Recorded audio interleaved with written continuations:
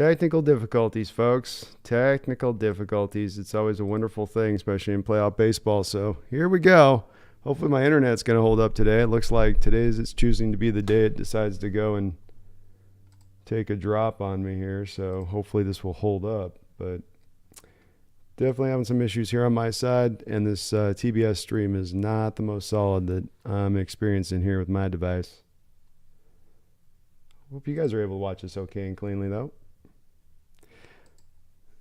To watch this latest Chrome. Man alive, I'm having a bloody tough time here. Okay, let's go for route number 2, I guess.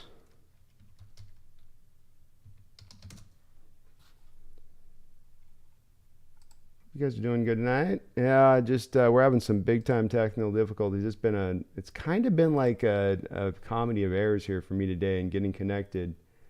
I'm having an issue going one route to the other, and I've tried every one of these apps, and it's, boy, as I've said a couple times, Major League Baseball sure does make this so hard to just try to get yourself in to be able to watch this, and it's just weird as hell. It's so weird. I don't know why. It's like they want to have people not watch. And I'm trying to get to this game, but it's like I got to get the right browser onto this Chrome thing to this, and then make sure this setting's back, and then authenticate this back to this, and then you can eventually get to... Jesus. You can eventually get back to the app. So we'll see how this goes here. Looks like, I guess Julio walked. Says 4 balls, so he walked on the first at bat. Devin Martzall, what's up, man? Hope you're doing well. And sorry about that, guys. It's again just having a little bit of an issue here. We're trying to get this thing to update here for me. So we're gonna keep rolling with it. Looks like I got this fixed now. Oh my gosh, it's always a process though. So thank you for bearing with me. Do appreciate it. And so Julio is on here after a 5-pitch walk there from Verlander. Verlander a little bit high now on this next pitch. See if that will keep updating there like that if I do that.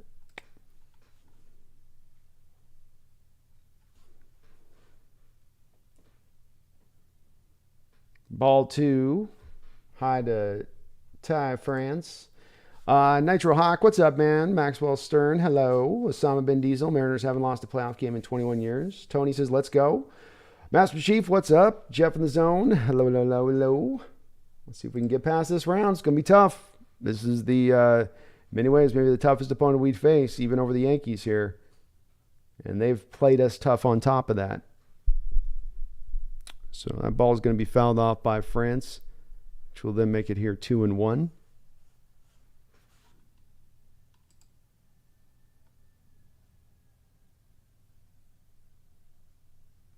Hope you guys are all having a good day here.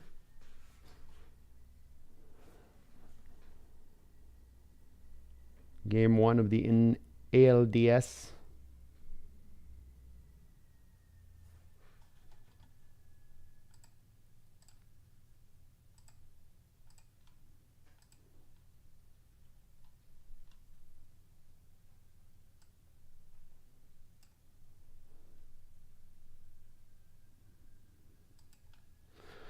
All right, 2-1 pitch here by Verlander. Foul back. Julio on first. I think when you look at facing Verlander in this series, and you know you're probably going to have to face him twice the way this will work out if you do stretch this out, or unless you're able to just, of course, sweep it. That'd be all right, too. And you can see it here with this pitch sequence with Verlander here to France in 4 straight fastballs. You know, hitting the fastball and then hitting. It's a unique fastball in the way that it really does rise in the strike zone on you, and that's where the movement comes with from him. This ball's batted hard up the middle. This is going to be a base hit. Julio's digging for third.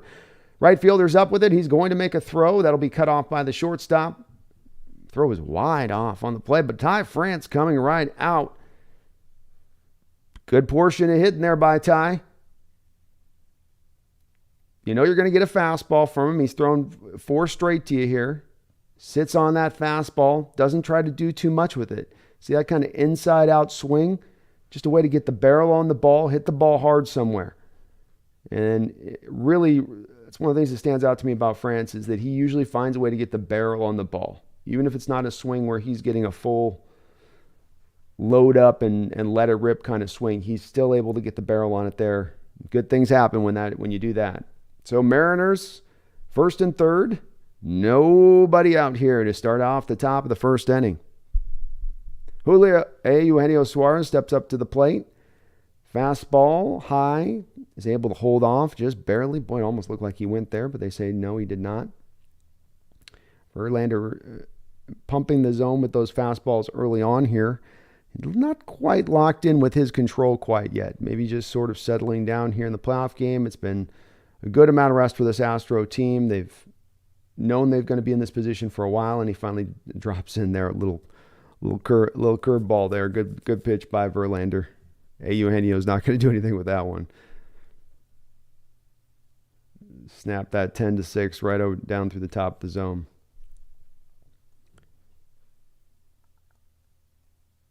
Verlander shaking off 3 straight signals here before he finds the one he wants. Fastball high. Ball 2. Wonder if catcher there for the Astros wanted him to throw another one of those breaking balls. He goes, look, Suarez isn't going to swing at this, man. Just throw that for a strike. He's going to be sitting fastball. Suarez a good fastball hitter too. I will say this about Eugenio. He usually likes it a little bit more down the zone than where Verlander goes. And now they do come back with a slider there. Boy, this is what makes it hard with Verlander. If you're Eugenio, starts you out the fastball, go curve, come back to the fastball at 97 miles an hour, basically 96 and a half, and then hits you with a slider at 88. It's definitely being careful with him. What do you look for here if you're Eugenio? And he gets him. Just a well done job there by Verlander as far as a pitch sequence. Comes right back with another slider there and gets the strikeout on Suarez looking. Suarez is the guy who's going to get usually his money worth. He's not the guy that tends to have the bat stay on his back in these situations. Those are just nasty pitches, and you're thinking, watching the previous 2 batters there, if I'm Suarez, I'm going, he's going to give me a fastball here. At some point or another, I'm going to get a fastball in the zone that I can hit. And just Verlander not giving in there. Just not giving in. Cool Breeze, what's up, gang? Hello. Remember the time. Nice hit for France. That was good. No poll. Who's going to win? Oh, I'll put a poll up. We'll do it on the break here. Another curveball into Cal Raleigh here. First pitch strike. Now he's at 4 straight breaking balls that Verlander's thrown in this first inning. Can't get his fastball over for a strike. I'll just throw a bunch of sliders. Sliders and curveballs. So very tough to hit. You would love to just come out of this inning at least with a run here if you can. High, ball 1. Verlander continues to struggle to find that exact place up in the top of the zone here early on with that fastball, and that is his money pitch. He can get the breaking balls over, but where he has been able to really get this Mariner team is at the top of that zone with that fastball in the couple of starts that he's had. That's where he's given them the hard time. I'm going to reference it a couple of moments in this game because you're going to see it be really the difference on this ball club in this game and how they deal with that. Ball's hit hard down the line. That's a base hit. That's going to bring in Julio. Let's see if they bring over. Yep. Very nicely done by Cal. Very nicely done.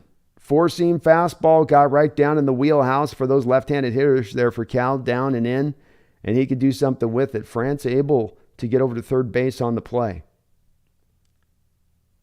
Wow. Raleigh just gave that a nice rip right down the line. Good job by Cal there. Good piece of hitting. So early on, Mariners are not biting on the fastball at the top of the zone. They're putting good level swings on pitches, not trying to do too much with it. Very good approach here against one Verlander. Mitch Haniger up now. Gets a first pitch. Was that a slider or a curve? They're going to call that a slider. Yeah, it's a slide.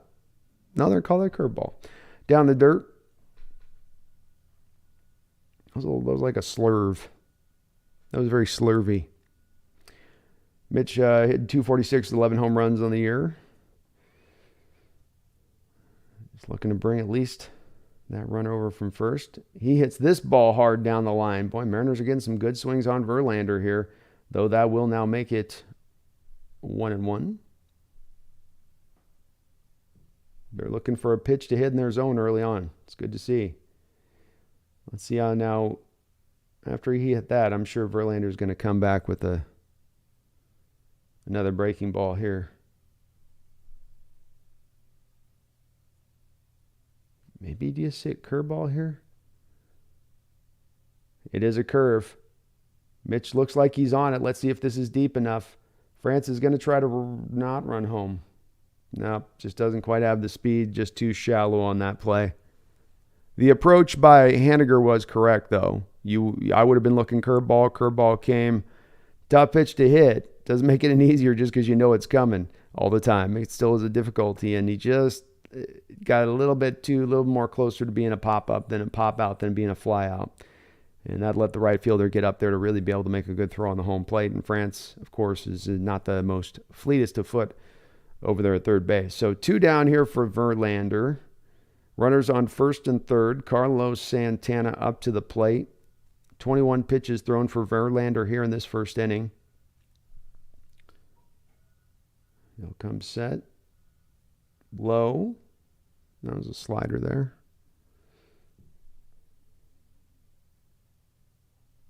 Verlander being careful with the middle of this order. Definitely not. He came out the gate pumping fastballs, and then he got into the middle order, and it's slider city now. Can't blame him, though. Santana's one of those hitters. Good fastball hitter. You can definitely get him with some of the breaking ball stuff. Another curveball, the slider there. Foul back.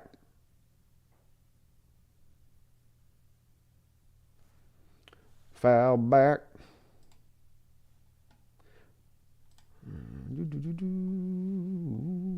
Randall McDaniel, what's up, man? Thank you for the help, by the way. Chat, give Randall the props because he saved the day here on me finding a way to get the stream going. All right, 1-1 pitch. That ball's going to get popped right up into the air here in the infield. Third baseman comes up to make the play, and though Seattle is able to get some base hits here in this inning, a walk, only end up coming away with 1 run, though you are able to make Verlander work a little bit in this first inning, which was good to see. So a good first inning. Good first inning there. Even on that pitch there where Santana's popping it up into the plate, up into the air, it's still, that was a strike somewhat down the middle. It's a good pitch to swing at there. Can't knock him for doing that. We'll get a poll up here. I'm working on that right now, by the way, so bear with me, please.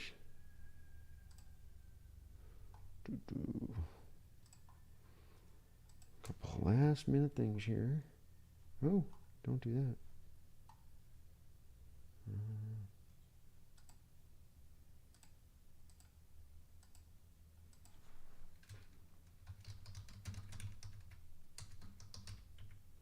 And if you do like what you're listening to, do me a favor, please hit that like button if you could. It does help.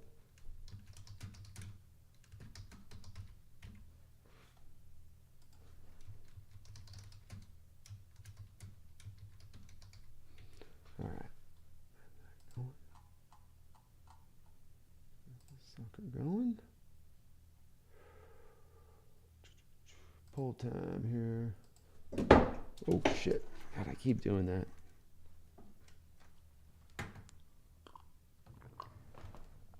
Oh, it's been a cacophony of errors here, folks. Oh.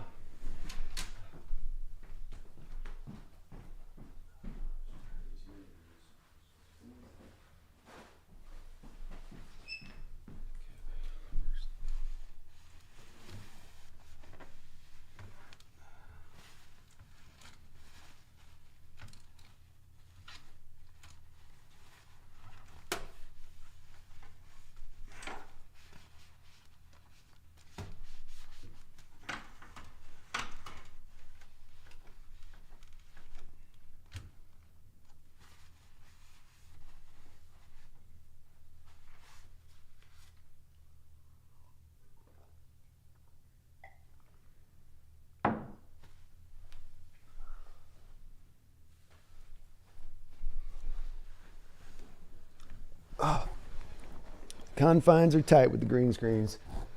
Confines are tight. Okay.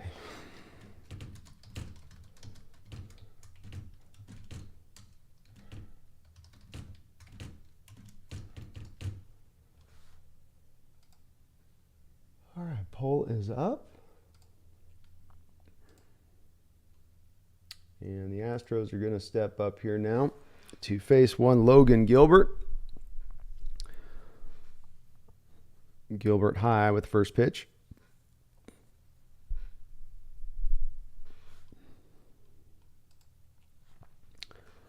Who's raising the 12 flag on Sunday? I'm not sure. I haven't heard. Joe Biden's Make-A-Wish. Do you think Kenneth Walker can be that guy at running back for the next few years? Good question. Give me a second and I'll answer that one. Logan with the wind of the delivery. This one's hit up into the air. Jose Altuve had a good pitch to hit there and just put it up. That's, again, though, when you got that 98-mile-an-hour fastball, you can miss a little bit off on the spots. I'm not really convinced that there's going to be a bell cow back comes forward for the Seahawks at any point in time in the future, and not because there isn't one that's talented enough or good enough. I just think that there's only going to be a certain set amount of games that you're going to be able to get out of a Seahawk running back. And we could debate and you could go through the reasons why and all of that. But one out here now, first pitch swinging strike. But at the end of the day, like it is what it is. Just look at the track of history outside of Marshawn Lynch at the running back position here. And it might as well be guys that are running front line in World War I. Logan with an 0-1 pitch, swing and a miss. Nice knuckle curve there by Logan. Starts him out fastball, comeback knuckle curve. And he got Pena a little confused on that one. So I swing and a miss, strike three. Pena, another knuckle curve there. Good pitch. Couldn't do anything with that one. There's, you gotta, when you look at the running back position, as much as individual players, you got to look at it, I think, a bit from that standpoint. And when you have so many running backs over the years, and I could run you a list of like 12 guys if you wanted me to, I could go through so many guys over, and I'm not talking 20-year span here. I'm talking like a 5-6 year span since Marshawn Lynch left. The Seahawks running back room tends to get decimated. The more good running backs that you can have back there, the better. We can't be just reliant on one guy. And that ball's first pitch swung up into the air. A very long run here. Eugenio's got it, though. We know Eugenio can track a pop. He does that stuff in his sleep.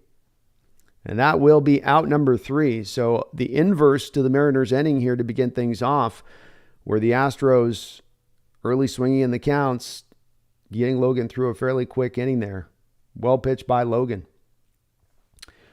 Now, so I think Walker can be 150 to 175 carry guy a year. I don't think that you can ask him to be much more past that, or he's going to get broken, as has happened with the Seahawks running backs. I would argue Joe Biden's Make-A-Wish, that mainly usually happens because of the fact that you normally have a lot of inside running, and the inside running stuff is good at wearing down defenses, but it's also good at wearing down running backs. And when you get your running back wore down like that with those kind of runs over and over time, you're going to have more you're going to go through. But he could be good.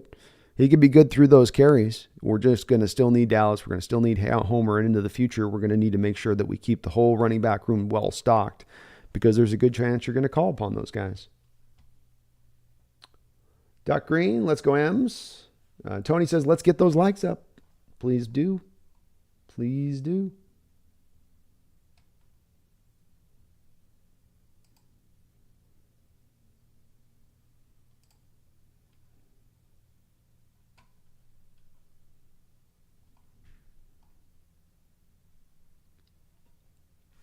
Osama bin Diesel. Is Lou still the best manager in Mariners history? Yes. Yeah.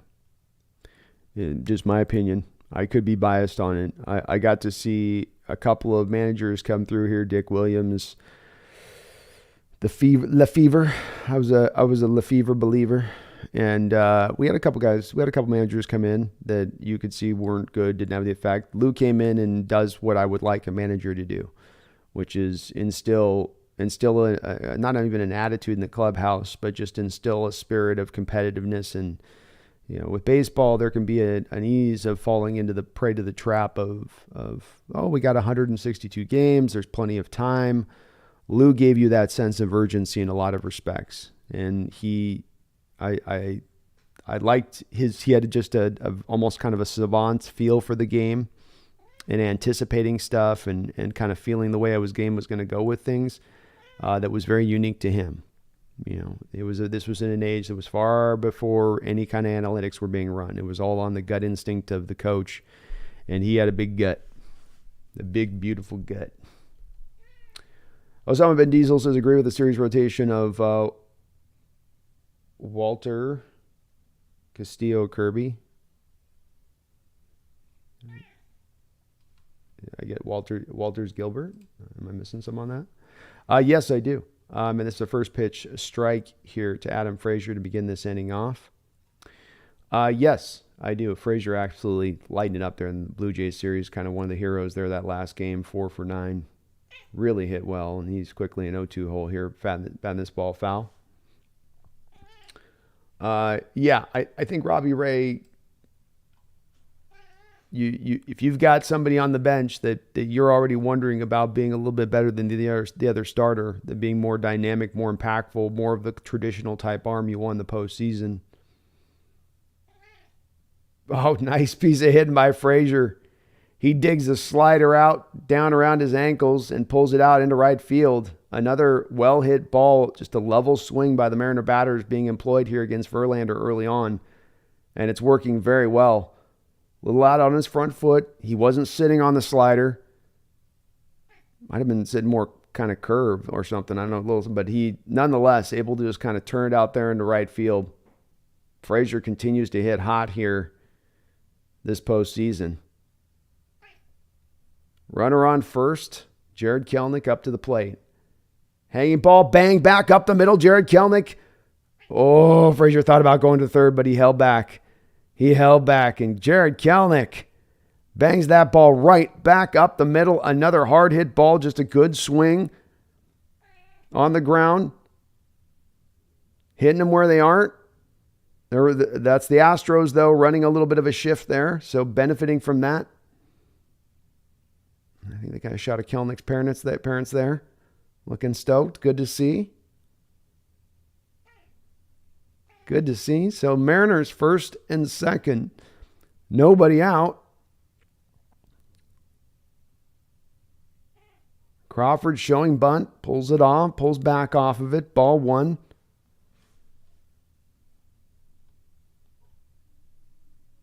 Crawford 1 for 7 in that Toronto series. Hitting .243 on the year. I like the idea of having him bunt here, by the way. I think that's a good call. This will be the 30th pitch of the inning here for Verlander. 1-0. Frazier at second gets his lead. Crawford not showing bunt there on that one. Now has a 2-0 count. Verlander started him off the four-seam fastball, went back to a slider there.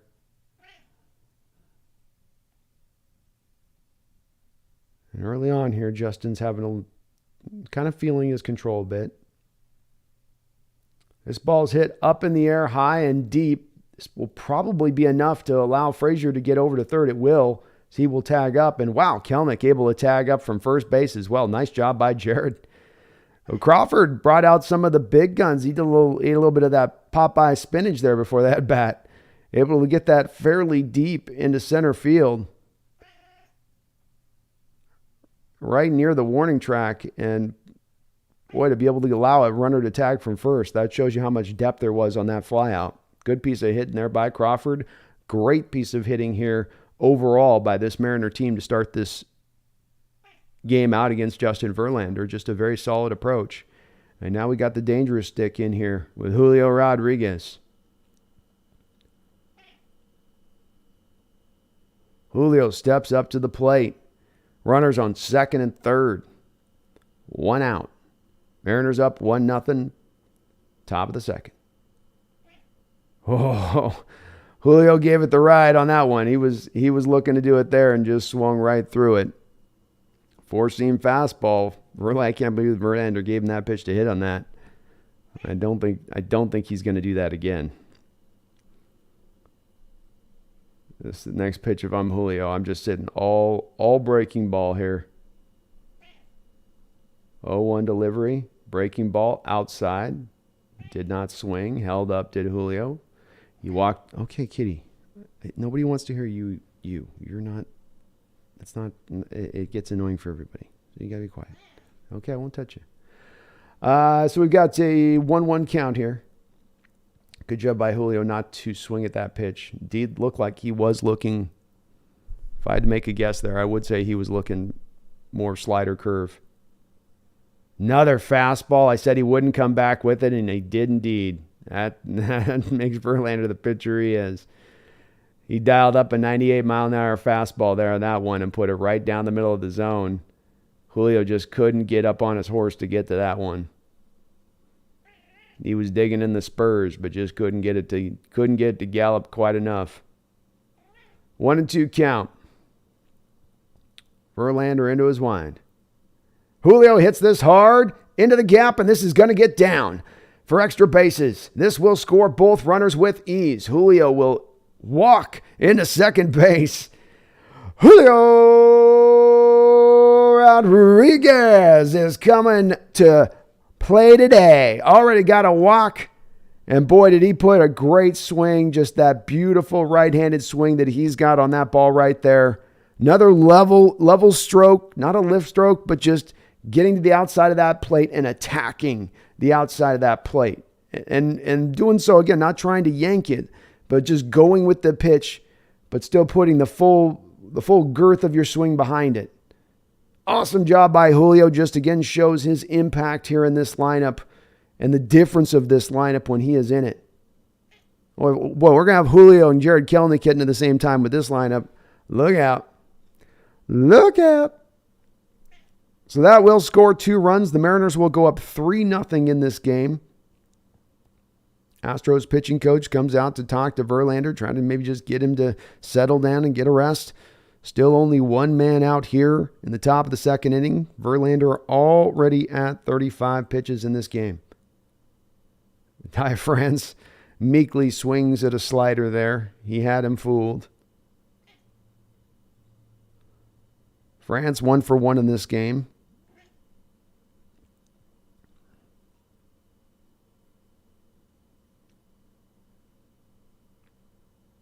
What an interesting way this is developed here to start things off for this Mariner team.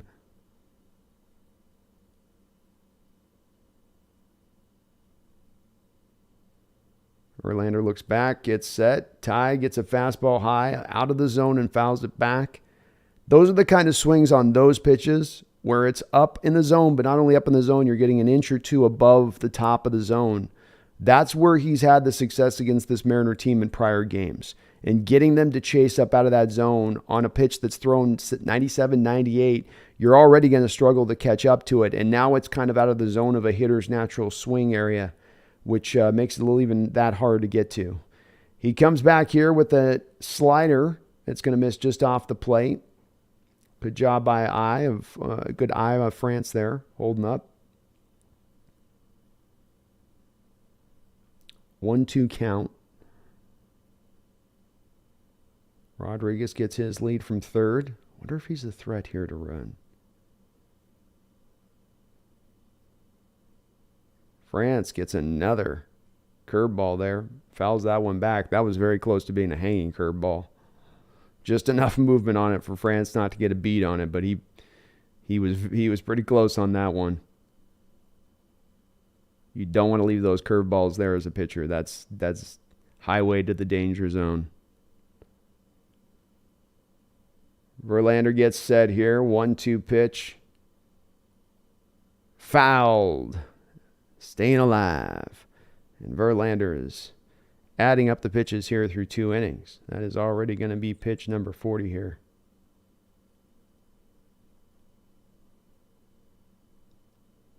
This would be, again, a pitch where you wonder about Julio running You know Verlander's likely to throw another one of those curveballs or sliders. Give you an extra step if you want to run. Another ball fouled off. Franz hanging tough here. Was a little bit out of the zone high, but just able to just stay on it just enough. He's gone slider, fastball, curveball, fastball here to France. And perhaps maybe thinking about the fact Julio could run if he throws that breaking ball here on a 1-2 pitch. He does, and he bangs it up the middle. This is going to score Julio. Base hit. Julio around third. He will easily get home standing up, and the Mariners are up 4-0 to begin this game. Boy, what a great piece of hitting by the Mariners here. They're just putting on a clinic on how to take on an ace and deal with them. This is not just a merely top end of the rotation pitcher here in Verlander they're facing right now. This is maybe the best pitcher in baseball this year. He is going to be the Cy Young winner. And right now they're bringing an approach to the plate that is everything of what you'd want to see in playoff baseball, and quite frankly, not really the type of baseball you've seen from the Mariners throughout this year, which is just putting good strokes on pitches, not trying to do too much with it, not yanking everything, a lot of going back up the middle with it. And it's an outstanding approach to employ with a guy like Verlander, who's going to make it hard for you to get your best swing on a baseball. And you're better suited to just try to do what you can to just get as good swing on it as you can. And that's, again, I know it's easier said than done, but I think when you go less from I'm going to put this in the seats to let me just try to put this with a good line drive, you're seeing the benefits of that here. 0-1 here to Suarez. Fouls off the first pitch. Verlander comes back with another curveball there that he just can't quite get in for a fastball, and the Astros are going to start getting the bullpen going. They're going to start getting it rolling here. Always good to see in the top of the second inning. 1-1 pitch here, one man down. Curveball there. Boy, that was a very nice curveball there. He dropped that one inside over the top. Lollipop that one right up over the top of the zone inside. He's been very difficult on Suarez here through the first two at-bats. Eugenio is not being given anything really good to be. Eugenio wants him to give him a fastball here, and Verlander's not giving in. Yep, another. Though it does give him a four-seam fastball there, but he puts it off the plate. Eugenio is able to bat it foul. Also got to give Mariners credit early on here when they're getting tough pitches and when they're even swinging out of the zone. They are finding a way to make contact to foul it rather than swinging through the pitch. Verlander comes set. 1-2 count here to Eugenio. Outside, 97. Tried to get him to do the same there. Get him to swing just off the plate. Eugenio showing a very good eye to not do so. Kind of fixing what he just had on the previous pitch where he swung at it back. No, I shouldn't have swung at that. Okay, now I'm not going to swing at that. 2-2. Ty France at first. Mariners up 4-0. Top of the second inning. Verlander set. Foul back. Another 97-mile-an-hour fastball right on the black. Good pitch. Better piece of heading there just to foul that back. Mariners are making Verlander work.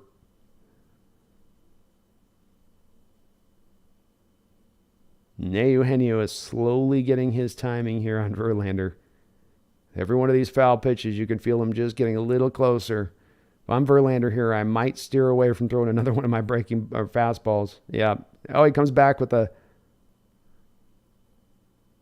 Oh, brutal. Eugenio batted it on the ground hard to the shortstop who ranged to his side. It was a difficult play, hard hit ball. He's able to get it quickly. It's hit so hard. I mean, it's just on a line, and it's a good just turn by the infield there to get that double play ball to go. It's part of why they're a good team. They can play defense too. But a great play there by the shortstop there as Eugenio hit that ball hard. Well, that will end the inning. Mariners are nearly at 50 pitches here for Verlander early on here. They do get another 3 runs for 4 runs here in this last inning. And this is a magnificent start to this game. You definitely would love to ideally accomplish getting to Verlander, getting to Verlander fast and early, getting him to work some pitches through as you get him to work, as they will now, and then getting to that bullpen. Because like we saw in the last series, and it was I know merely a 2-game situation, but part of me does wonder if the fact that those Blue Jays had to call upon their bullpen a little more often now back-to-back nights, rather than maybe like they would not likely do in the regular season, if that didn't maybe impact a little bit of the Mariners' ability to come back in that particular game in game number 2. I wondered the same thing a little bit here, and if you can accomplish the same thing. Obviously, Logan Gilbert's got to hold up his end of the bargain here. That's going to be a part of it as well. Eden Tech World, what's up, Brandon? I did so much school yesterday, I can watch the game today. Hell yeah, let's go Mariners. Osama, yeah, I like we were talking about it. I got into doing the play-by-play on that, but I'm in favor of the Gilbert, Castillo, Kirby. I go for the power pitchers. Robbie, I don't mind, you gave Robbie a chance there with it, but I can't have the guy with this stuff not being 100% right now. And it's just been just a little too inconsistent for where we come to playoff time. If I've got another option there like Kirby. Nitro Hawk, are the first 2 games in Houston? Yes, they are, I believe. Cool Breeze can't describe how awesome it is to be in Brando's stream without the or bot continually spamming comments. I've wondered if that, I've wondered on that one, Cool Breeze. I have wondered on that one. The Rally Cat is back. She brought us a couple runs. She's smiling about it too. Osama Bin Diesel, the Hangman. Hangman Kelnick's in the house today. So you get Hangman and Julio hitting at the same time. And look out. Alex says, do you remember that game that went into 13 innings and you were going on and on about the Mariners not bunting? Yes. Alex, I get my share of rants, man. You know what I mean? I can get into my share of rants on things. That stuff drives me just so nuts though, because it's just such basic baseball. And it was like the one team could just lay a bunt down, they win the game. One bunt. Devo says, do you think the Astros are coming back? I don't think that you're definitely going to, I don't think you're going to walk through this game. I don't think you're just going to, okay, we got 4 runs now, it's over. I think the Astros are going to come right back at you here. And strike there by Gilbert, 96-mile-an-hour fastball here to Bregman to start this off. Bregman hit 259 with 23 ding-dongs this year in major leagues. But, you're as a pitcher, you get a lead like this, starting pitcher, you're going to think, swing, that's going to be fouled off there. Nice pitch there by Gilbert. Knuckle curve. His knuckle curve is working early on. No doubt about it. That thing's snapping well. It's such a good counter pitch. It almost serves like a changeup to his fastball too. And it's got the movement it does. Just ridiculous. 0-2 count here to Bregman. Gilbert into his wind. Ball's thrown down the dirt on his fastball. I think you got to, from Gilbert's standpoint, you got to remember that in the back of your mind, how good this Astro team is at hitting. And you can maybe treat it like you could a normal 4-run lead in the regular season. I think this is a spot where you go, I got to stay locked in. It can't get, because what you're told, just missed him off the plate there with a 98-mile-an-hour fastball. Good eye there by Bregman. What you tell a pitcher to do when he gets a really solid lead as a starting pitcher is, okay, just make sure that you just keep now hitting the zone. Don't walk anybody. This ball's hit up into the air. And this looks like it's going to just stay in play there for Ty France to make the play. So you'll have a little bit of built-in knowing, okay, I'm supposed to in these situations just kind of try to just make sure I'm working the zone, make them prove that they can come back. I wouldn't do that here with this Astro team. And it's definitely way too early to do so in this particular ball game. But I would fight that urge if I was Gilbert like he did in that bat with Bregman. He gets him into that 0-2, and he doesn't just, okay, now I'm going to throw a strike for third pitch, just la-di-da. No, give the Astro a lineup the respect they deserve in that respect, and try to see if you can get him to swing at a bad pitch. That would be more of, I would hope, what he's trying to employ here from strategy. And he did, at least to there. 98-mile-an-hour fastball on the outside part of the plate for the first pitch here to Kyle Tucker. He hit 257 with 3 home runs this year. Tucker, of course, the man who likes to go without sans batting gloves. And then he likes to grab the dirt and wipe it on his hands too, because he thinks he's that guy from Gladiator.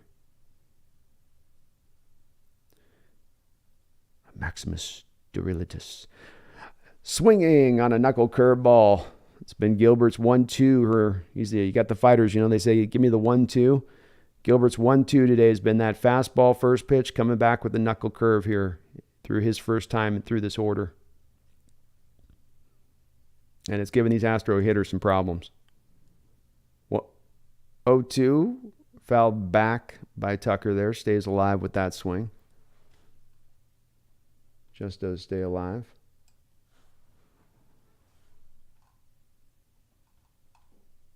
Oh, man, here comes the horn. Here comes the horn.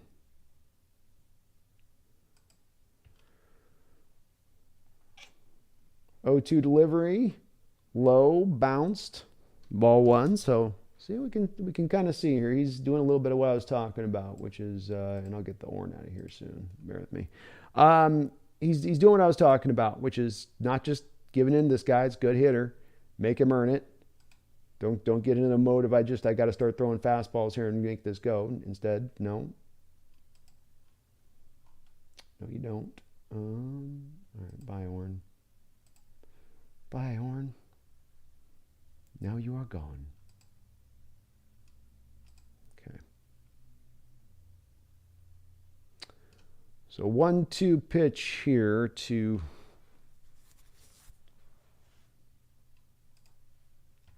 Kyle Tucker.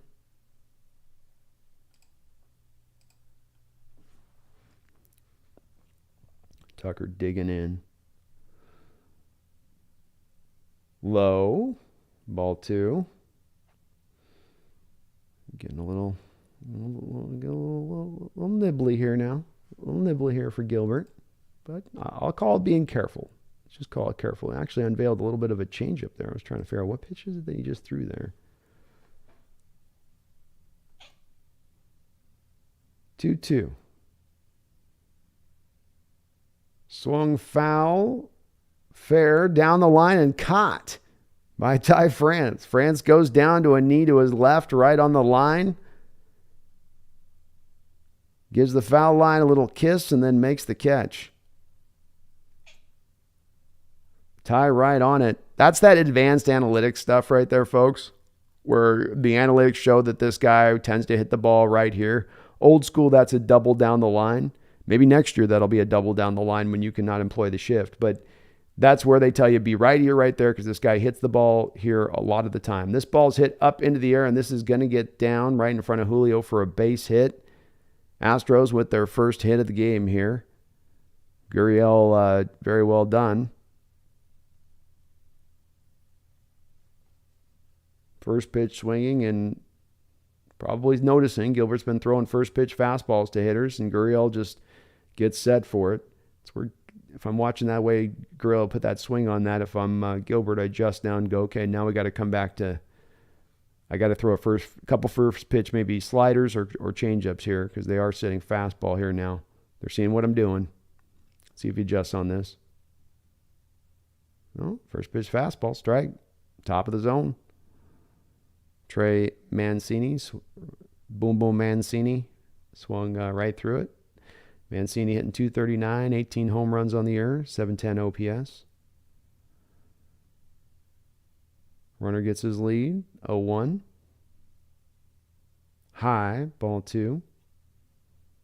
A little bit of an overthrow there for Gilby.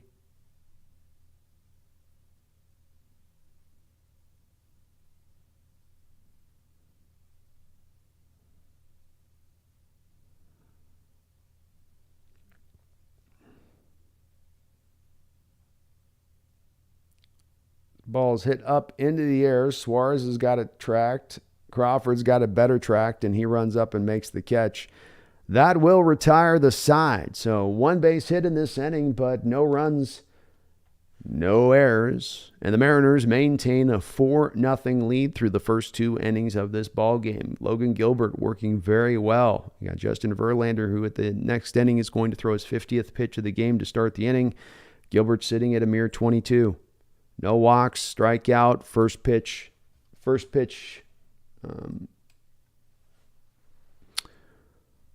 fastballs, all that. It's very good to see.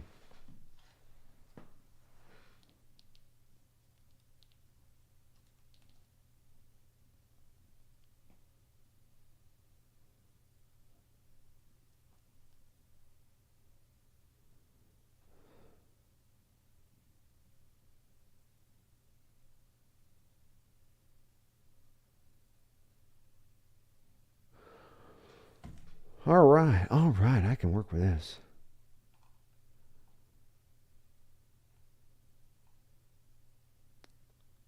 Looks like we're lighting up. We're lighting up Scherzer.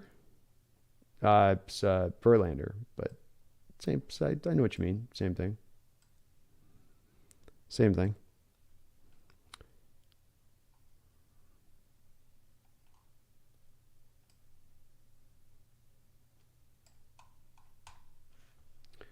Good game here so far. Feels pretty good.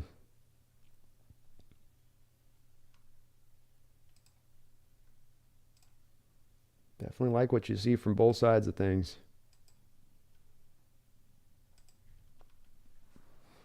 See what Verlander does if he tries to settle down. He's having a little more luck with the breaking balls, it feels like, in this game than his fastball. Just doesn't have a feel for where it is in the zone. And he's not getting the Mariners to do as much swing and missing so far early on the high-rising fastball. Bradley Courtright, can you imagine going back to Seattle up games? I can't, because it would be, they're going to go in that stadium and it's going to be turned up, and that those guys are going to get so much juice and energy from those fans. And as I've said it a few times, because anybody that's going to be in that stadium that's young, that hasn't gotten to go through this, hasn't been a part of this before, you will be in for a really special experience. It's not merely you're just in a stadium that's filled to the brim. You're going to be in a stadium filled to the brim with people that are absolutely galvanized and really, really juiced up for that game and to root their team on and to egg them forward. And of course, no one eggs their players on more, I think, or at least as much, nobody more, at least as much maybe, but nobody more than fans in Seattle when they're as hyped up as I know they're going to be. Lyric listener, yes, I found it. I was typing Pro's Nest. Couldn't imagine a better start either. Well, Cali, first pitch swinging here. He's got a roller on the ground. And Cal, just not enough speed to get up that line there. That will be an out. Quick swinging Cal there on that one.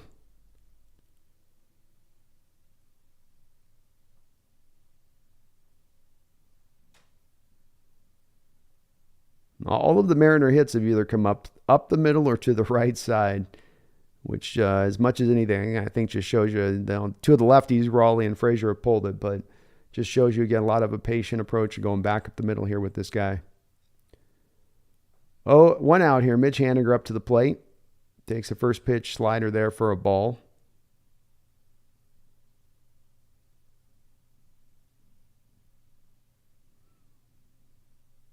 Cal low for one in this game with a fly out. Or Mitch, sorry, I said Cal. Another maybe curveball there on that one. That was a breaking ball off the plate there again. 2-0. Verlander is being very careful with the middle of this Mariner order. And nobody is warming up in the Astro bullpens. They're going to keep rolling with Verlander. No surprise there. It's very early to have to go call upon your bullpen. Hit hard on the ground to the shortstop, picked up and thrown out there at first. Pretty routine play. Mitch put a good swing on it, but hit it right at the shortstop. It's a little. So quickly, 2 men down here. This was an inning Verlander needed. Just get through quick. He's done so. Where are you going? Where are you going, kitty?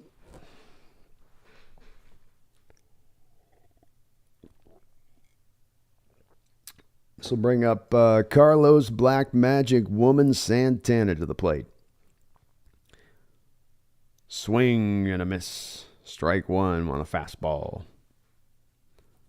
Santana's well 0 for 1 in this game to start things off.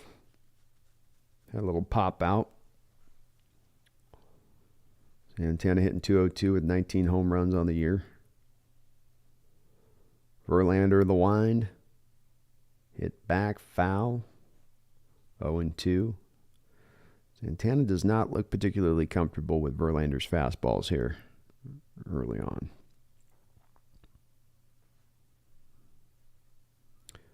Greasy, I couldn't imagine a better start either, man. I couldn't either. 0-2 pitch, inside slider, ball one. Ball one. You're going again. Bye. Bye, Mr. Orn. Bye, Mr. Orn. You're not wanted here today. 1-2. Back hit foul. Good job by Santana. Maintaining. Peyton Brown, what's up, man? Glad you found me, lyrical listener. Day Big Dumps, let's go, Walter. Let's go, Walter. Kronos, especially when at home. Yeah, oh, yeah. Oh, yeah. 2 men out here, top of the third inning. Verlander getting ready to throw his 58th pitch of the game here. Inside, another slider. Ball two. Boy, different Verlander today that we're seeing here and how he's working. You know, he gets him 0-2 here. The Verlander we saw 2 months ago, he's coming right back with that rising fastball through the top of the zone. Here we see him, you know, with a 200 hitter playing around with a little bit more of the breaking balls to get to a 2-2 count. Verlander to the wind. Hit up into the air again. Second straight pop out into the inning here for Carlos Santana. So Verlander gets through a quick inning of work that he desperately needed to help him kind of lock in and get into a rhythm here. And the Mariners go down in order, but still do maintain the lead of 4-0.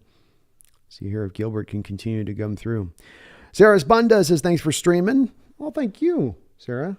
I've got a poll going, so it's cut off the bottom of your message, but I'll be able to see in a second. Peyton Brown, let's go Mariners. Let's go. You better believe it. I'll be right back. I'm going to get a little more coffee here, folks. Hang in here.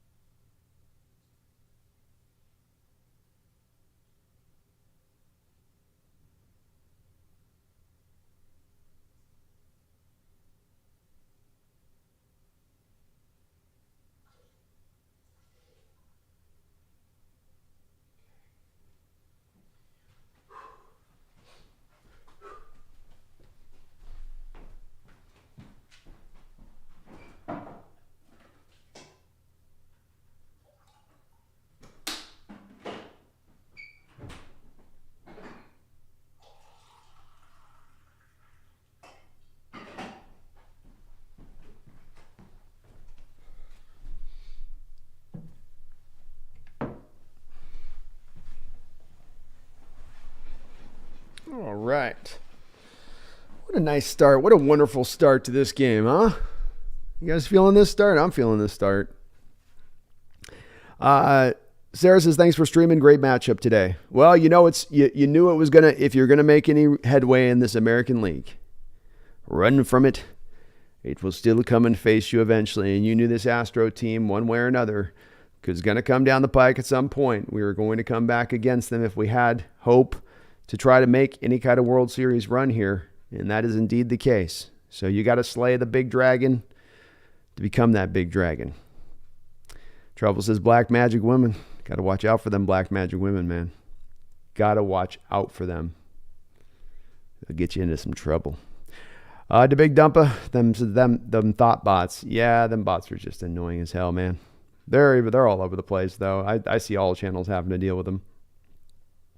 Eventually, YouTube will figure out some secretive way to figure hopefully some way to get them out. That's okay. I'll show them the door if they pop in. Gilbert gets ready to work here now in the bottom of the third inning. He gets a first pitch foul from McCormick. Bradley Cartwright says 60 pitches through 3 innings. Wow. Yeah, you've done a great job with Verlander. This has not been something that has been the case in recent prior starts with Verlander, where you've allowed him and oftentimes to work very fast, like we saw from Verlander, kind of like the last inning there. Even when you get to an 0-2 count, you'd sometimes strike out on 3 pitches. And they've done a good job making him work, not swinging at bad pitches out of the zone, swinging at good pitches when he does put them into the zone. And this is very ideal in that respect. Logan's gone 2-1 here to McCormick as he throws a 96-mile-an-hour fastball a little bit high. Gilbert working fast.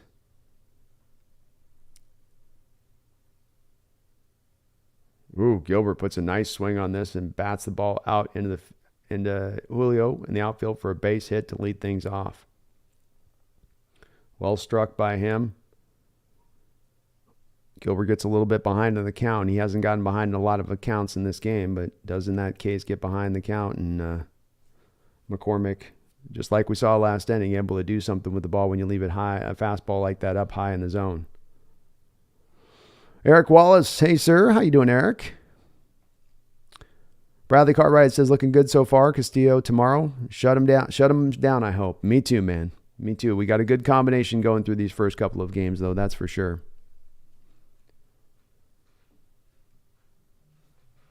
All right. Maldonado steps up to the plate here. The ninth hitter in the order for the Astros. Runner on first, nobody down, top of the third. Mariners up 4-0.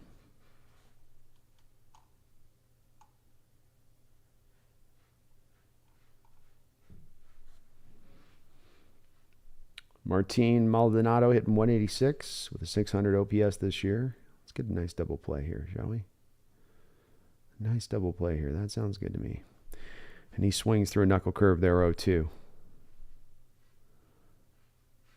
Gilbert's been very fastball heavy first time through the order here. I wonder if he's going to go a little more to the knuckle curve changeup stuff through the second time of the lineup. Gilbert looks back at first. Comes set. Tries to get Maldonado to swing at a slider down there in the dirt. Doesn't get it. Balto. Is that a slider or was that a... yeah, that was a slider. Okay. Looked like a slider.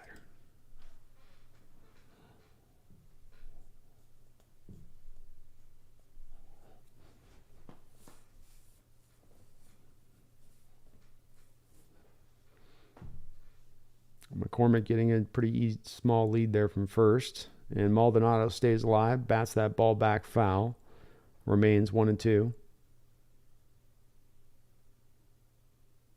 Maldonado's been on a tear, I guess, recently. The last 14 games for him. 12 for 43. It's a 279 average, but again, it's got hitting 189 on the year. So that's blistering the ball as far as he's concerned.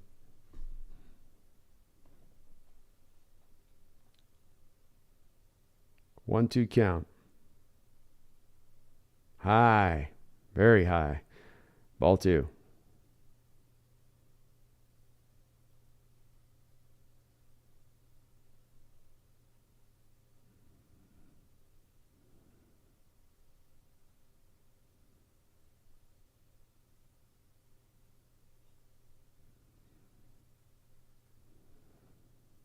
Jose Altuve looms on deck here.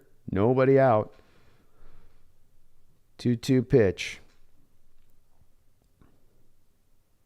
Oh, he got him to swing at another bad one there. Bailed him out, did Maldonado. 95-mile-an-hour fastball well out of the zone and swing and a miss for strike 3. The ball just kept rising like it was on an elevator. I'll take the top floor, please, sir.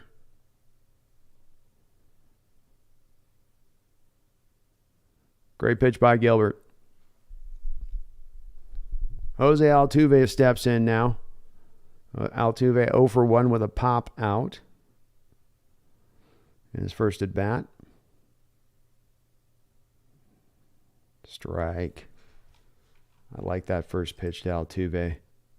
Coming back with a knuckle curve. Altuve, every time I watch this guy, you throw him a first pitch fastball, he's going to swing. And he's going to put a good swing on it. And Gilbert, understanding that, starts him off a little bit awkwardly there. It's good. 0-1. High with the fastball there, 1-1.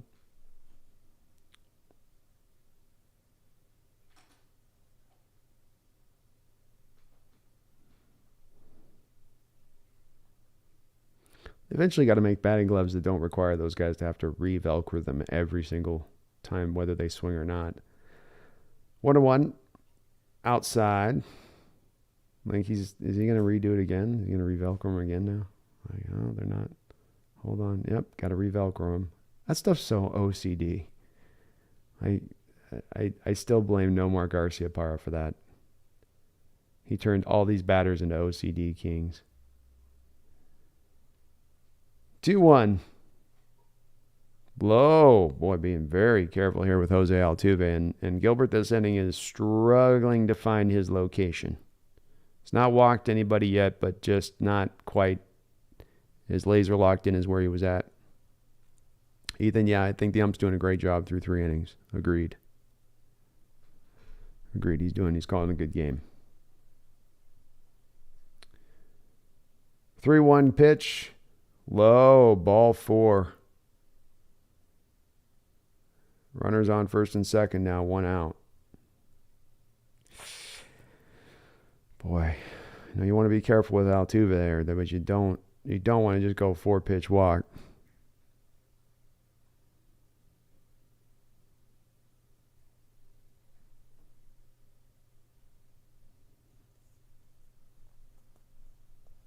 Phil's view says should have went with Valdez first, then Verlander. It's hard when you got Verlander, though, in the year he's had. It'd be hard not to. I mean, that might have been the right call, but it's especially the way he's pitched the Mariners recently. We'll see, though. It's only 4 runs, so he might still settle in here. First pitch swinging hit up into the air, high, deep. Julio's underneath it. This will allow McCormick to get over to third base, so I'm tagging up. Altuve will be back at first. Nice throw in there by Julio to keep Altuve at first. And that will be out number 2. Pena early swinging there. Sure, if I'm Astro manager, I'm telling him there, hey, look, he's kind of struggling to find his control this inning. Maybe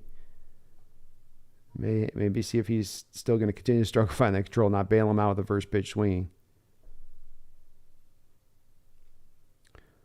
All right, well, this brings up the big trouble in this lineup. Yordan Alvarez, 306, 37 home runs, 1,019 OPS.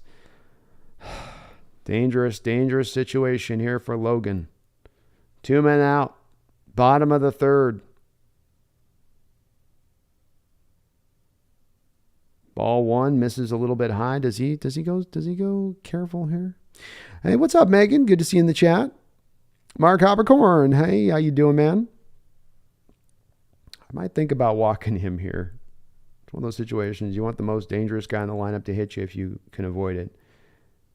And he hits this up in the air. They go after him, and this is high and deep and off the wall. This is going to score 1, and this will score 2. Yordan hit that a mile into the air, high and deep. Just talking about maybe you just want to walk him. Do you want to let the most dangerous guy in the order? I know there's a pride situation at play here. I know I can't just walk a guy, but you've got the 2 outs. I know it's a dangerous hitter on deck beyond that, but you just don't, you just, to my opinion, don't like, I would much rather have walked him in that situation. I know, and that's right, but I was kind of calling for it before there. Just for that reason. He's just too good of a hitter. And you let him slay you on that one. All right, Bergman up to the plate now. Gilbert missing high. Wasn't necessarily even just a bad pitch. Just that's Yordan, as he can do that. Frankly, you're lucky that wasn't a home run. Just missed probably by about 7 feet being a home run there. 1-0 pitch here to Bergman.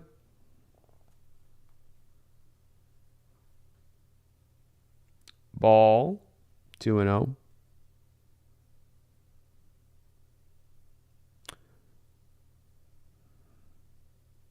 Ethan, double play coming up. We got 2 outs, Ethan. Oh, you might have been saying that before. Sorry. For that out. 2-0 pitch here to Bregman. Foul back. He gave him a 96-mile-an-hour pitch over the middle of the plate. Bergman just couldn't do anything with it. Danger. We've got a live one here.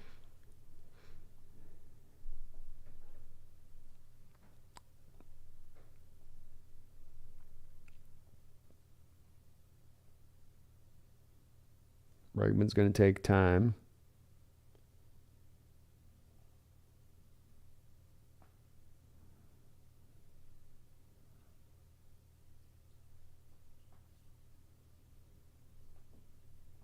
Two one count here. Bounced foul, 2-2.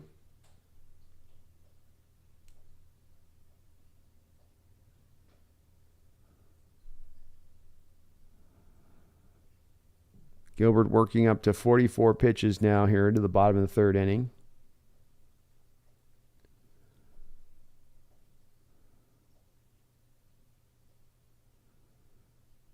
High, ball 3. This inning, the control has definitely escaped him a bit. And he's really missing high, which if he's a pitcher, especially as a fastball, you're starting to see yourself missing high a lot. Tends to be because you're trying to overthrow the ball. Just a little bit. And it's high again. That will be ball 4.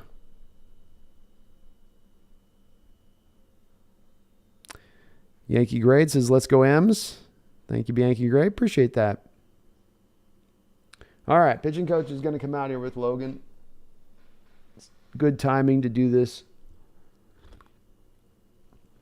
As said, he is a little bit in a moment of struggling here and trying to kind of find his way. Hopefully the pitching coach is maybe seeing something on him mechanically here with how high he's getting that ball, because this is usually one of the places where as a pitching coach you come out and you go, okay, maybe your steps may be getting a little bit high. You're getting a little bit far in where your land zone's at, or you're getting a little bit short on the land zone. But this is where you're hoping that he's maybe got a little detail he can provide to Gilbert here, because he is kind of missing in just the same spot. It's just the fastball is going 6-7 inches, a little bit too much. Crawford boxes are so dumb.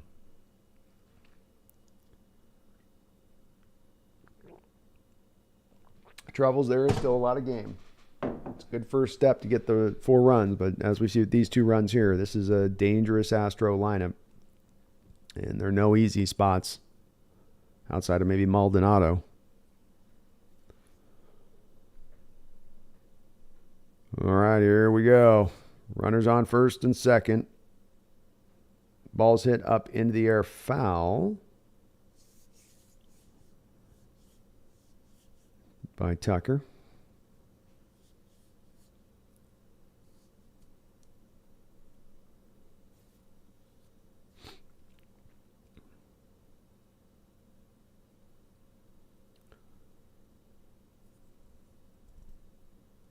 Foul again here, fastball. Getting that ball down just a little bit better now as Gilbert here. Strike 2.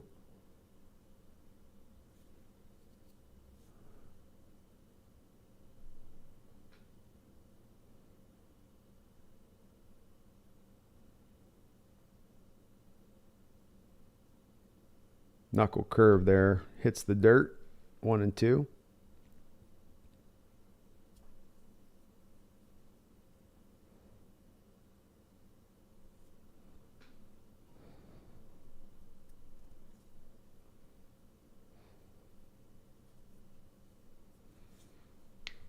Dan gets his lead from second.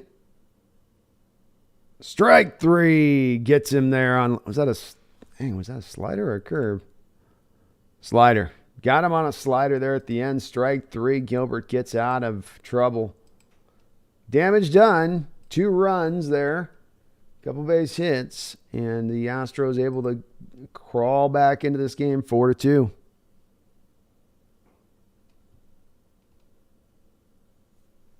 What are Crawford boxes? I don't know what I've never heard that term before.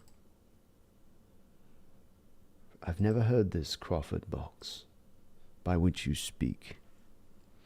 Quiet right, let's go Tucker. Tucker went out, man. He got himself out. Got himself out, man. Got himself got. Got himself got. And if you like what you're listening to, do me a favor, please, and do hit that like button. You'd be helping me out considerably by doing so. I really do appreciate it. Quiet Riot says you have a new sub. Thank you, Quiet Riot. You're awesome, man. I would wish you guys the best luck as far as this Astro team, but of course that would be going against my own wants and wishes. Wants and wishes. Mickey Maid Park. Yeah, I like the pitching coach went out there and calmed him down. Just calm him down. Again, usually those guys will see something too that you're doing in your delivery. They know you like the back of their hand, so they'll come out there and they'll say, okay, landing's coming out here. You're just overthrowing it. There's something they can usually give you as a tidbit there that you can kind of then as a pitcher go out there and just have in the back of your mind you're not thinking about all the mechanics at that point. You're just kind of locked on one part of your mechanics. Get that front foot down. Get that front foot down. Get that front foot down. And then that can kind of fix things through. I don't know if that's what he did to him, but he definitely, coming off that mound visit, he was getting that fastball much, much, much lower than it was at. All right, so Verlander's going to come back in this inning on the heels of his best pitched inning last inning, where he really got quickly through the Mariner order at that point.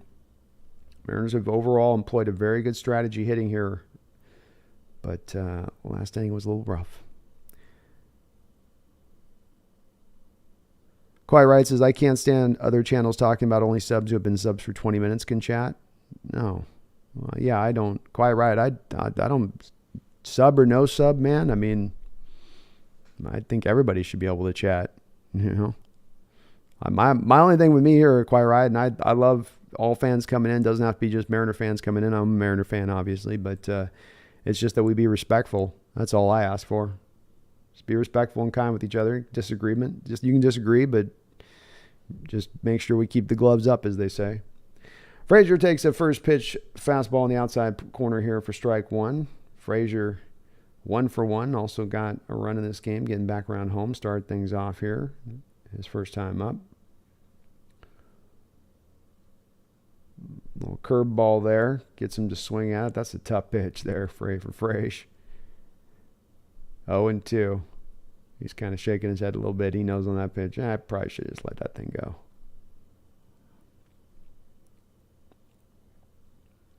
Top of the fourth. Mariners up 4-2. Nobody out. Frazier with a 0-2 count. He's going to call time here. Verlander taking a little bit extra time himself to figure things out. Bradley Courtwright says, hoping we get 6 innings from Gilbert. Me too. Nice swing by Frazier there to stay alive. Bats it foul down the line. Alejandro Verduzco says, was walking Alvarez an option? I mean, damn, it was. I would have loaded the bases, but at the end of the day, you have 2 outs, so then you create a force at any base. I mean, it's a risk, but it's Jordan. There isn't a lot of players in that mode I would put that I would be willing to do that with. I think he would be one. Swing and a miss gets him on another. That was more of a slider than a curve, it looks like, but same kind of pitch as one we saw a couple moments ago where it just snapped down around his ankles. Frazier can't get around on it. That'll be strike out there.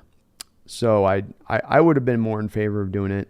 I'm not looking to walk an Alvarez every time, all like an Aaron Judge type, but I just don't want to let the best hitter in a lineup hurt me if I can control it. If I have any kind of control over that, I'm going to avoid it. And you get him with runners on base where he can do that. That's the place where I go, no, let's avoid that.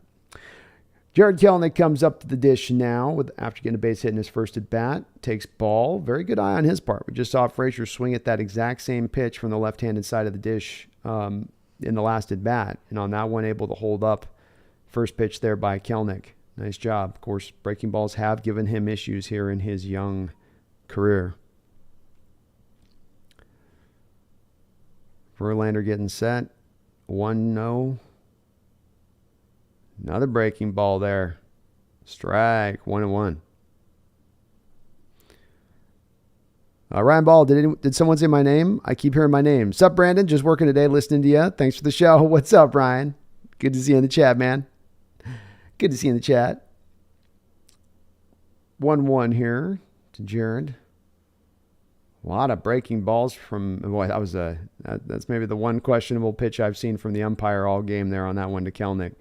That was a breaking ball right on the outside. That was very borderline. Kelenic looks back at the ump and goes, no. So Verlander being careful with Kelenic. Three straight breaking pitches to start him off in this at bat. Not giving in with the fastball. 1-2 pitch. Another breaking ball there. Strike 3. Wow. Tough pitch sequence there for Jared. That was just, that's rough. You're going to give me one fastball?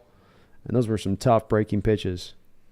That's pinnacle Verlander there on those breaking pitches he's thrown to both Frazier and Kelenic back-to-back here. Mr. Kane, my brother from another mother, says, came in just now. Glad that you're streaming this. The commentators on the television are draining the life from me in the game. Go Hems. I will try not to do that. So glad you're hopping on too, man. Appreciate it. Crawford steps up. 2 men out. Takes a first pitch fastball. Just off the plate. Good eye by Croft. Crawford 0 for 1 with a fly out, but it was a pretty nice fly out. Got him. Runners moved over in that case. Did his job in that moment. It's good to see. It's very good to see. Megan says, I'm typing on an iPad, so I might be a little slow. No worries. High. Fastball up inside. 2-0. Quite right. I'm the first to admit you guys gave us trouble in regular season. I'm not taking this series lightly. Hey, we're not taking you lightly, quite right. We know it's going to take everything we can. It's going to take all we got to get you guys. So we're not walking in this feeling any other way either. This is going to be a fight, man. It's one of those fights where he's like, this is going to get bloody. We're going to be bruised. Furniture is going to get broken. A few windows are going to get knocked out. That's how this is going to roll. All right, Verlander's got Crawford 3-0. No doubt about this. Crawford will be taken on this pitch. And indeed he is. Fastball low. Verlander took quite a bit off that to get that in the zone. 71 pitches here for Justin Verlander. Julio Rodriguez on deck. He says Dusty should retire. It's tough for some of those managers, man. Crawford puts a swing and a charge into this one. It's going deep down the line. Goodbye, baseball. Anybody want a little bit of crawfish tonight? I'd like me some. Cook up a little bit of that butter. Crawford puts a swing into this one. I didn't know JP had that in him. I didn't know he had that in him. Little man, big stick. The light hitting shortstop says, I'm that strong. I did a little bit of bench last night. I got a little bit of bench in me last night. And I don't know if maybe here, I was mentioning the previous pitch, he was 3-0 with him. If he dropped so much off his fastball to put that in the zone, he got it, you see with Verlander, he's 96, 97. He was down at 93 there on the 3-0. And the wind, the delivery, breaking ball to Julio's strike. Did he throw another fastball in there? Yeah. So my wonder on that is if he just tried to again take a little bit off and he took a little too much off. Swing and a miss here by Julio. He takes just a little too much off, and then he puts it in what I call, this is the hot spot for lefties. I'm a lefty, I know it. Righties have a different natural hot spot in their swing. It's odd, but it's just something through my years of baseball watching I've seen. And with lefties, you throw fastballs down and inside where they can get a golf-like swing on the ball. And nice job by Julio there not to bite on that slider outside. When you can get them to, when you put it in that spot and you give them an opportunity to get that kind of swing on it, and if you don't have it, the fastball going 97, 98, and you're hitting that zone, but it's at more of the low 90s, it gives that hitter the opportunity to get around on it like we saw Julio there. That's the hot spot for lefties. With righties, it's over the middle of the plate. And Julio puts a good swing on this one, and this is going to go get into the gap. It's getting down. Julio is flying down the base paths. He's at second. Is he going to try for third? Indeed he does, and Julio Rodriguez gets there. We got ourselves a triple. Julio says, let's go. Let's go. Julio Rodriguez again, ready to roll today. A walk, a double, and now a triple. I think it's just about time we get ourselves a nice little cycle, isn't it? Y'all ready for a Julio cycle? Mine's got a couple gears on it. Mine can go off-road, on the trails, on-road, and it also can get up to 50 miles an hour because it's got that open natural engine to it there. Julio Rodriguez, how about that? Getting right on top, Justin Verlander there. 2 men out. France up to the plate. First pitch swinging foul on a fastball. Let's go. Mariner team coming ready to play today. Tell me this isn't some hunger right now. Tell me this isn't a young, hungry team that hasn't been fed in a couple weeks. Been locked down in the dungeon. Ready to eat. France low. Ball 1-1. 2-8-3, we signed Bruce Irvin to the practice squad. That's a good move. I sign off on that. That gets 2 thumbs up from Brandon. 2 for 2, 2 singles and an RBI here from France to start this game off. Mariners up 5-2. The wind, the delivery. France puts a charge into this ball, and it's going deep. Back to the wall. Off the wall. Jordan up with it. He's going to throw it into second base where France will slide on in, but we got ourselves another score. Mariners had another run. France caught himself a hanger. He caught himself just a little bit of a hanger on that one. Let's go. Jordan went up to make the catch just outside of his long extension. Went off the backstop into his glove, back off of his glove, trickled to the ground. He was able to pick it up quickly and get a throw, but allowed France to get into second base. France with a nice charge in that ball. I thought he put it out on the swing. Verlander tugs at his cap. 6-2. Mariners top of the 4th inning. Here you go. Boom goes the dynamite, folks. And the Astros have a reliever up working in the pen. Abreu is up. Foul back there by Eugenio. 0-1.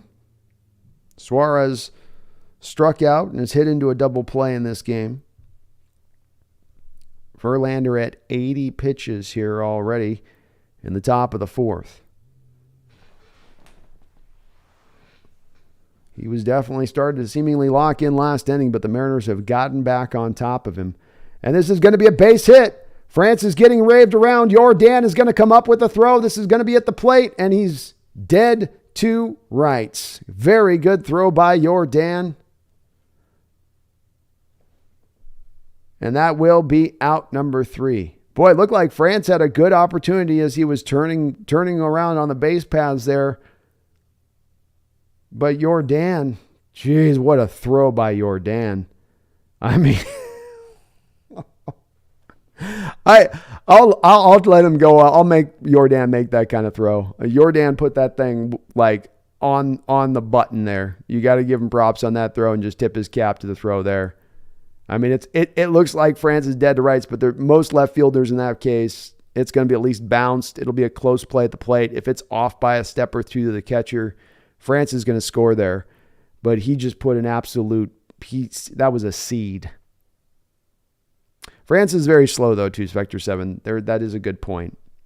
You got 2 outs, Spectre 7. That's the part that impacts that decision, too. So you look at it and you go, okay, well, there are 2 outs here, and maybe you don't love sending him, but it's still, most outfielders aren't going to put that kind of throw on the button like that at that moment. It wasn't a hard struck base hit. Jordan just came up with it and that thing was probably like 95 mile an hour ball that he threw from outfield. That was a hose.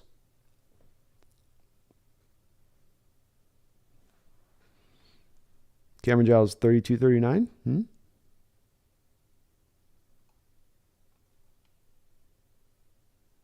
Mr. Kane says, sign me up for the Julio cycle. Let's go. Rookie of the year is right. Cameron Giles, Taysom Hill owns Seahawks, our new beast mode instead of Marshawn Lynch, Bulldozer, Quandre Diggs. Yeah, a lot of guys bulldozing Quandre Diggs this year, Cameron. Quite a few of those. But he was good against us this week. We didn't have an answer for him this week. I will say, Cameron, if you look at it, it's like we're the worst defense in football right now, right? Like, you can definitely feel good about it. I'm not saying that, but it's also always perspective matters too. And like we're like really bad as a defense right now, all the way across the board. Quiet Riot says they were lighting Verlander up. I think he got a little shook after that Crawford hit. He was locking in, and the Crawford at bat came, and he's like, really? Crawford's going to hit a home run on me? Really? In this game, right? Come on. And so there was a little bit of that. I think that sort of threw him off his stride just a little bit in that moment, and the next couple of hitters took advantage.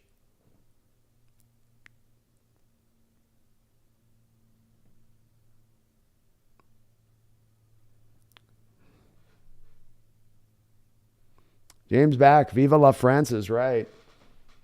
France coming up huge in this game along with Julio. I mean, the combination of those two guys in this lineup right now, look out. They're going to hit like this.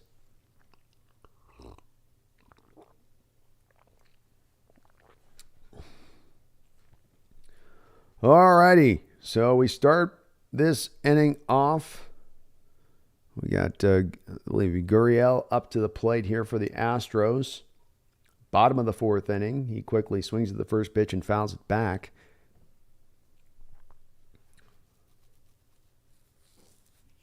Gilbert into his wind. Curveball, top of the zone, misses just a little bit high.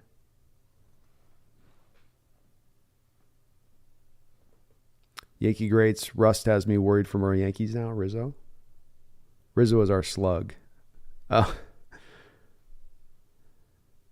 Verlander over there talking to Dusty Baker. It looks like Dusty Baker's probably told him his day's done. Verlander says, all right. They give each other a pat. 1-2 count here for Logan Gilbert on Gurriel. Gurriel puts a good hit charge into this ball. That ball is deep, and that will be into the back of the warehouse. Absolutely just loaded up to bear on that home run. I don't know if it's just for a 1-2 pitch there. Gurriel just hammered that. He hammered that like he knew it was coming, like Cal told him it was coming. Like Gilbert's been shaking him off all day. He's like, I'll show him. Don't shake me. Gurriel, here's this coming. Holy mackerel. Jeff, would you pull Verlander or keep him in? I would probably pull him there. I don't think he's going to give you much more in this game. He's at 80 pitches already. You want to save him to bring him back in this series at some point. And I do read the chat, but I also am trying to do play-by-play, so it's a little bit of trying to balance things as opposed to sitting here just silent and reading the chat with you guys. All right, so Gilbert's got 1-0 here, and definitely he left that high and over the top of the plate there on a 1-2 pitch. That's one you'd like to see with him be maybe a little more careful with. Gilbert's got to lock in here, man. His team's giving him some offense. He's got to try to get this held down. We need to get a couple more innings out of him here. Swing and miss. Strike one, 2-1. Cameron Giles says the Saints own the Seahawks. Well, you guys got the last 2 wins. We had a couple wins before that. I don't think I'd call that ownership. Oh, no, you got 3 wins in a row. I guess that is. Bounced foul here on the curve. 2-2 for the beast mode in 2000 division round. Well, I mean, those happened in, I'll take that as a balance, Cameron. I'll take that as a balance. You guys can have the regular season's wins. We'll take the playoff wins. Gilbert gets him hit on the ground right to Crawford, who makes the catch. Not on the ground, just a little solid little line drive there, actually. It looked kind of on the ground in the first hit. Just on the line drive to Crawford. He makes the catch for out number 1 here in the bottom of the 4th.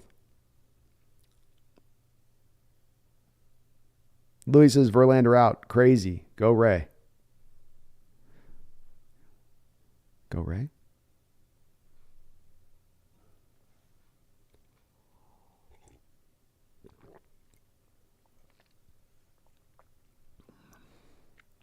All right, 1 out here.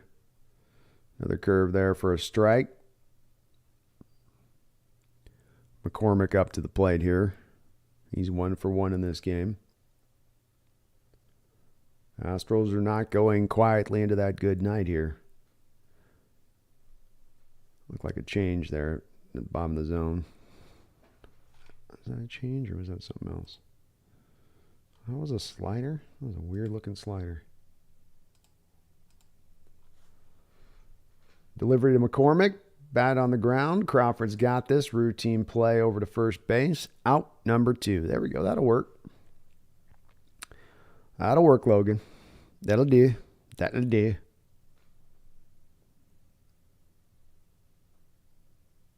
Yeah, but Jeff, I think you got to think about the next game in this series if you're going to run to it. You want Justin ready for that. Why put him to 100 pitches in a game where you don't know if he's going to be at his best and what's he going to get you another inning or two at best?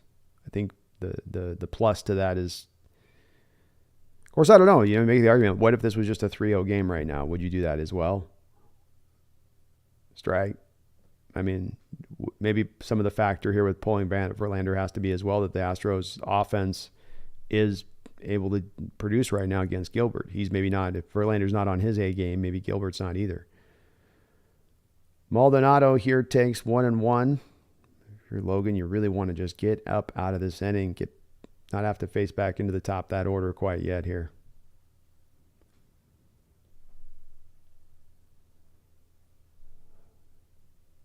1-1 pitch, swing and a miss. 1-2. Has it come down yet? Cripes? Mr. King, what's come down yet? Gurriel crushed. Oh, the Gurriel hit. Yeah, he crushed that. He crushed that like batting practice home run. I mean, he crushed it like he just knew it was coming. Pretty amazing. Gilbert Wine delivery knocked foul. And yeah, Jeff, no, but Jeff, I definitely will respond in the chat. So I'm usually good about catching most of the messages, but I sometimes am a little bit delayed if I get caught up in the action. Gilbert's going to throw his 67th pitch here on the next one. So a little bit more time left there with him. Not quite at that same level line that you are with Verlander here. He's got Maldonado in a 1-2 count. Swing and a miss. Wonderful little breaking ball there to Maldonado at the bottom of the zone, right at the kneecaps. That will finish off the ending. So a home run. Astros fighting. And it was a mighty home run at that by Uriel. But Seattle does maintain a 6-3 lead here. Going through a very fun, action-packed 4 innings. I feel like we played a whole game already. Jeff, Robbie Ray? Yeah, Jeff, I'm okay with him not going with Robbie Ray. I don't know. I don't think it's Robbie Ray time right now with Gilbert. I don't. If he struggles, Jeff, you make a good point. I don't know if you can go to Ray right now because he just pitched a couple days ago, so it's probably too soon to go to Ray here with him just having pitched. So they probably just go through their normal bullpen, especially having the lead here. If you get into the 5th inning and Gilbert starts to struggle, you're going to go through your prime A guys at that point to get him through the end of that. Being able to snatch the first game of this series here in Houston would be too enticing not to pull that, even if that is going to maybe labor the bullpen through the back end of the series a bit. Hopefully Gilbert can get you at least through 2 more innings. And it's easier said than done. You're going the third time through the lineup, which we know is dangerous spot for starting pitchers, is that third time it gets tough. But nonetheless, you would like to see him at least maybe get through a couple more innings.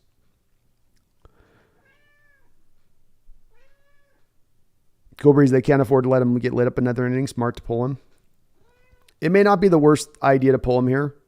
You know, I mean, if you may just start into the 5th and say, all right, your day's done on it. 4 innings, 3 runs. That's all we can afford. This is playoff baseball. It's different than the regular season, and you've got to be more aggressive in pulling pitchers in that respect. I wouldn't hate it if they did. I think you've got to go, though, to your bullpen guys. You just got to start treating it like we got extras. You know, not that I'm putting Seawald in or Munoz yet, but all right, Swanson's coming out. You know, we'll get Murphy out. You know, we'll get Castillo out there. But I might give him a try. I might let him get up against Altuve, who he's had some good luck here against today. Let him work against Altuve. See how it flows. If Altuve puts a hit on him, then they go to the bullpen at that point. I don't trust Ray at all right now. I'm not a big truster of Ray at the moment. That's for sure. But I don't know if you'd want to go to flexing.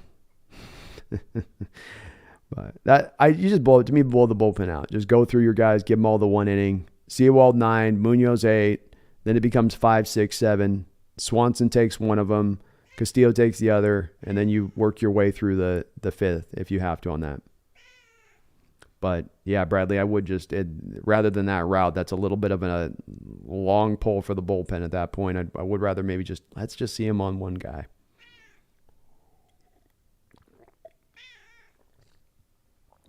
Quiet Riot, a lot of respect for you guys. I watched the trouble you gave us all last year. Well, thank you, man. Props back to you guys. You are a hell of a team, deserving of being called the best in the AL this year. Abreu will come out for the Astros now against Cal Raleigh, who first pitch swings through a breaking ball, strike 1. Abreu 4-0 with a 1.94 ERA this season in 55 games. 60 innings of work, 88 to 26 strikeout to walk rate. Opponents hitting .207 against him. Tough pitcher here. Throws another breaking ball low, ball 1. It is nice to be able to, in this top of the 5th, get into this Astro bullpen early on like this. They may be doing the same. Devin Martzell, Bruce Irvin just signed with our practice squad. Love to see it. I really do. You've been trotting guys out there like that Johnson guy they trotted out there and Vi Jones, and it's ridiculous. Just go get somebody that can be functional out there as a backup pass rusher. Strike. I'm not even certain that Bruce wouldn't be better as a pass rusher right now than what we're getting from Darrell Taylor, to be honest with you. That's no cap. No cap. 1-2 here to Cal. Hi, kitty. All right, Cal, you're getting a breaking ball here, no doubt. He does. Swings right over the top of it. Strike 3. Well, it's tough with these pitchers when they got that plus stuff. You can know it's coming, and you still can't do nothing with it. Cal gave it he was on it, but just too much break. Okay. A lot of love from the kitty today, huh? Okay.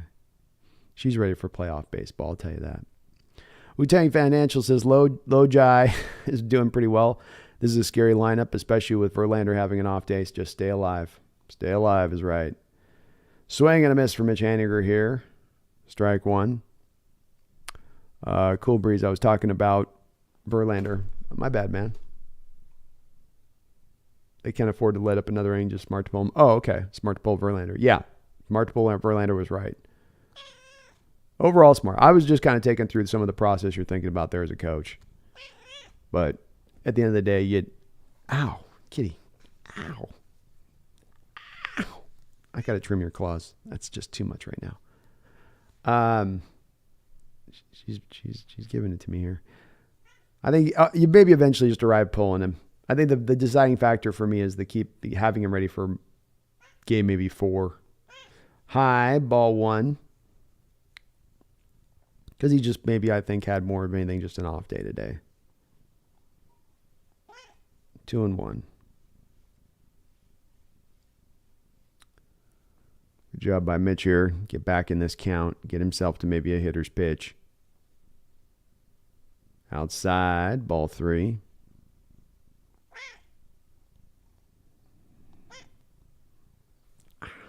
Okay. She's doing the making biscuits move where she's making biscuits right on my chest. Digging into flesh to do so. She's just super lovey today. I don't know what's going on with the cat. Okay. Yeah, you got my attention. Like in Hellraiser here. Swing, and I missed 3-2. God, Hannah. I wonder, Haniger was looking breaking ball there? Strange moment to swing at a breaking ball there on 3-1. You throw me a breaking ball, you're struggling to find the zone. I got a 3-1 count. I'm looking fastball. But maybe Mitch was feeling like he could get on top of that slider. 3-2 count, 1 man down. Mitch hits it hard down the left side, in between the third base and the shortstop. Laced it. Base hit for Mitch Haniger. So Seattle, a couple innings ago, did some damage with 2 men out. Once again, maybe doing some damage here with 2 men out. Very nice swing there by Mitch. Boy, he gets on that front foot, and he's got that thing turned sideways, like it looks like it rolls like a basketball player's foot will roll, and it looks horrible. He does that at the front foot of his swing. he really twisted it on that one. All right, Carlos Santana up to the plate. Haniger on first, breaking ball, low and inside. Abreu being very careful with these Mariner hitters here. And they're showing a good, right now, the telecast is showing a very good delineation of Santana's hit chart, where you can see he hits 41% of his balls to basically right field, then 38% right down the line. He is as pull and Yankee as you get. Not Yankee like New York Yankee, but Yankee as in yanking. He is as yanking as you get as a hitter.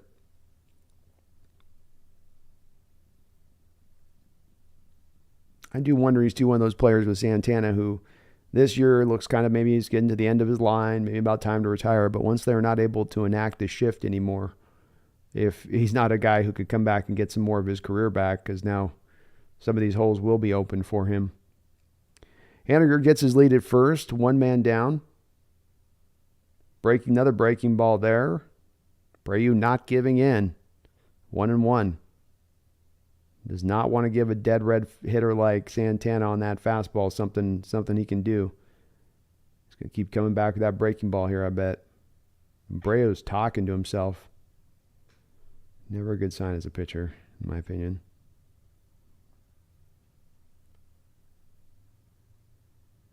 The one delivery. Oh, he hung that one. And Santana was on it. He just fouled it back. He's going to walk a little bit around. Looks like he broke his bat maybe. But he definitely was on top of it. Yeah, Bradley, you want to keep your pen a little bit fresh if you can. That's why I maybe have a guy warming up, but I tell Logan, like, look, I can't let you get into too much trouble this inning, so go out there, pitch like you're going to go through your last inning here in the 5th. Leave it all on the line, and we'll call it a day on that probably. Or if you go right through the lineup, I'll give you another inning. But if you're struggling a little bit like you have and finding your spot, swing and a miss by Carlos Santana. That will be out number 2. I guess we only had one out. My bad. I said we had 2 outs before. We only had 1. It's another breaking ball. Didn't give Santana one fastball that whole bat, nor would you want to. And Carlos definitely having a hard time tracking that pitch. Cussing himself a little bit on that one. My gosh, gee. Let's play out baseball, man. They're not going to give in, especially a game like this where Astros want to keep that 3-1 lead. Frazier takes an inside fastball for a ball. Bradley, the Astros have no lefties. Could loom large in this series. If you can get guys like Cal and Kelenic in this series, like we're seeing with Frazier here early on, hitting then, and you don't have a more of that specialty guy to go after him, that could factor in. Ball 2 here to Frazier, down in the dirt.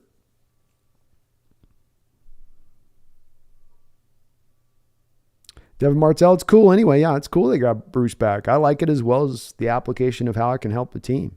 So it's just cool from a story standpoint, but it's also, I think, I think he'll at least be able to give you some more pass rush than you've had recently.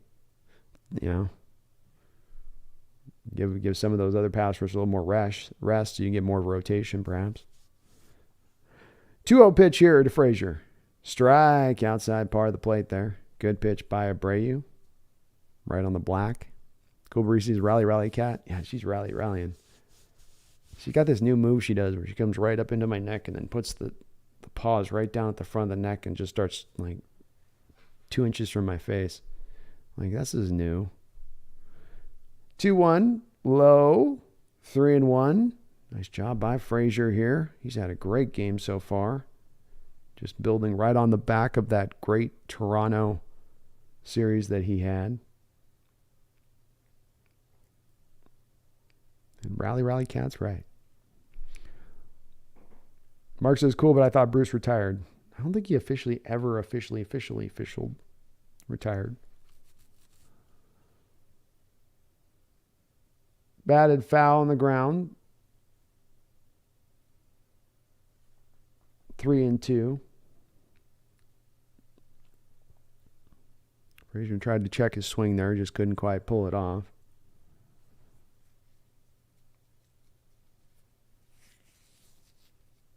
Frazier might have done a nice job there of knocking that ball, like kind of standing there and kind of leaning into it. Because the ball hit off the ground, it might have just died there at the front of the plate. And he kind of leaned into it when it was still in foul territory.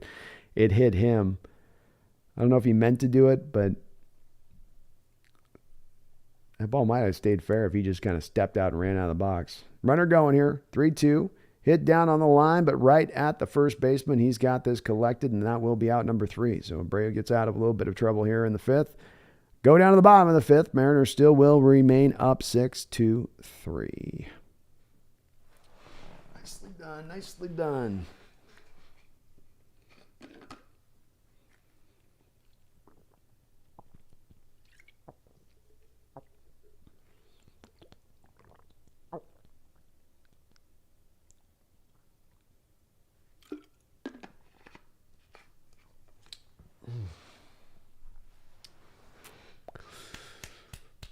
All right.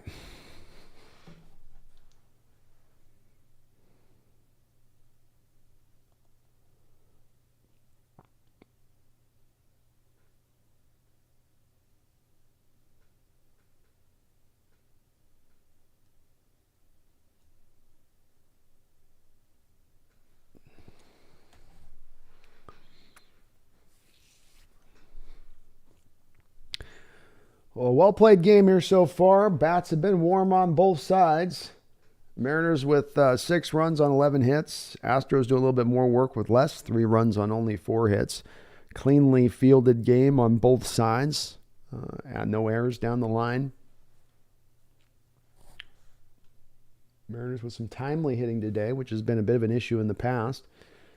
They've had some moments guys on, and they've got it done. Crawford with the home run. How about J.P. Crawford coming in with a home run? Been a while since we've seen one of those. Kelnick a base hit. You got 2 hits for Julio Rodriguez and a walk. Ty France with 3 hits in this game. Everyone in the bottom of the order's got a couple of hits. Solidly played.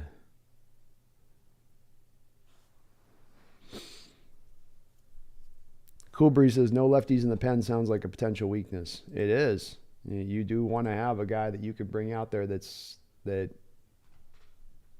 at times you can get a tough lefty out, or you can force the other team to have to do something as a commiserate move. You need lefties. At least one I usually like to have. And it is the benefit of a left-hander, lefty-righty is always going to benefit the lefty. I mean, 9 times out of 10, if not 10 times out of 10, they're going to be hitting those righties way better than they're going to hit left-handed pitchers.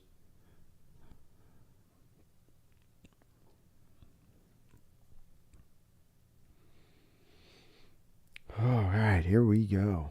Bottom of the 5th inning.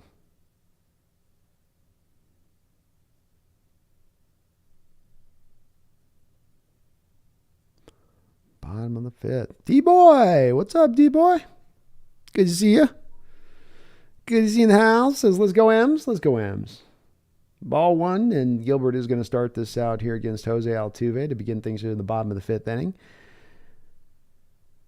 Logan going through the bottom of this order, going through this lineup now for the 3rd time. Strike, 94-mile-an-hour fastball, top of the zone there. Jose 0 for 1, has a walk.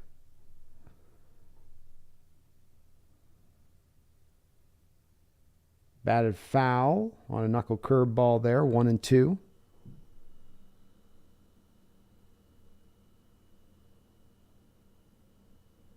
Logan looking composed and in control there on the mound. Takes a deep breath. Just Get us through at least this. One more inning here. Just at least, Logan. Pitch is batted again. Foul by Jose to stay alive. Seattle does have someone working in the pen. And it looks like Matt Brash is up there. He's going. Oh, you can tell with these guys. There's a little bit of nervousness with these postseason games. A little more nervousness than normal. Everybody getting just a little tight. Brash in that bullpen sweating away. 1-2. Altuve knocks 2 straight balls here. Foul to stay alive.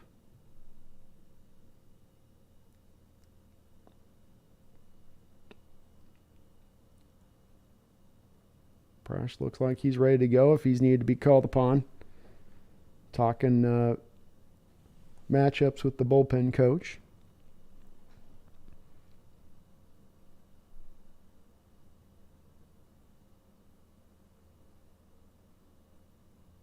Altuve had to get a new bat.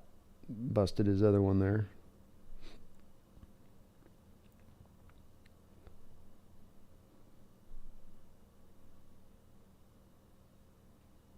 Oh, bounced that ball. Not even close there. Gilbert just trying to overthrow that one on 1-2.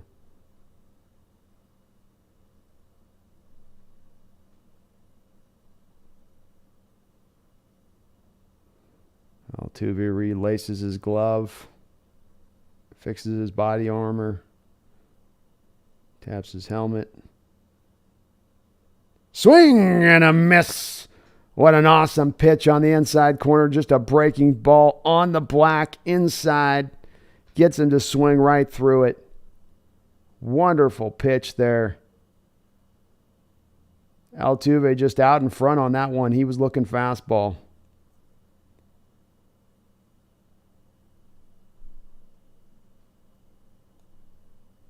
One man down. Bottom of the 5th inning, Mariners up 6-3. Pena up to the plate. First pitch swinging, fights it off his hands, right over to Frazier. Out number 2.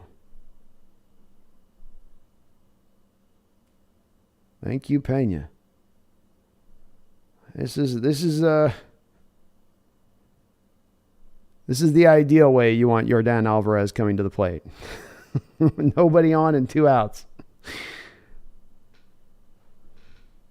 Very happy to see that. What's up, Tony? All right. Yordan, last time up, he hit a ball to heaven, dropped back down, and ended up just bouncing off the fence.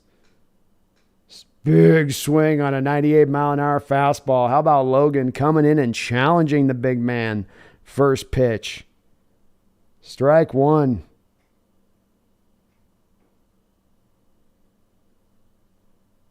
Oh, 1. Logan back into his wind. He bounces a curveball. Yeah, he saw that swing, that big pitch before. He saw that big swing. He's like, yeah, I'm gonna go back to the knuckle curve. I'm good with challenging Yordan. I'm okay with that. 1-1. Bounced on the ground into the shift. Frazier's there. Over to France. Let's go. Bottom of the 5th inning is closed out here by Logan Gilbert. Let's go, Logan. Well pitched inning back through the top of the lineup. 3rd time through the order. They were just showing a batting average chart showing how Logan did through going through three times through the order. And first time through the order, batters are hitting 212 on him. Second time through the order, they're all the way up to hitting 272 on him. So definitely a point where it's a little bit of, we're in troubleville here maybe. We're in a little bit of a danger here. But worked his way through well with some great pitching there. Went after those hitters in the lineup there. Didn't fall behind in the count there in that inning. That's a huge inning to get through that 5th inning. 6, 7, 8, 9. 4 more innings to go. You can probably now trust your bullpen. You could theoretically still even trot Gilbert out there for the start of 1 more inning if you wanted to, if you felt like he is still kind of locked in. This gives Service a lot of flexibility here now. Sanchez says if we sign Bruce Irvin, we might as well say sign KJ Wright too. 100%, Sanchez. Well said. Well said. I don't know how much more, film the coaching staff needs to see that Cody Barton is not the one, but he ain't the one. And KJ is going to be reduced. He's not going to be as fast. He's not to this, not to that, not to this. He's going to be better. He'll be better than what Barton is right now. And maybe they're just on a hope and a wing and a prayer that Barton's going to somehow improve by some kind of like magical fairy dust or something, but it isn't going to happen. So I'd love to see it too, man. Yeah, way to go, Logan. Well-pitched game. 5 innings, 3 runs against a very tough Astro lineup at home. Very happy with what I've seen from him today. Walter is definitely working. It's the power of the goatee, man. Cal Raleigh told them about it, and he's seeing it. Randy Johnson figured it out at some point. It was Randy the mustache or the goatee? Didn't Randy have the goatee at one point? I guess Randy was all mustache, wasn't he? What am I thinking? Oh, Gilbert's still learning about the power of the goatee nonetheless. Great pitch ending there. Very, very nice to see.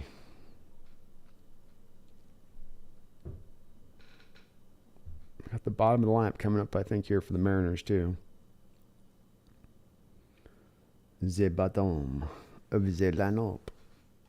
And if you do like what you're listening to, please do me a favor, please. Hit that like button. It does help this channel out considerably, just a little thing. And we're also trying to be on the road here to 1,000 subscribers here. And I think we're just about to crack through, 500 here before this stream. So please do get subscribed if you're not already as well. See, that's what she said. The cat says subscribe. She's telling you. She's telling you what's up. Jared Kelenic up to the plate to start things off here in this inning. He gets a breaking ball high. He has certainly been one of those batters in this lineup that the Astros pitchers are not going to give a lot of fastballs to. 1 for 2 in this game with a single and a run early on. Pitched very tough on his last at bat by Verlander. Fouled off of his foot there.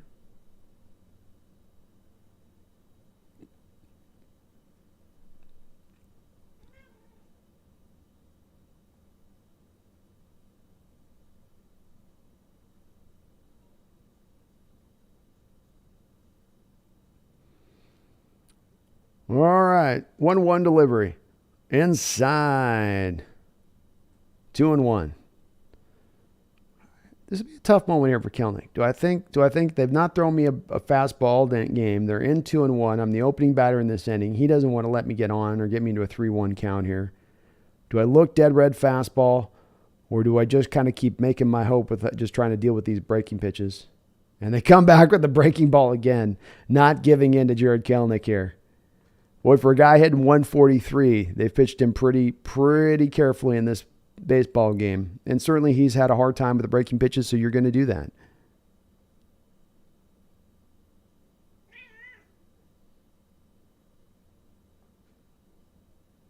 Two. Down low. Ball 3. Another breaking ball. 5 pitches, 5 breaking balls here. Abreu has definitely been leaning into that. Or I guess they're saying, okay, curveball, slider, curveball, slider. I guess they know that he is a dangerous hitter in that respect. This ball hit hard up in the air, but it's not hard. I mean, just a short fly ball in right field there that shortstop will be able to get to. Kelenic finally kind of got a pitch he could do something with there, but the hangman just couldn't do anything with it there. Up steps J.P. Crawford. Had a marvelous home run in his last at bat. Put a great swing on that ball. Exit velocity of 104 miles an hour. Put a 383 into the seats. Really ignited the last little bit of offensive explosion the Mariners had. Abreu comes in with a 97-mile-an-hour fastball there for strike 1. Deanna, Randy had a goatee. Thank you, Mom. All right, Randy had a goatee. There we go.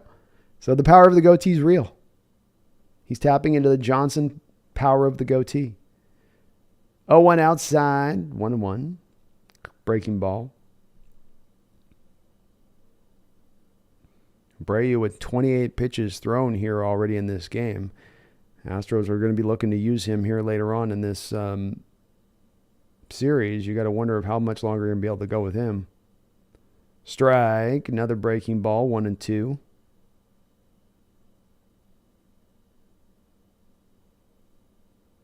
R. Sanchez's Bobby Ayala had the goatee. There was even a promotion.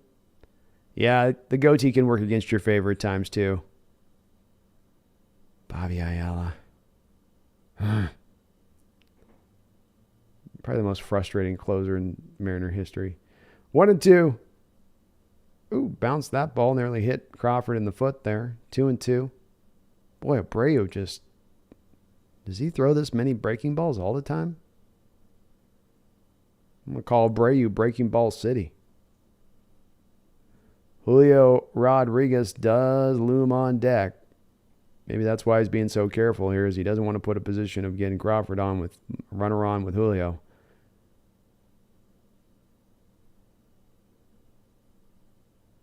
R. Sanchez, I think the Sheriff, Norm Charlton, rocked one too. Oh! Crawford hit himself right on the inside of the thigh. Bounced the ball off the ground into his thigh a little bit there, and he's going to take a bit of a second here to kind of stretch that one out. That's got to hurt a little bit. Oh, right into the junk. That was not the thigh. That was right into the family jewels. That's breathe it out. Breathe it out, JP. Breathe it out. That was right on the breadbasket there. JP set himself in with a little smile there. Well, at least he's smiling. I'd probably be grimacing pretty hard. 2-2. Making Abreu work here in this at-bat. Low. Very good eye by France there. Ball 3. Seth Castro, just Jets fan here. I'd like to thank the Seahawks for the Jamal Adams trade. It is cool to see Gina ball out. You're welcome, man. Hopefully we aided you along your way. We aren't feeling great about the trade, but I'm sure you definitely are. We've at least got the Denver trade for us to fall back on. So 3-2 here to Crawford. Inside. Oh! Oh my goodness, a belabored call by the umpire. He took about 30 minutes there. JP had gotten all of his body armor pulled off of his body. This is far inside. Worst call of the game for the umpire here so far. That was well 2 to 3 inches in off the plate, and he gets the call. Boy, oh boy, that was tough. Ooh.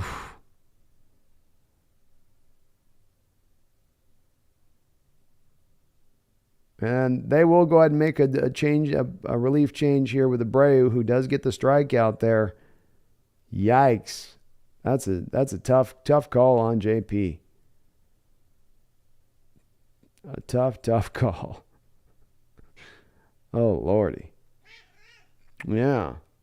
That's what I'm saying.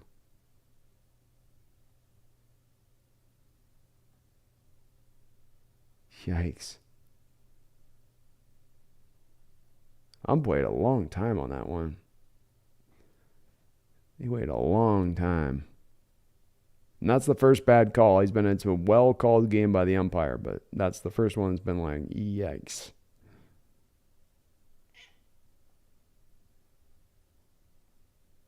And Abreu's got a lot of break on that pitch. It's hard for those umpires sometimes to probably pick it up of when it's sliding through the zone or isn't sliding through the zone, but you could see where the catcher moved off of that. I mean, it wasn't a frame by the catcher. The catcher had to scramble to get to the pitch out of the zone. As an umpire, you can feel that as well. I guess his umps in the game took long enough. R. Sanchez says Jose I can never say his name, R. Sanchez. Jose Manzanillo. Manzanillo, that's what it was. Jose Manzanillo. Yeah, that was definitely a cup check moment. Some guys don't wear cups. Crawford probably does because he's an infielder and you got those hard shots coming up the middle. But some of those guys I don't think like in the outfield wear cups. It's probably some new age kind of cup where you can actually run with it. I could never run with those things. I tried to run with, I did in football, toss that stuff. I had to run without it because you can't run. You're running like you're riding a horse. Christian Javier on the mound now, 11-9 this year with a 2.54 ERA and 148 innings of work to take on Julio Rodriguez. Julio, J-Rod, has had a hell of a game here. Double, triple, drawn a walk. Can he go for the super cycle? He's got the walk. That's the super cycle, right? If you get the walk too. Riley says, good job by the catcher bringing it back in. Yeah. I mean, he did a pretty good job with it. I think the umpire just got fooled by the movement on the pitch. Julio's the first player with a double, triple, and 3 runs in the first 5 innings of a game in Major League history. Just one of many records he hopefully will break throughout the course of his career. Young 21-year-old already looks like a vet. Ooh, he got a 96-mile-an-hour fastball, and he just missed it on that one. Probably shocked Javier was willing to give him a fastball.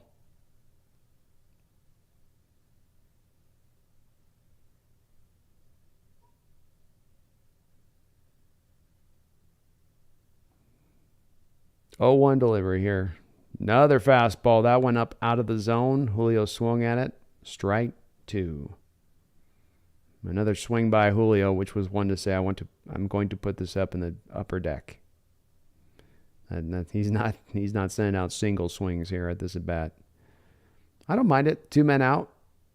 These are moments as a hitter. If I got a power hitter where I go, okay, take a couple big swings on this one.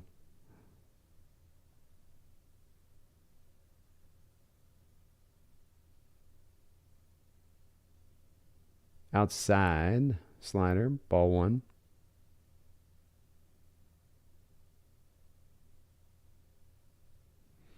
Because the only thing that makes this better if the Cards get beat on Sunday. Amen. Amen.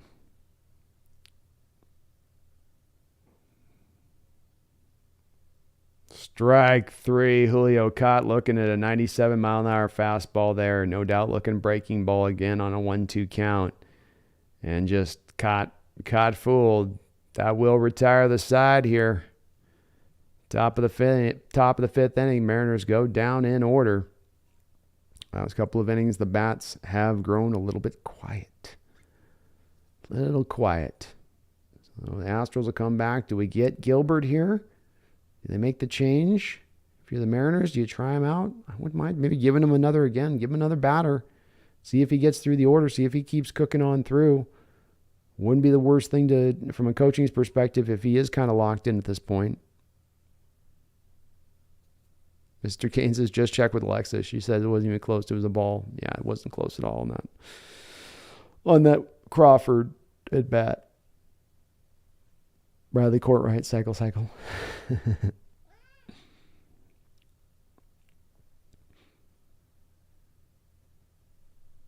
Service with his big first call of the game here to make, really. To go to the bullpen here or not.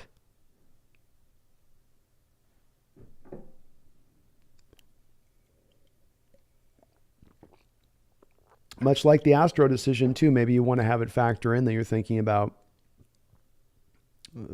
getting him back up for another game in this series. The sooner the better if you don't have him pushed to 100, 105, 110 pitches. It's not in a bad state right now on a pitch count-wise. 78 pitches for Gilbert so far. So that really shouldn't be, I think, much of a hindrance in that respect. Unless, of course, you are looking at bringing him on that old 4 days rest type thing and trying to get him back, even faster.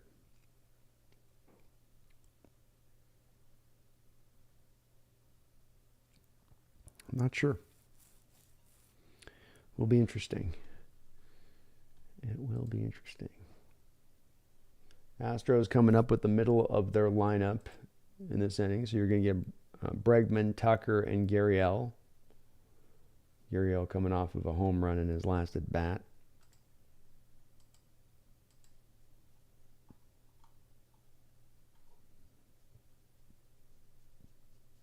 Sanchez says, I think Norm Charlton, the sheriff, had a goatee.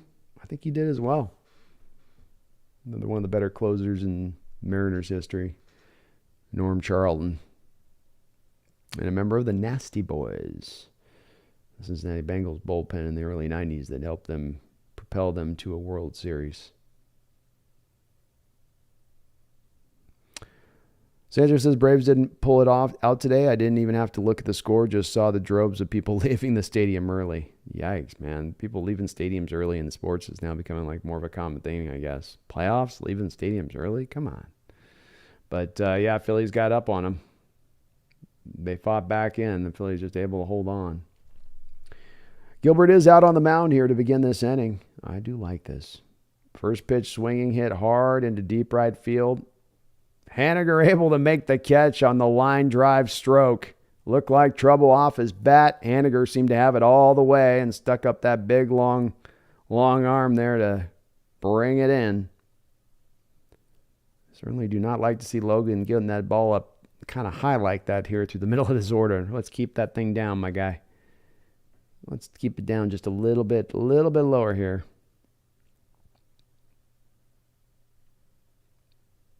Nice catch by Haniger.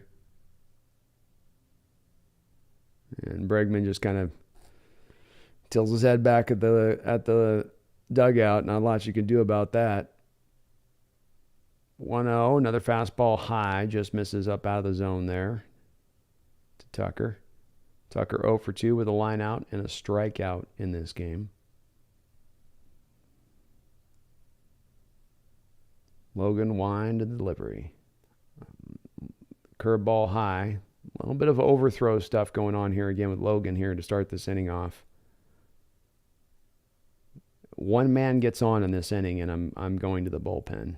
And even right now, I'm a little bit dodgy with the first two batters in watching what I'm watching here if I'm service. Outside high. Ball 3-0. Come on, Logan. Spot your pitches here, buddy. Work the zone. Work the zone. Strike. There we go. 3-1. Tucker was taken all the way there. Bradley Cartwright says, oh my God, how does Julio take that pitch? He's looking slider, so he's trying to time it up to a slider, and if it's not that, he's sort of not going to wave at it and just can't get his hand around on the ball. Boy, this is going to be a tough play by Crawford. Ball was just batted down the ground, knocked high up into the air there, and just took a long time to come down for Crawford to be able to make a play on that. Crawford or Suarez there. Suarez. Mariners had the shift going on. That wasn't really the most impactful part of it. It was, even if that's Crawford there, I don't know if he gets to that ball to make that play in time. So that'll put Tucker on, and it will put Service in an interesting situation as far as a decision here. And he is going to go ahead and make the change, and I like this call. Just not feeling great out of what I saw from Gilbert to start this inning off. And a well-pitched game overall by Gilbert here. 5 1/3 innings. So you get 5 1/3 inning of work, 5 hits, 3 earned runs, 5 strikeouts, 2 walks, 1 home run. Certainly not one of those games from an ERA standpoint you're going to look at and love. And you know, he was not with his best stuff today. He was not with his best location today. But he was able to grind it out and fight it out through one of the toughest lineups in baseball. And that is what good pitchers do. And that's what Gilbert was able to do. And the Mariner lineups, fortunately enough today, have been able to give this starting staff the runs to be able to get this done. Now it's going to be on this bullpen. It's going to be on these guys to come through here for these, 3 2/3 innings is what you're going to need them for here today. We'll see if they can remain a strength of this ball club as it has here so far this season, and part of what's gotten you here. Arada Michael says, what's up with their crazy pitching? Laughing out loud. They're crazy pitching? Who? The Astros crazy pitching? Which one do you mean on that, Arada? Osama bin Diesel, Walter is the best starter by the numbers for the M's against Houston. Yeah. He's had some good starts against him. Megan says, not sure. Wu-Tang Financial. Castillo hasn't pitched against the Astros for us, has he? I thought he had one game he pitched. And it wasn't great, I don't think.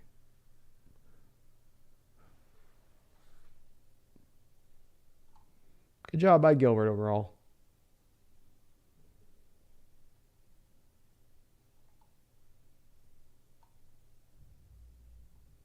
I'll take it.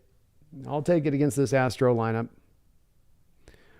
Fraternal Cloud, why does Dusty Baker wear latex gloves? Because he thinks he might be on the field at some point. He still has he's got a fantasy at some point they're going to get shorthanded, and he's going to do the old Pete Rose player manager stuff. I bet he thinks he can still put one good swing on the ball if you give him a chance.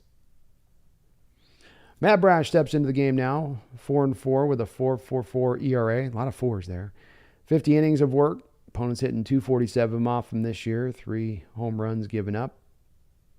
It's got a 62-33 strikeout to walk rate, which is solid. Logan finishes off the day with 84 pitches worked, so you can theoretically get him back fairly short if you needed to. Good move by Papa Services, right, Wu-Tang Financial. It's a good way of controlling the bullpen. I liked how last inning he got that extra inning of work out of Gilbert as he looked like he was maybe starting to falter. Let's just see where he comes out in this inning. Uriel Gurriel comes up to the plate now. Yuri Gurriel, sorry. First pitch, 98, high by Brash. Settle down, guys. Don't overthrow the pitch. Just trust your stuff. Trust what's got you here. Gurriel 2 for 2 in this game with a solo home run, an absolute stratosphere shot. Ball 2. Come on.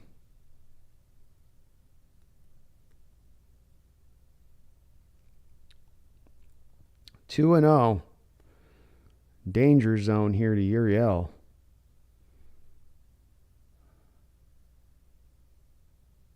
Strike. Nice pitch right on the inside part of the plate. 2-1. Didn't give in there and just give him a dead red fastball either. I like that with Brash. 2-1. Runner on first. 1 man down. Bottom of the 6th. Foul back. 98-mile-an-hour fastball down the middle. And yeah, Gurriel absolutely just lit up a hanger on Gilbert in the last at bat. Just tattooed it.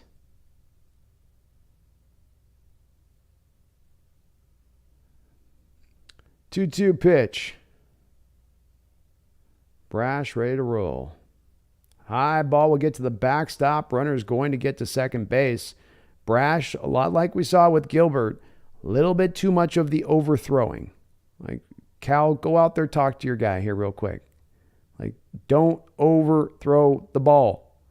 It doesn't help. You fall into it as a tendency as a pitcher. You just got to trust your stuff and let it rip. And right now with Brash, you can see it here. It's going that high. You're trying to just load up. And it doesn't work because then your mechanics go out of frame. You start just thinking about the load up. You're not thinking about the clean, easy, and delivery release there a little bit. Come on, Matt. Make the lineup beat you, buddy. Don't beat yourself.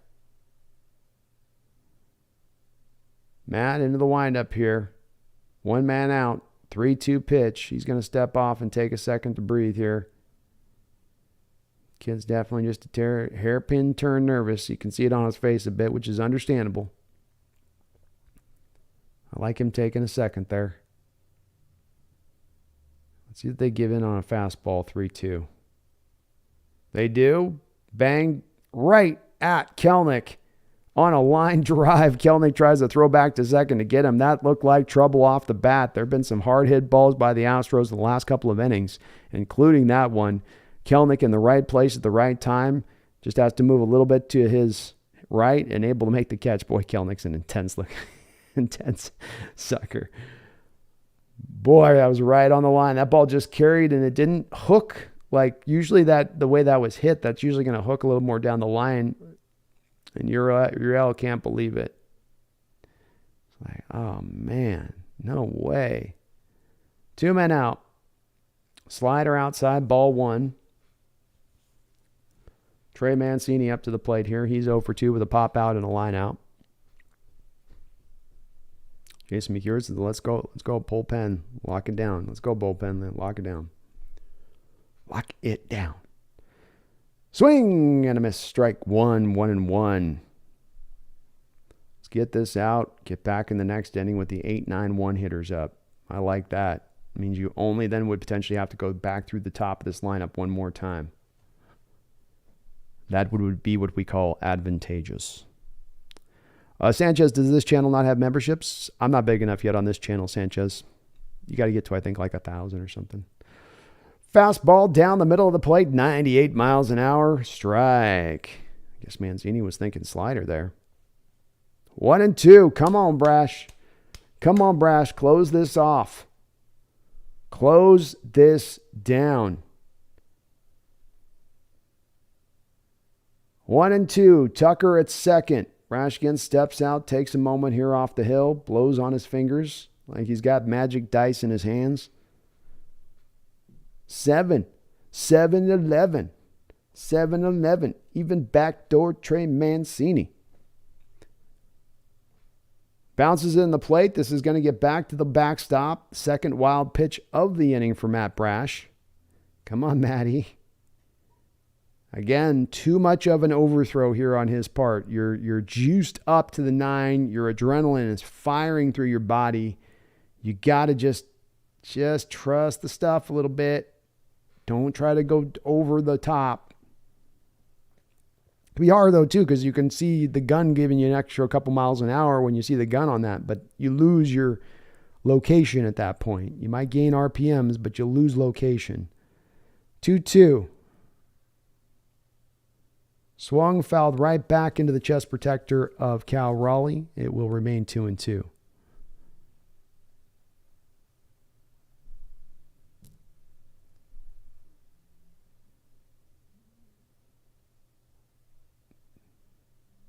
Didn't seem to hurt Cal. That's why you wear that. He was getting smacked in the face.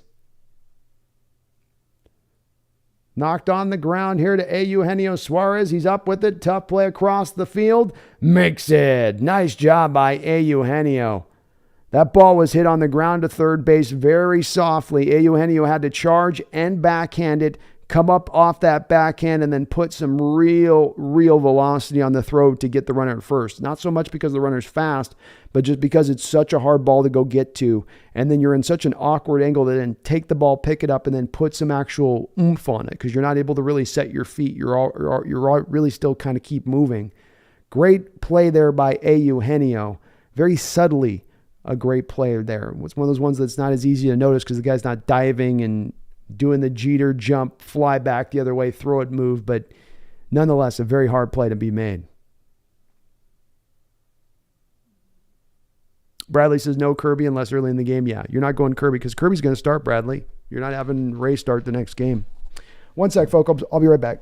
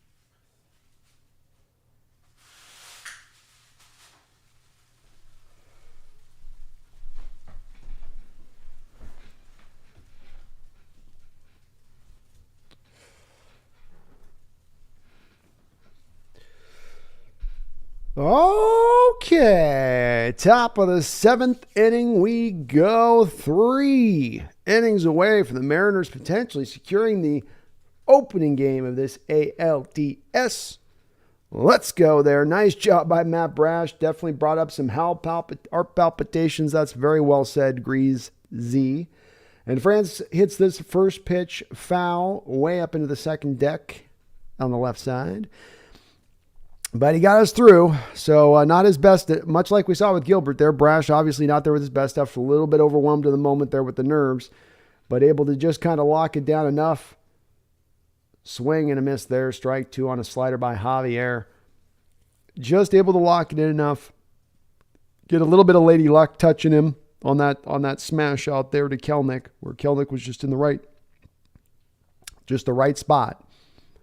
But get you through, and that's what counts. Another slider outside. This will be 1-2. France has had just a really good day here at the plate. 3 for 3. Really been locked and loaded. You get a good collection of guys in his lineup, all kind of hitting good at the same time here in these playoffs. This, as I've said, Mariner team becomes very, very hard to play. And nice eye there by France taking that slider on the outside part of the plate. Very, very good.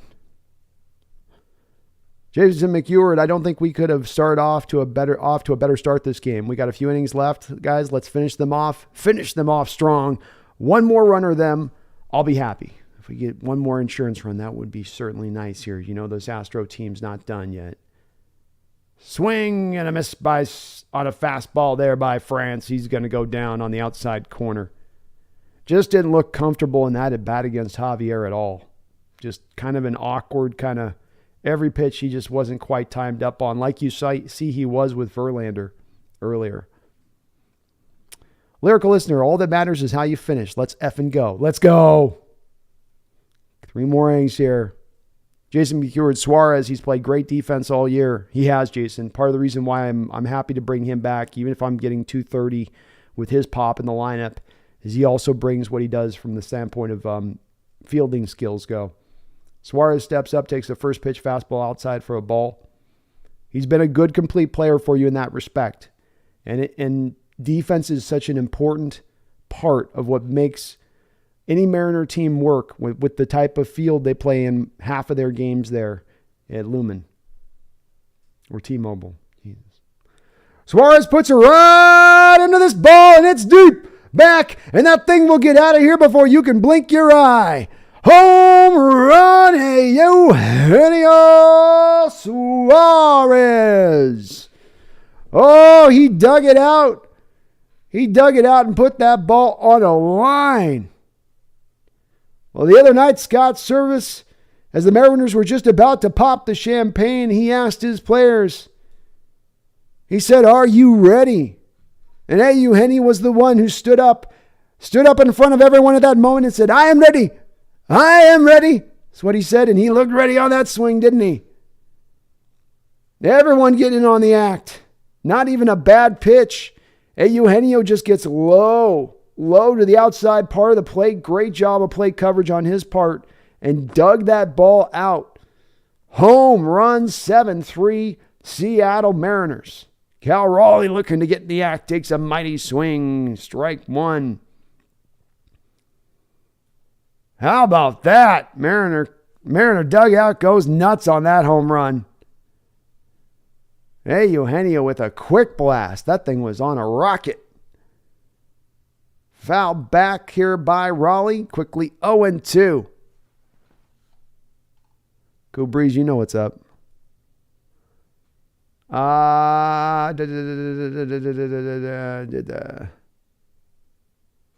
Let's go, Gino. Let's go, Gino. Raleigh got himself here. 0-2 hole. 1 man down. Top of the 7th inning. High. Ball 1.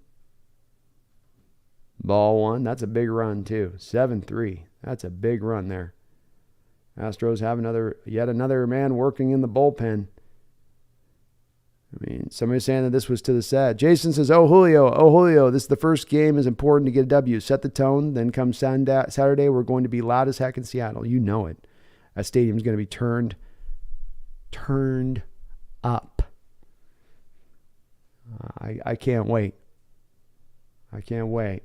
Let's lock this one in. Curveball outside. Nice job there by Raleigh there not to bite on that one. That was a tough pitch. I think we saw Suarez do the same thing last at bat, just not wave that. Javier's putting some tough pitches on these at bats. As far as those are the kind of pitches you get out of the zone that'll get swings. 2-2 pitch here to Raleigh. Swung and hit up into the air high. It's going to be caught here by the shortstop. Manzini's underneath it. Out number 2.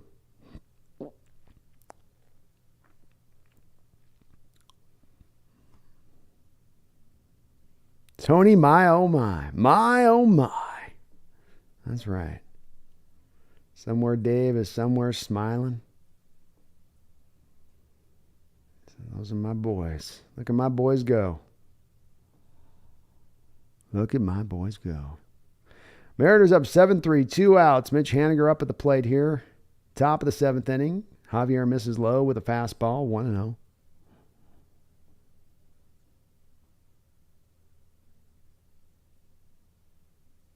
Eugenio just 4 home runs behind Aaron Judge for most home runs in the majors since 2018. Shows you why there. Looks like Mitch tried to hold up, but he did go around there for strike number 1. That'll make this a 1-1 count. Mitch 1 for 3 in this game. As I said, everybody, maybe with the exception of Raleigh, has gotten into the act in this game.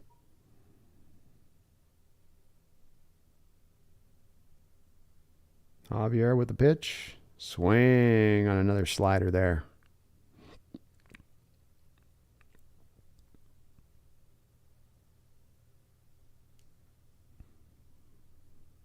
Four-run lead is very nice.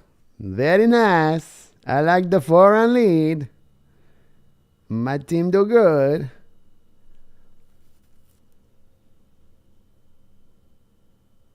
Another slider there from Javier, but he doesn't get Mitch Haniger to bite. Far off the plate. Javier is going to rub this ball up. 2-2. 2 men out, top of the 7th. Sweat bleeding down his face. Mitch Haniger puts a nice swing on this one. It's down the line, but Yordan Alvarez tracks it down. Well, he's a good player, isn't he? Yordan able to get a real nice jump on that ball. Didn't even have to dive with room to spare. Well played by him. That ball looked like it was trouble off the bat. But the Mariners are able to play a little bit of a game attack on here. The home run by Suarez will make this 7-3 Mariners. Dabber Dan, the Astros have an additional person standing out there on the right side of the green box out there, and he's wearing a green shirt standing out in the aisles, and he appears to be attempting to wave. What? Am I missing something on that, Dabber? Additional person standing out there on the right side of the green box. Wearing a green shirt, standing out in the aisles, and he appears to be waving. Huh. Okay.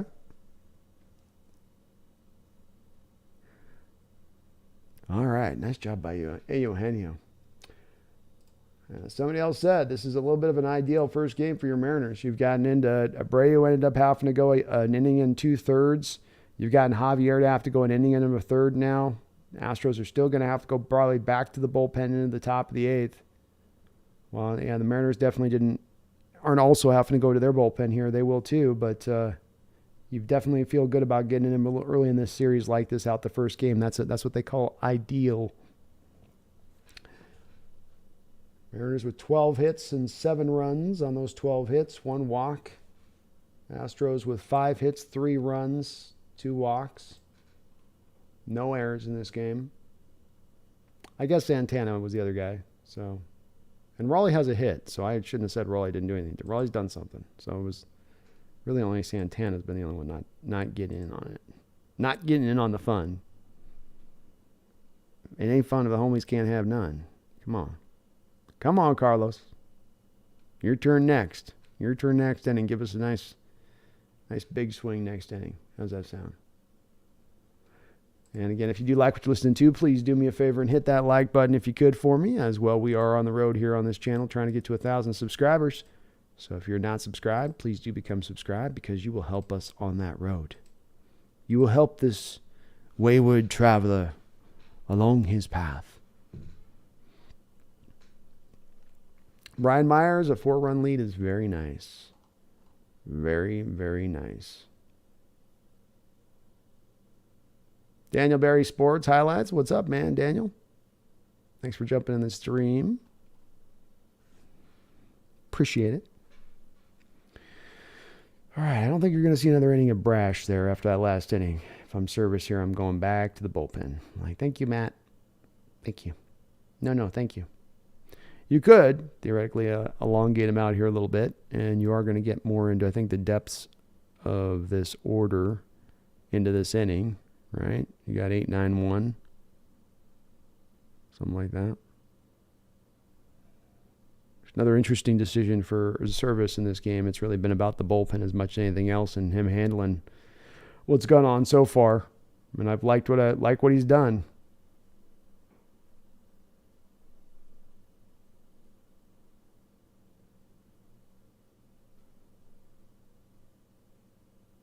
And it's going to be Diesel time. Diego Castillo steps onto the hill, 7-3 this year with a 3.64 ERA, 53 strikeouts, 22 walks. Opponents hitting 200 on him. Key for him really does come down to just, does he have his location or not? His stuff will overpower hitters if he can keep it in the zone.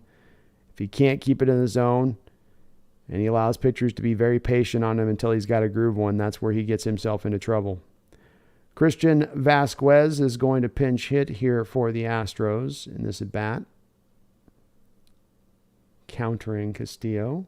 First pitch, 96-mile-an-hour fastball with a lot of movement right on the inside part of the plate. Strike one. D-Boy says the best part about going to this game is we're playing good in Houston. Oh my God. Very much so. This has been a bit of a house of horrors for us. Diego with the 0-1 pitch. Swing, foul, back, 0-2.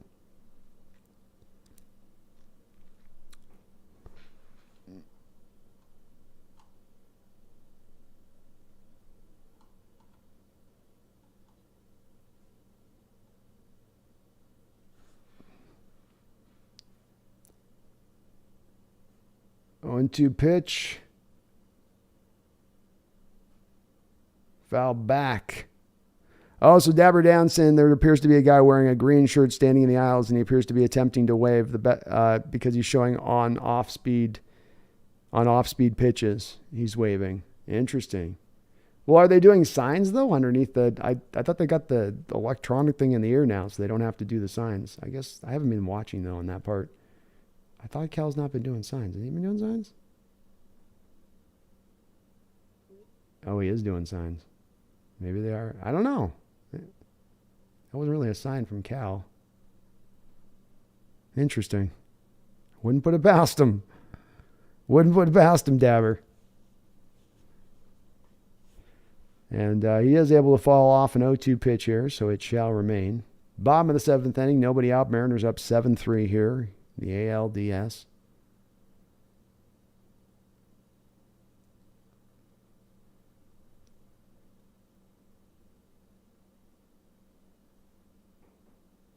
Castillo with the windup. Nice pitch there, right on the zone, top of the zone, just a little bit out of it. That's a good 0-2 pitch there. Does not get him to swing.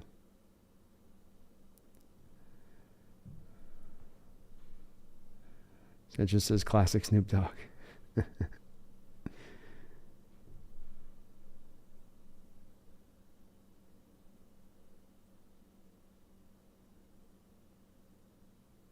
right, Vasquez steps in.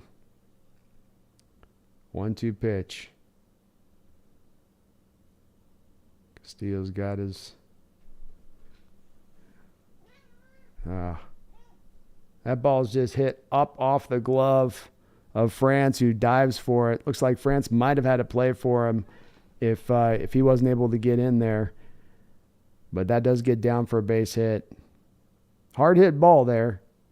France trying to range over to his right side, dive for it just off of his glove. He might have been able to make, I don't know, it was going to be, Vasquez just threw the bat at it. And just off the inside the lip. I think France gets to that ball if. It's hard to say. It's hard to say. Might have caught it just right in between there. All right, Vasquez is on now. Maldonado up to the plate here. You really... Oh, no, they pinch hit him too? Yeah, they're pinch hitting him too with Diaz. Strike. So Astros definitely clearing the bench here a little bit. Taking the catcher out here for Aldimas Diaz, hitting .243 with 12 home runs on the year. Understandable. You turn this around to top of your lineup with runners on base. Nobody out. That's puts Mariners in a rough road at that point. Fouls that pitch off, 0-2. Diego's back on top of the count here as he was last one. Tough one last at bat too, because he just threw that bat at the ball. I mean, literally just threw it right into the bat and just sort of bounced it. Good job staying alive with it. 0-2 pitch here for Luis. Hit up into the air. Cal Raleigh's going to look it down. D-Boy says, hey, Brandon, did you see how much the Mariner tickets are? In the regular season, they were $13 for nosebleeds. Now it's $280 for the same seats. Crazy, but I would still love to go, just not paying that. Understandable, D-Boy. Understandable. That's definitely a very expensive cost. No doubt about it. So I get where you're coming from and going, that's a lot for one game. That's a lot. And they're going to take advantage, you know. Luis with the wind here, 0-2. This ball's going to be hit on the ground to Crawford. Got the first man at second, but he's only going to be able to get one. Diaz has reasonable speed there to get up the line there, and it was not hard hit enough to get the full double play. But that will be out number one on that particular play. The only hopeful upshot maybe of this D-Boy is that with the playoff game, and if you're having a couple playoff games here, is that will afford them an ability to maybe expand the payroll if they're going to charge people that much as far as that amount of money goes. Green Z says Castillo is a bit nervous. He's a bit nervous. Nice part about watching him out the gate here versus what we saw in Brash, or even a little bit of Logan Gilbert at times this game points. He's hitting his spots in the zone here a little bit. Most part, I don't see him being tremendously wild with his pitches. One man out. Jose Altuve up to the plate, takes ball one, top in the zone inside. Such a small little guy with a tiny little zone. Voodoo says they better have a quick hook here. I agree. I don't see anything bad out of Luis yet, if I'm Scott. I don't see something where there's been a hard struck ball. Ball two, being careful with Altuve. Hey, Brandon. Hey, is Brandon going in and out for anyone else? Am I going in and out? Hopefully not.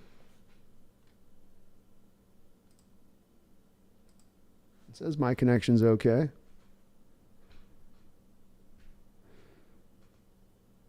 Two-0 here. And Cal wants to go out and talk to Luis really quickly here. I wonder what he's talking to him about. Wu-Tang says, I had to cop some tickets. It's been decades. Well, they know they got people, right, Wu-Tang? They know they got them right now. People will pay the prices. And I don't begrudge them. It's playoffs. It's going to be more expensive. It's probably a little ridiculous, but inflation is inflation, right? Like it's everything's jacked up right now to the nines.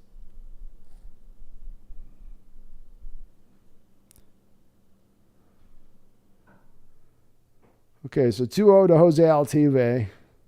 See how they deal with him here, if they come back slider or if they give in on the fastball. He's a good fastball hitter. And they do come, it looks slider there. That's a fast strike, though. Nice pitch there by Castillo. Brian Meyer says last batter for Castillo. He's got a lot of you guys nervous in the chat. Oh, yeah. Oh, yeah. Castillo's got him on pins and needles over here. 2-1. The delivery banged right up to Crawford. He's got it. 1, 2. Double play. Way to go there. And yeah, Castillo pumps his fist. That away, Big Diesel. That away, Big Diesel. Just got Jose Altuve to roll this up. And he hit it hard enough on that one where you did. Nice stretch by France. Yeah. That'll do. That'll do. I don't want the top grade gas.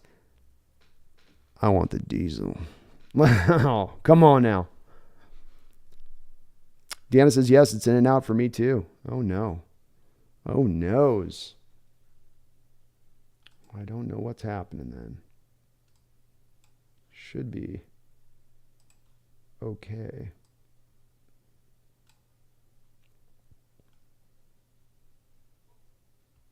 Maybe do a, if it's coming in and out on you, Mom, try to do a little bit of a refresh maybe.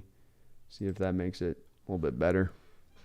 I was having issues to start things off where I couldn't, stream just died out in the first time. So it's been solid here so far, but I might have to play with my router after this. That sounded wrong.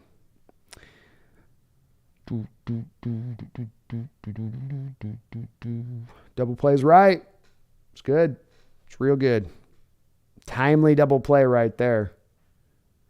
So you'll get probably, I'm guessing, Munoz, bottom of the 8th, to go through the middle of the order to do kind of the heavy lifting there. And then you go to Paul Sewald then in the 9th. It's set up. It's set up. And a very good job of Scott Service in this game of managing the bullpen. Making the right calls, going with right guys so far here to start this off. I like how he's rolled this off. It's been very good. Very encouraging.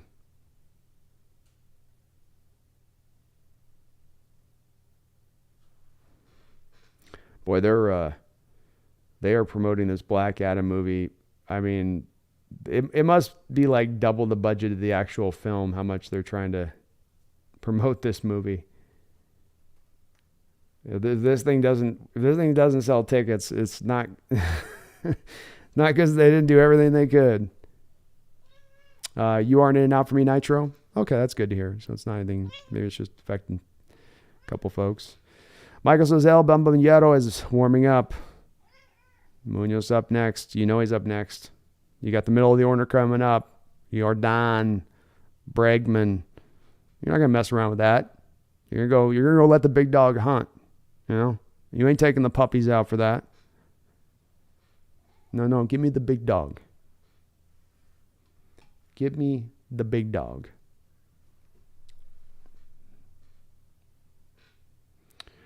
Christian Vasquez will take over behind the dish after pinch hitting. We also got to change out in the field as well. A new Astros pitcher is on the hill here. And that will be a first pitch ball to Carlos Santana. It's going to be Hunter Brown up on the hill here for them. 2-0 with a .89 ERA and only 20 innings of work this year. Hunter's only worked 7 games. Swing and a miss. Boy, there must have been some nasty movement on that. It was in the dirt, and Santana still swung at it. D-Boy says, hey, Brandon, what you and your router does off camera is your business. No judgment from me. You're still my brother. You're still my brother, too. Man's got to do what he's got to do with his router, you know?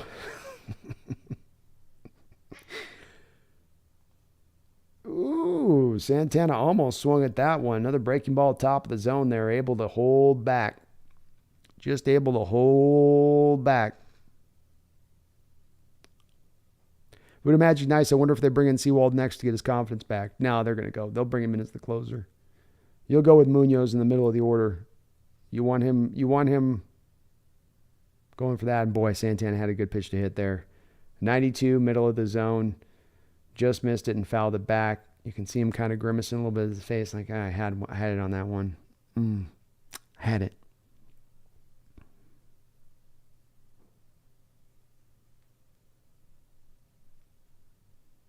Santana 0 for 3 in this game. I think he might be the only hitter in the lineup right now without a hit. The wind, the delivery, batted on the ground, pulled. Easy play. That's a bit of the uber yank that you get with Santana. They showed a great graphic in this game of how 70% of the balls he hits are hit to the right side of the diamond. And that's a little bit of the fact that his swing has really not a lot of an ability to really go with the pitch on any kind of consistent basis. Every once in a while, he'll show it to you, but it's not something he's able to readily call upon very often. And if you have a pitcher who will hit the outside of the plate like he did there, and you even halfway get a hitter out front and he's trying to yank it, he's just going to meekly roll it down the line, roll it to the right side. And that's just what happened there. Adam Frazier steps up to the plate and takes the first pitch fastball on the outside part of the plate for strike 1.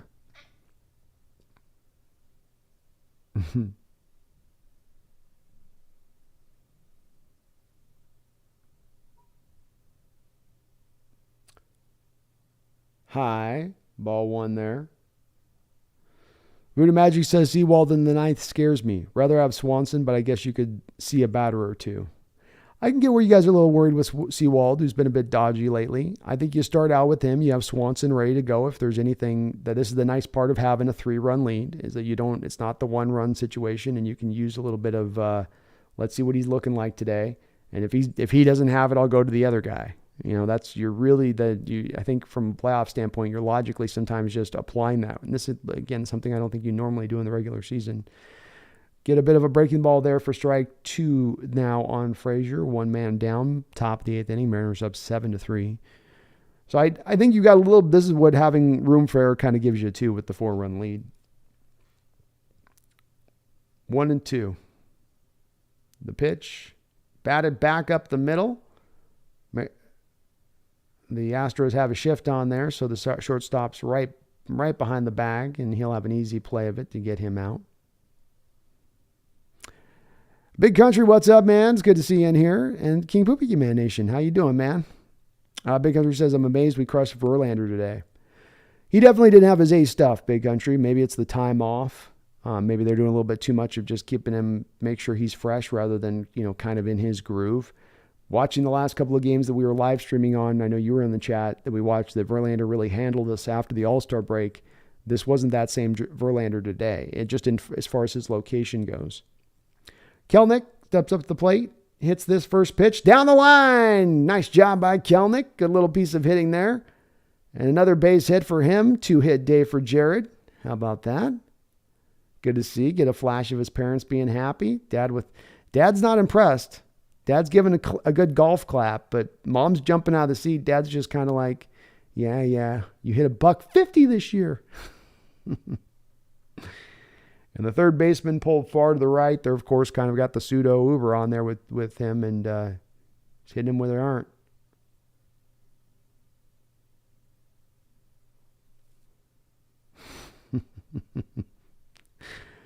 Dad's a tough one to impress there for Hangman.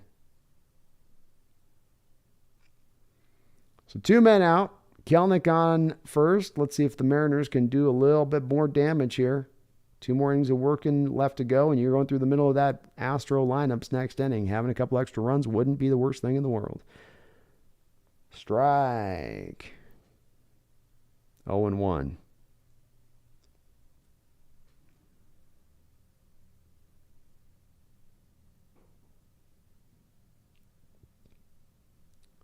Kelnick gets his lead from first. He does have good speed over there.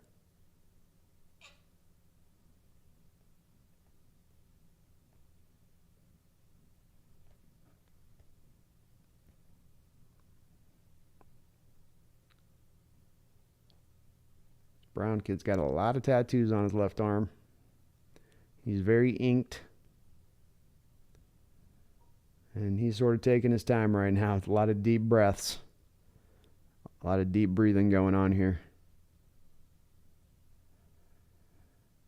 2 men out, 1-1 count. Top of the 8th inning. Mariners up 7-3. Thrown back to first.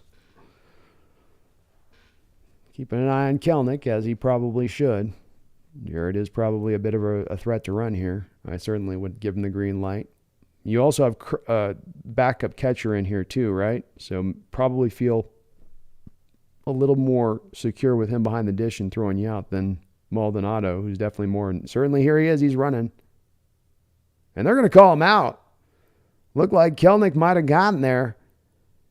The throw was on. Kelenic did not get the greatest of jumps. And they are going to call him out. Let's see here. Yeah, Kelenic. Oh,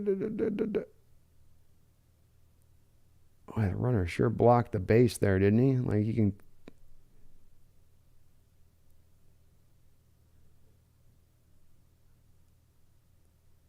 Is that not interference on that? Like, I forget on how that rule works, but he puts his foot in front of the bag to where he can't get to the bag. Jared's got to knock his foot out of the way to get to it, which allows him to put the tag down. Great play by the fielder to get the tag down if that's that legal. But it was Jared comes in for the slide, bringing the tag down. Jared would have an access the bag, but he's got his foot in front of the bag, so Jared's got a foot's kind of knock his foot out of the way to get to the bag. Interesting. Cool Breeze says, I think the rest versus rust worked for us. Well, we've been hot. I expected this, not going to lie. Ooh, I like the confidence, Cool Breeze. I like the confidence there. I think probably the rust would be something I lean on with Verlander. He had his velocity today, and if you don't have your control, you normally are not, there's going to be wonder why don't I have my control today? Am I physically at full health? Yeah. Am I fresh? Yeah. Am I too fresh where it's just I haven't been in my, you have 162 game season, pitchers get into their routines and take them too far outside the routine like that. You can kind of open that door a little bit to them having to bring it back together a bit, so to speak. But Mariners brought a good approach against Verlander today as well. It was not a lot of big swings, guys going for the fences. It was a lot of guys that were just early on trying to go with the pitch, try not to do too much with it, just put a nice line drive stroke on the ball. And that was really what you benefited from today in dealing with Justin Verlander. Wu-Tang, it's been interesting to see how the days off have affected the higher seeds. Yeah, it does seem to have been counterintuitive to them a little bit. Hard to keep your team sharp, too. It's basketball, you get a lot of time off. You can just run real hard practices. Football, similar. But baseball, it gets hard to simulate game conditions, especially you're going from 0 to 100 with the intensity of playoff baseball, which is so much more of a different intensity from normal regular season baseball. Little Beastman, the Mariners are putting the Astros 6 feet in the ground. Oh, yeah. Let them know, Little Beast. Let them know. Marquee Mark was, like I said, Astros in the poll, not going to jinx it. There we go. We got 227 votes in there right now. Let me take a look at where we're at on the poll results. Poll results looking good, I bet. Mariner fans probably feeling pretty solid right now. Let's take a peek here. We got the poll results are 84%. There we go. Well, understandable why, huh? Pretty understandable. I'm guessing that poll's going to keep going up here. Okay. Jeremy Pena steps up to the plate. He's 0 for 3 today. Pop up in his last at bat. Devin says the announcer saying good job blocking the base. I forgot on the rule, and that's probably legal. It's probably legal, but he did a good job. That foot allowed him to get the tag down, no doubt about it. Andres Munoz steps into the game now. 2-5, 2.49 ERA on the year, 65 innings of work, 96-15 strikeout to walk rate. Opponents hitting 189 off of him. Pena hits this ball up into the air foul, 1-1.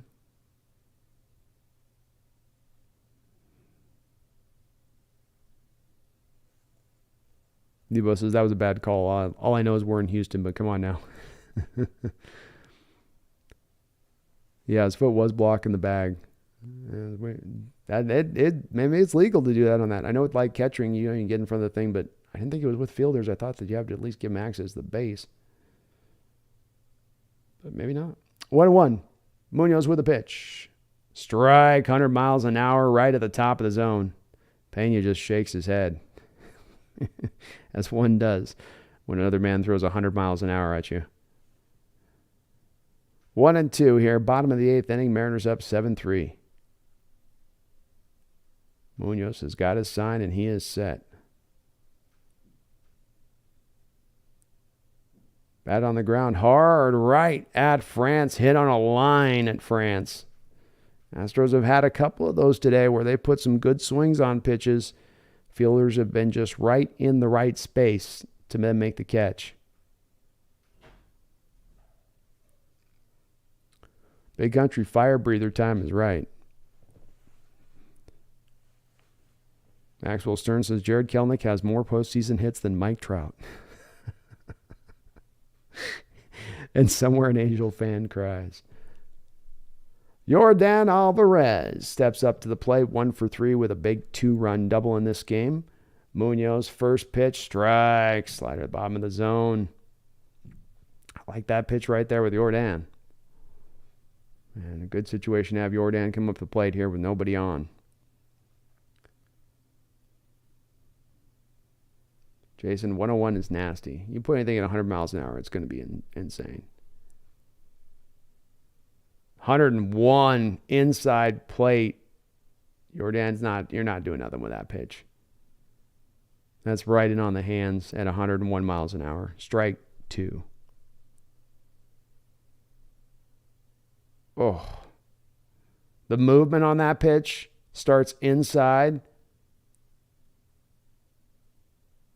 Hit hard, 0-2 down the line. This is trouble. That's going to be fair, but it will turn into being just a long single as Mitch Haniger's got a good arm and got up with it very quick. Well, Munoz wasn't looking to bury one there. He just came right back at him, and Yordan was still looking to be aggressive.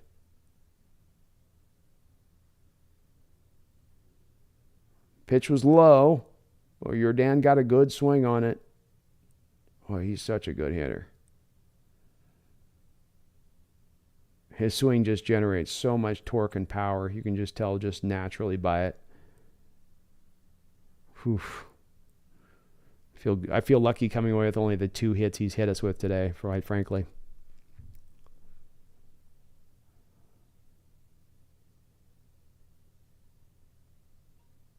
All right. Bregman comes up the plate now. Yordan on first. First pitch, strike on the slider, low. Munoz is locating well here early on in this inning. Alex Bregman 0 for 2 with a walk in this game.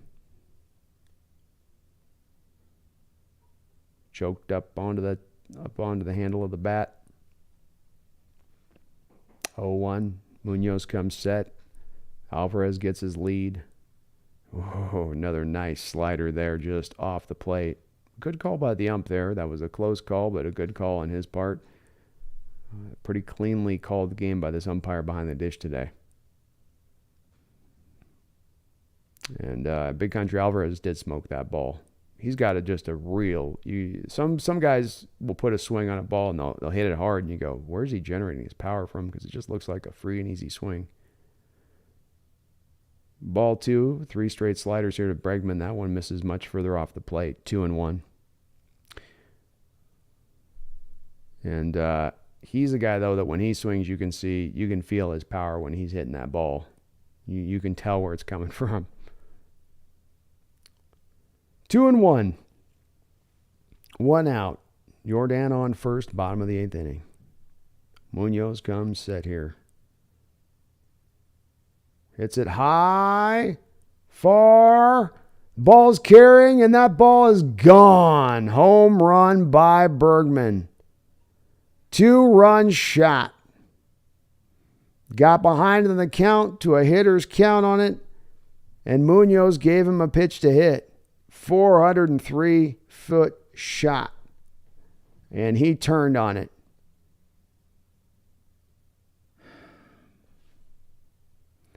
Game inches just a little bit closer.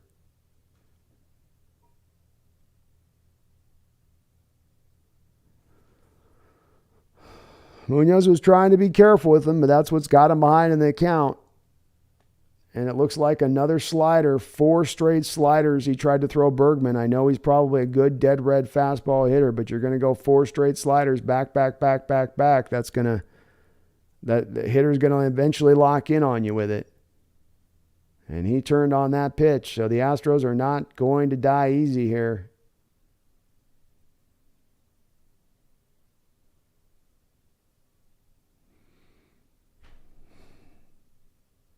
They just totally whiffed their hand. A slap.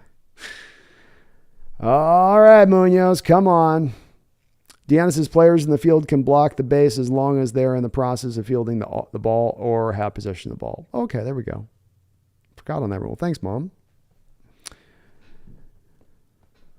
All right. Come on, Munoz. Lock in. You had some room for error. Now you need to take and lock this in here. Get us through this inning, dude. 2 more outs. Tucker up to the plate, swings and misses at 101-mile-an-hour fastball. Straight-laced, we are still up. Still no worries. It's the point of having room for error. You're going through the middle of the lineup. You're not often going to get clear through the middle of the Astro lineup with ease, so we know that was going to maybe be the case as well. 5 more outs in this game. Come on. Munoz comes set with a wind in the delivery. Foul back, 0-2.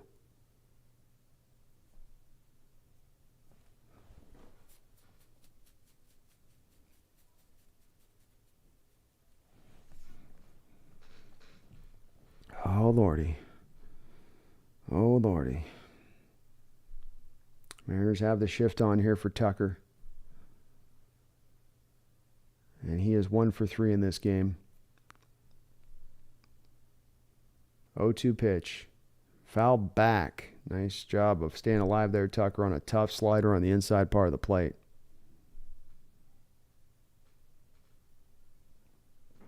Bradley Court, they're hitting him hard. They are, so far. That one was, though, as much as they're hitting him hard, just I think that was a pitch sequence problem where Munoz just wanted to go slider on Bregman. You got to at least to show him the fastball there. 0-2 pitch. Strike 3, 102 on the outside part of the plate, sets Tucker down for out number 2.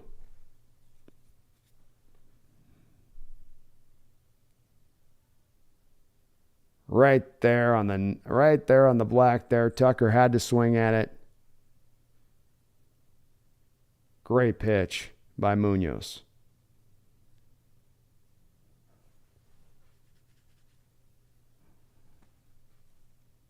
Thing looked like a slider leaving his hands. They showed the shot from behind the catcher there.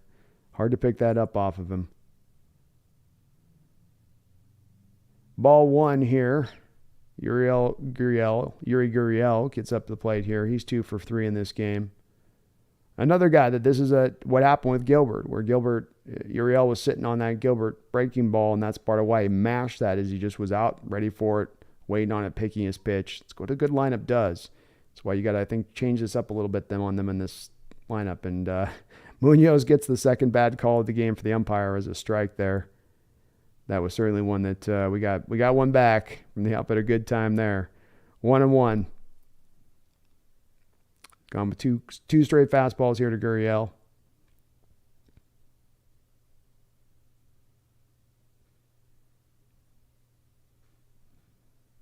One pitch. Hit hard. This will get in front of Julio Rodriguez for another base hit. And Munoz starting to get hit a bit here now. D-Boy, can you hit that Orn?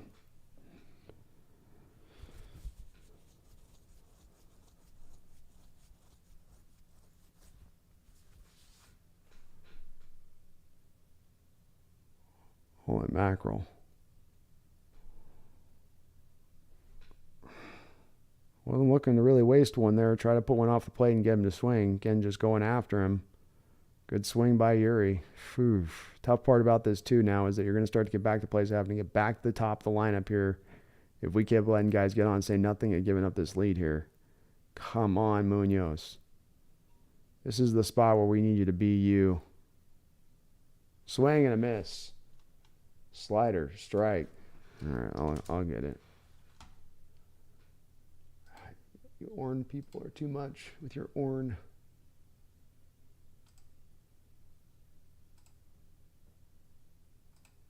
Thank you.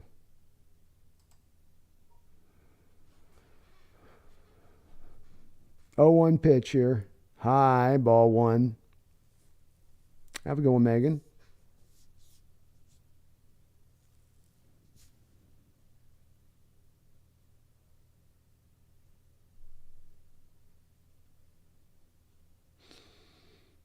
If you get out of this inning, you go 7, 8, 9. This is the batter here, man. This is the batter here. Come on, Munoz. 2-1. Misses off the plate. Duck Green's got to change pitchers now while you're in the... They're letting him go after this one. I think if this guy gets on, you're definitely switching it there. But come on, man. You got to go after this guy here.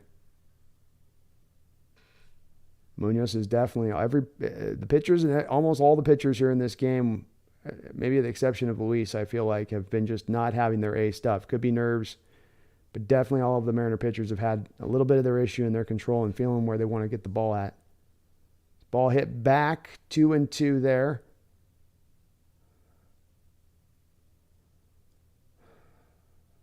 I think you got to let him try to finish this inning. If one more guy gets on, I would go to the pen at that point. I just go get Swanson then. If he's not warming up, or Murphy, whoever you got out there rolling at that point, go with it.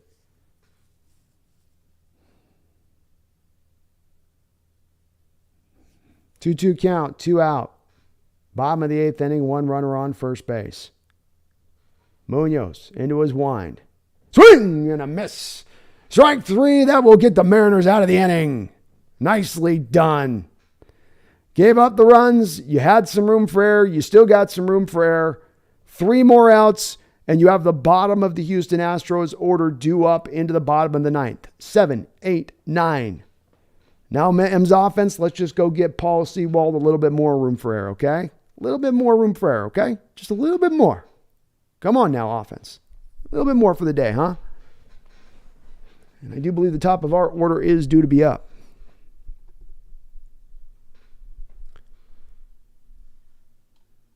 D-Boy says, I know Cal's hand's hurting from them pitches. You know it, D-Boy. He's going to have some bruises on his hands on that one. It's insurance time. It's Geico time. It's Progressive time. It's Allstate time. I need to get a rider. I need a 9th inning rider for some extra coverage, if you know what I mean. Birch says, I hate the Astros. Many a Mariner fan does. Joshua Lapp, cheering for the Mariners after my Jays lost. Well, that's kind of you to do so, Joshua. Some people would be better about it, but it's cool that you're with us on it. Indeed, it does feel like we got a good amount of not only our country, but maybe even a lot of Canada that's kind of rooting in favor of this M's team, which is a nice sight to see. Big dumper time. Let's go, Cal. Big dumper insurance time. Let's put it to work. And the M's are going to have, I don't know, we'll see here. The plate. So we're going to have Crawford up. Crawford, Rodriguez, France. So you got some good guys coming up in that respect. Looks like we're going to get another pitching change for the Astros. So they're going to go to their 5th pitcher of the game now. This is going to be Montero taking the hill for them here in the 9th. Definitely been able to work this bullpen nicely. Big Country's actually 8-9-1 for the Astros. My bad. So we do have to deal with Altuve. Burke says Sewald was awful the other day. He was, but you trust to what has happened over the course of the year here. You're not going to let it necessarily dictate. The other thing that's been nice with how you've gotten through this game in the reliever wise, you do have Swanson in the pen too at this point. So while I would have Sewald going, I would have Swanson ready to roll if need be in this game if I'm service. I'm not giving Sewald some long piece of rope here. Straight laces, many of the Major League Baseball nation hates the Astros. They do. They do. The thing goes with the cheating thing, yeah. High ball 1 here to J.P. Crawford by Montero. Voodoo Magic says grand slam coming up. I like it. 1-0 pitch. Swung and a miss there by Crawford. He was looking to take another one out right there. Crawford with a home run in this game, 1 for 3.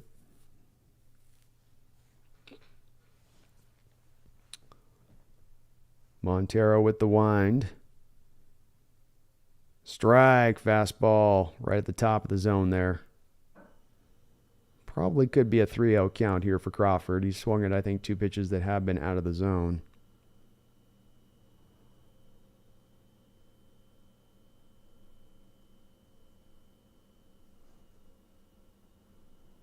Montero with the wind in the delivery.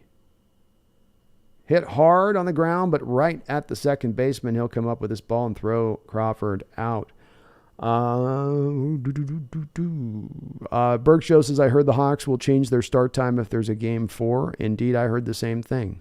I think that there's some sort of city ordinance or something to where you can't have both going at the same time too. So it's a bit impacted by that, but I guess they would be the one to change it, I suppose. And Rafael Montero is 5-2 with a 2.37 ERA this year. Astros, of course, have a very solid bullpen, equally sort of matching the Mariners. Julio Rodriguez steps up to the plate. He started this game off with a walk, helped get the runs going in that respect. Takes outside ball, has a double, triple, 3 runs, 2 RBIs. Filling up the stat sheet today. Still only 21 years young. Outside part of the plate, strike.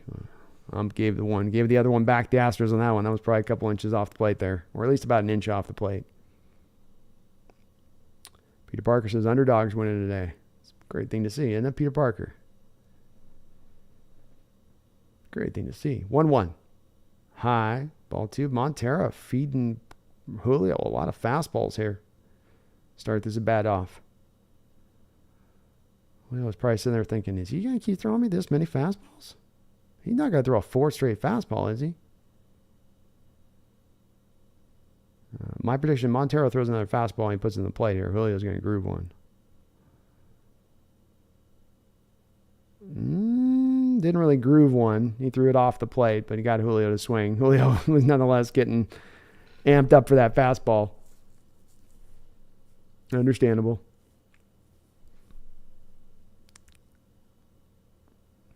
But it's been fastball, fastball, fastball, fastball. 4 pitches here to Julio. You got him in a 2-2 count now. Does he? This is the interesting chess game.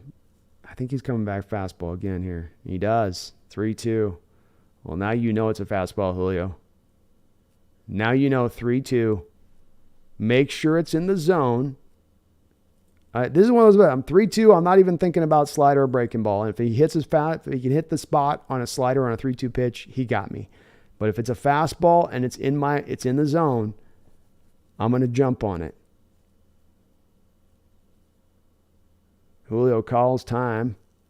Montero was taking a good amount of time to get to the pitch that he wanted to get to, it looked like a little bit. And then Montero comes with the 6th pitch in the at-bat, finally throwing the first breaking ball of the bat, tip of the cap to him. And he doesn't. It's a 97-mile-an-hour fastball that's rocketed deep, deep, deep. Oh, what a grab by the right fielder. That ball was carrying and then just got held up just a little bit, and Tucker able to lay out to go get the ball. Well played by the Astro right fielder. Julio did just what I was saying. Looking that fastball in your spot at that point. He gave it a ride. Tucker had to climb the ladder. Just able to make the play right in front of the fence.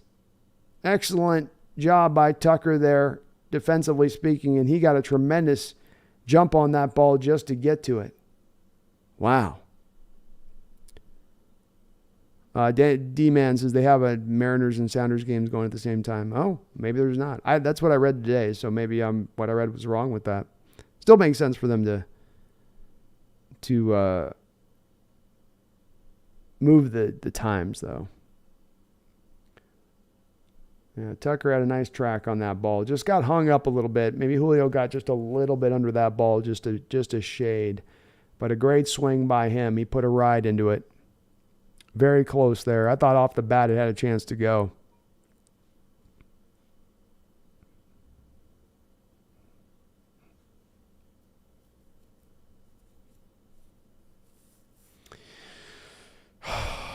Here we go, folks.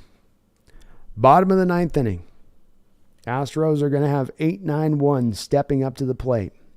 The Mariners have played a very fine game here today. 7-5. The offense has shown up. The defense has shown up.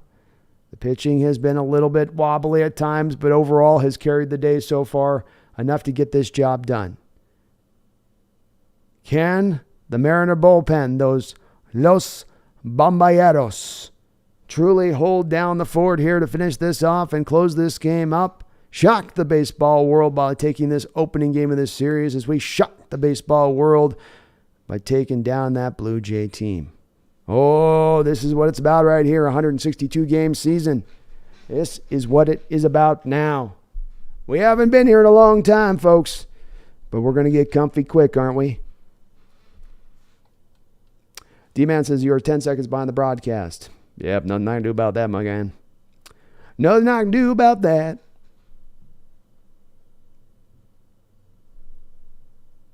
What time would the Hawks be playing? I don't know. It'd either be probably Berg Show. They'd probably have them playing at 4 or something like that. I would guess that's how they would do it.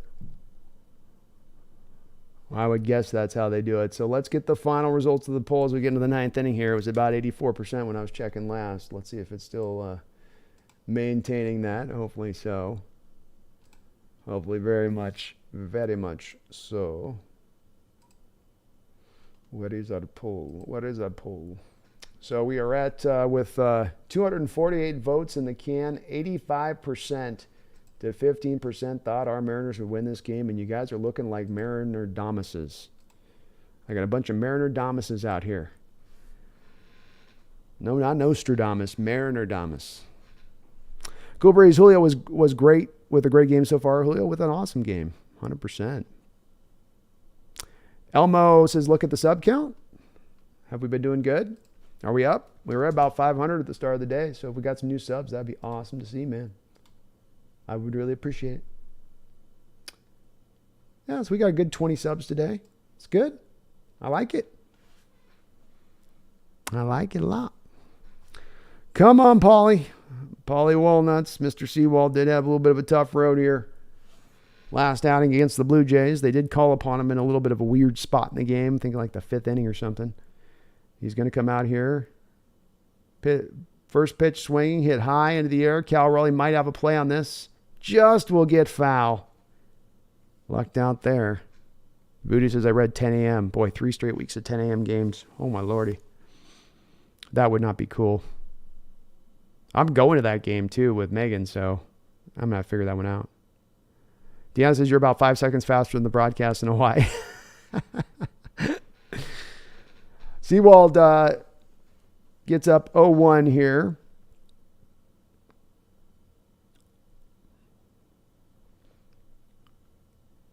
Vasquez comes set. Here comes the delivery, batted on the ground. Crawford's got a routine play here from short. Throws it out, over to first. 1 man down. 2 more outs. 2 more outs to steal one here for the Seattle Mariner team.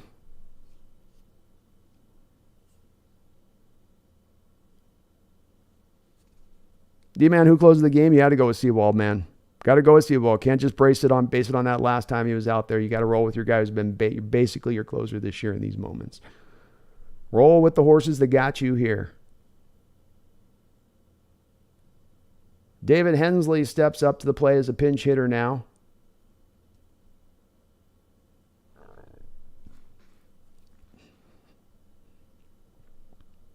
First pitch, ball, slider in the dirt.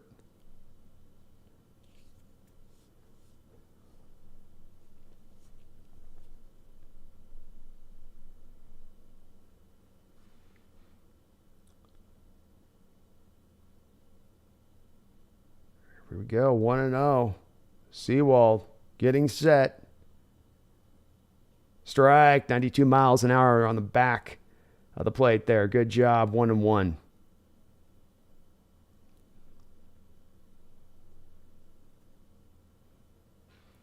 Jose Altuve on deck. One man down, bottom of the ninth. Mariners up 7-5.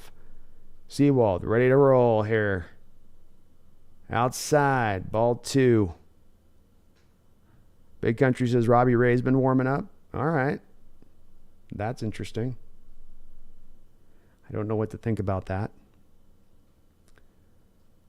I do like having a guy warmed up here. I don't want to give Seawald any room for measure where I'm just going to, it's him or nothing. I do want at least an answer out of the pen. I guess they want to hold off on Swanson here. Strike! Fastball, middle of the plate, 2-2.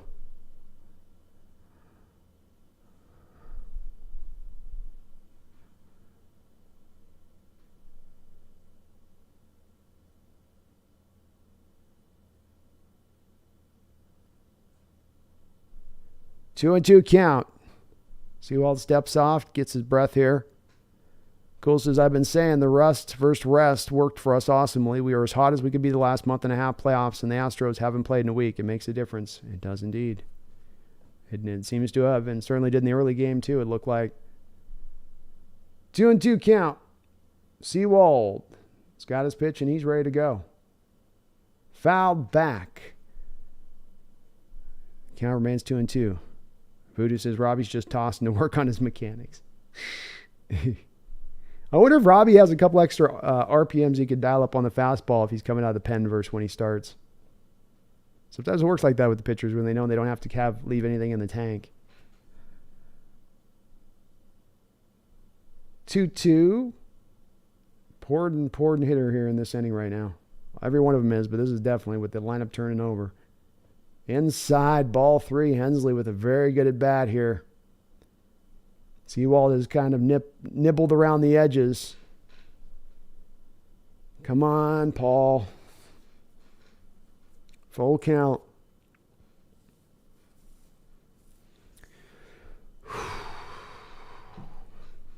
Seawald comes set. Ball fouled back again. Hensley just staying alive. Grinding this at bat out.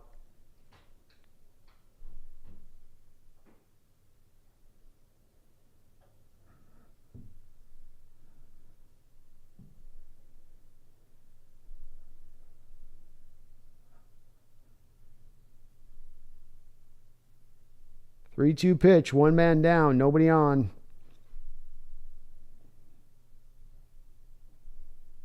Ball looks like it might have hit him, or ball 4, one of the two, and that's going to be a walk for Seawald, who does, much like a lot of the relievers today that have come out and pitched, struggling with their location. I don't know if it's the nerves, overthrowing, or what might be the case here, but it's everyone's had a bit of an issue in just kind of finding their spot here today. Every single one except for Luis. Castillo came in and he was hitting his spots. He was kind of locked in, but you saw it with Munoz. Seeing it now with Seawald a little bit here. Just can't seem to kind of quite find their place of things. And you do this to ninth hitter in the order. I know he's a pinch hitter there, but you got to challenge him there. You can't do that with the ninth hitter and turning this lineup over. It's like, come on. If they beat you and you throw it as a strike, at least they beat you. But Jesus, don't give them the free pass on the 9-hitter.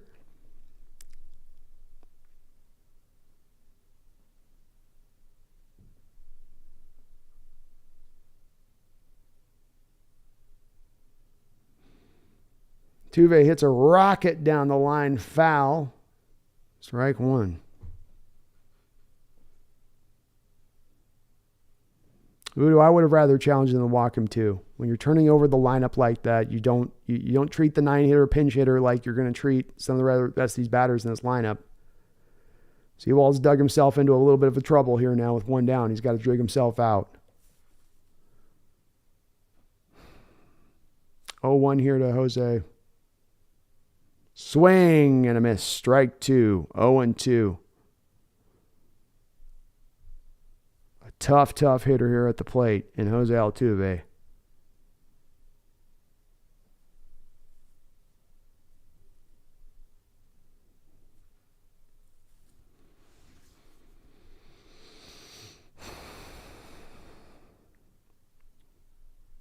Down and away, ball. 1-2. D-Man, though, there's been more hit by hitters this year, hit by pitchers this year. I think most of that comes from the fact they took the sticky tack out of the game. Pitchers lose a little bit more control of the ball than they had in the past. But that's for the benefit. That's for the good. 1-2 pitch here to Jose Altuve, runner on first. Into his windup motion, swing, strike 3. Jose Altuve goes down. That's 2 men out. Big time strikeout there for Paul Sewald. 2 men down. Let's go.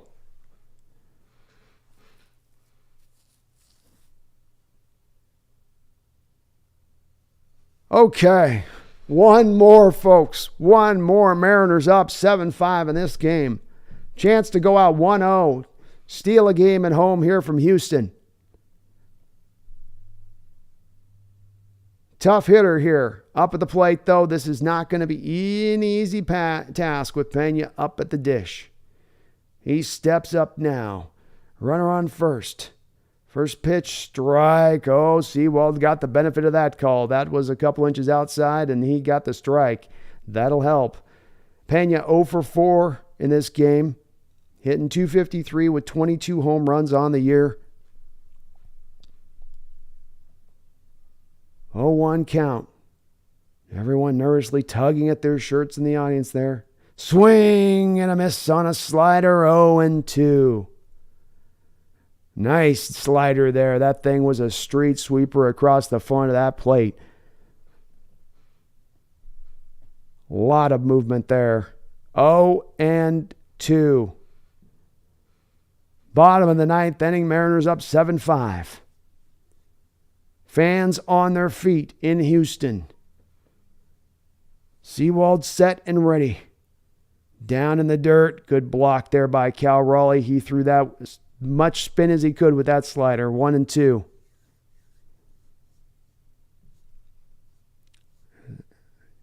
As said here, you can't get too cute. You can't get too cute. Don't think you got too much room here. Still got to go after Pena here. 1-2 count. Raleigh set. Hits it back up the middle for a base hit. Julio will come up with this. Julio will come up with this. Astro team being tough on you here. What do you do if you're service here? Are you looking to then go to Raleigh here, or do you stay with Sewald?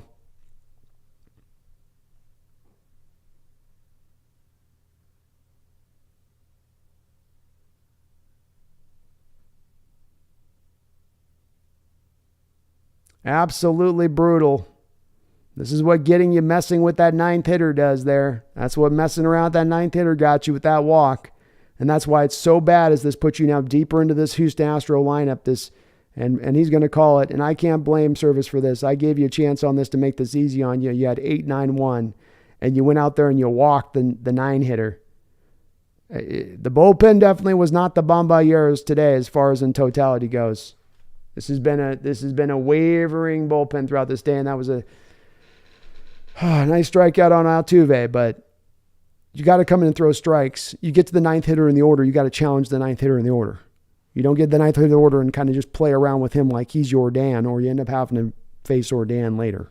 And that's what's happening now. So Robbie Ray is going to come out of the pen here to face Yordan Alvarez. And Alvarez has already been a smoke show today so far. He hit a monster double in one at bat. He then just drove the ball right down the line of scrimmage the last at bat. Just Astro team doing a good job of those bats coming alive through the back half of this game and staying alive and getting hits through the back half. Just getting enough done. Good job on their part. Good job on their part. Brutal.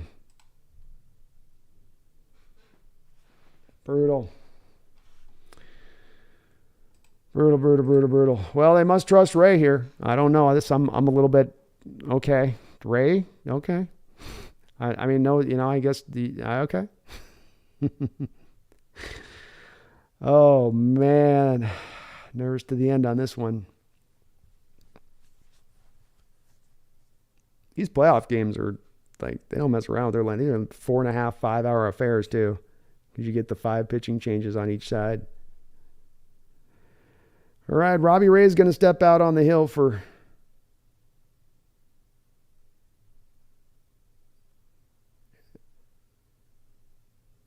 looks like he's getting his clicker right here and his hat. Having some issue getting the clicker right. Who's Yang Financial with Alvarez at the plate. Classic cardiac Seattle ball. Classic, man. Absolutely just classic.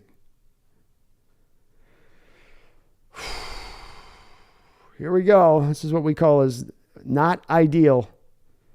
2 men on. 2 men out. Bottom of the 9th inning. One of the most dangerous hitters in all of Major League Baseball stepping up to the plate, and he's been good today already so far. Robbie Ray on the hill here in a rare relief appearance. He gets this out here. He's earned that contract. He gets this out. He gets all 100 million of those dollars. Well spent money. Ooh. Houston Astro fans on their feet. This is playoff baseball, folks. Cal Raleigh comes out, sets the signs to the infield. Jordan will dig in. He has 2 for 4, a double, 2 RBIs and a run. Hit .306 with 37 home runs, 1,019 OPS. Come on, Robbie. Come on, Robbie. Ray with the wine. Pitch number 1, hit foul. Nice part of bringing in Robbie here that you like. You get the lefty-lefty matchup between Jordan and him. A little bit of a helpfulness there. A little helpfulness. 0-1. Showing an Astro fan picking his nose. If he puts that in his mouth, I'm going to laugh. Nope, they don't stay long with it enough to see. 0-1 pitch. Swing. Hit high. Hit far. Hit deep. Gone. Game over.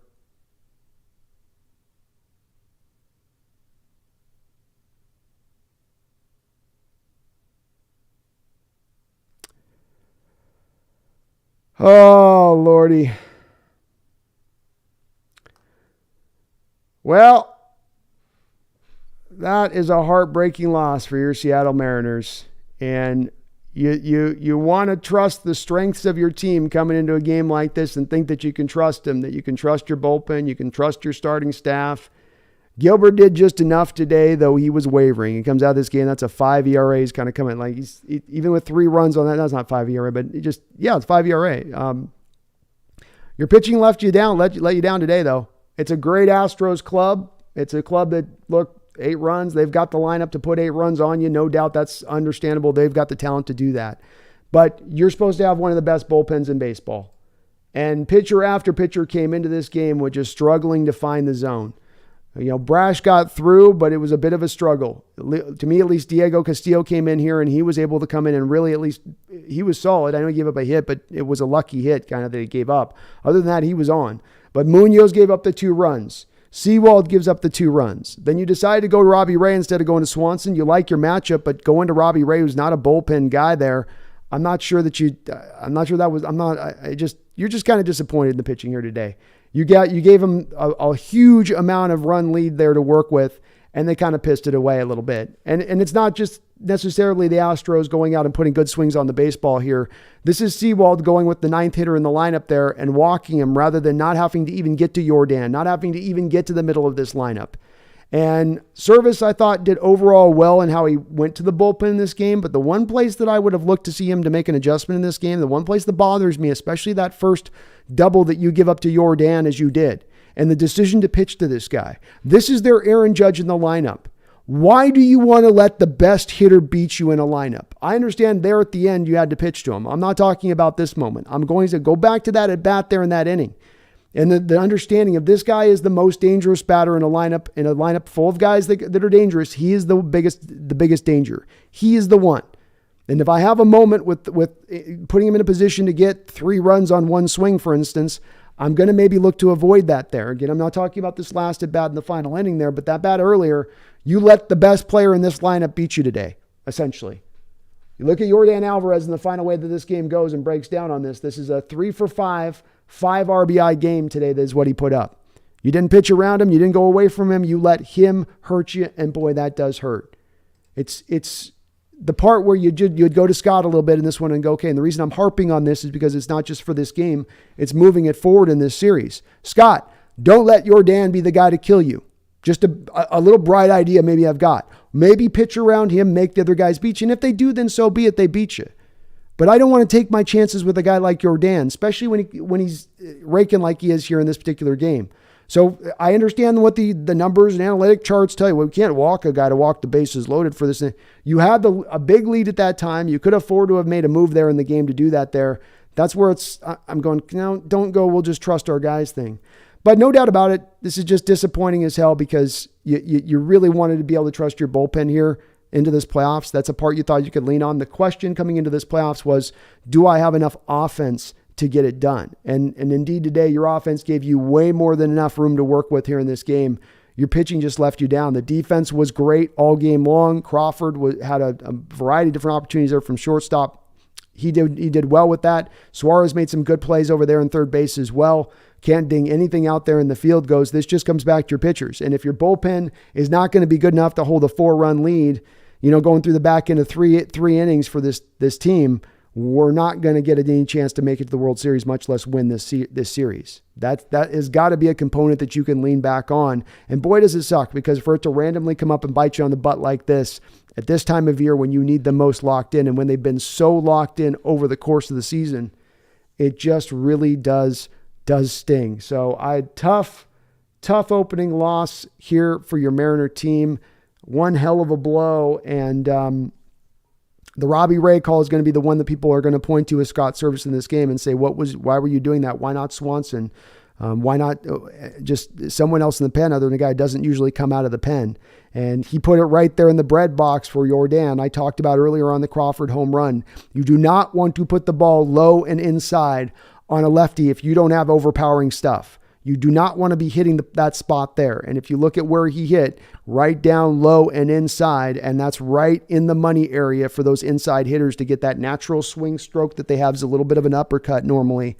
That's right in that spot. That's the worst place to hit. So though he got the strikes, you maybe want to pitch the guy a little bit more carefully. I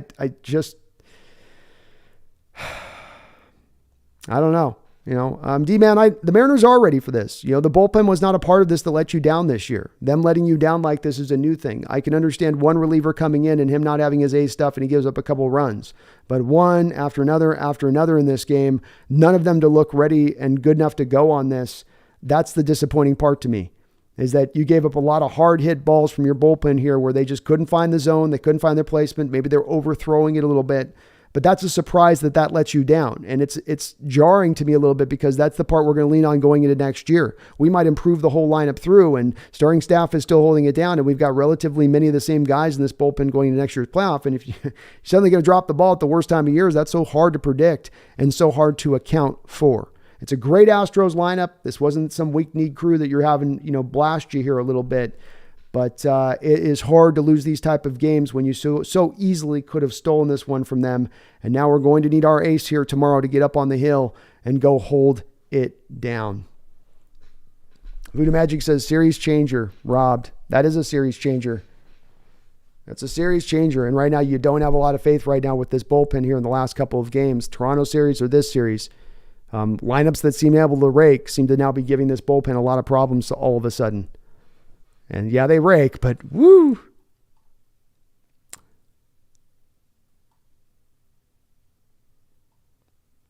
Bill Hooper, the M's killed Verlander, but could not hold it. Very well said.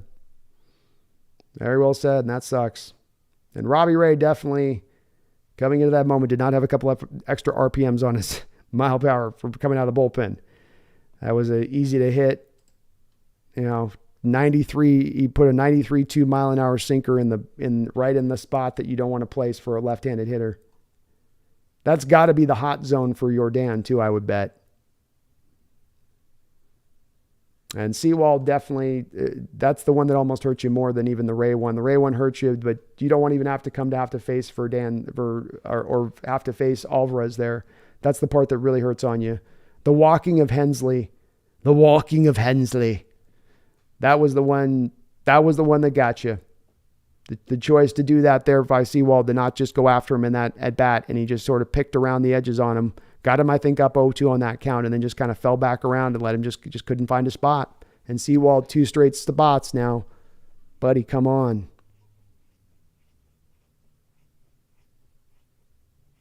Larry the Cable says our supposed good bullpen is trash. It is all of a sudden. They're choosing right now at the worst time of year to go into the trash bin a bit. And James, yeah, as long as our pitching can settle in, but will it settle in? That's the question right now. Yeah, Ray is definitely not an ace, Berg Show.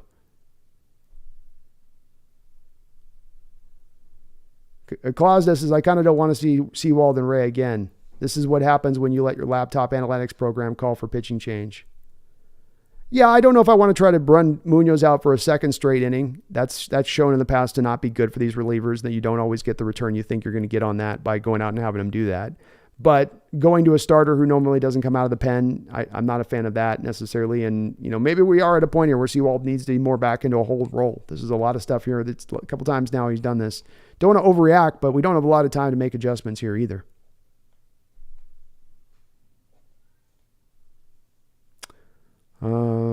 Carlo Dave, this is what happens when you... Oh, yeah, sorry, I read that on that. So, yeah, I'm not hating the Ray contract. He'll be a fine starting pitcher for us. I mean, Berg Show, he didn't have a bad year this year.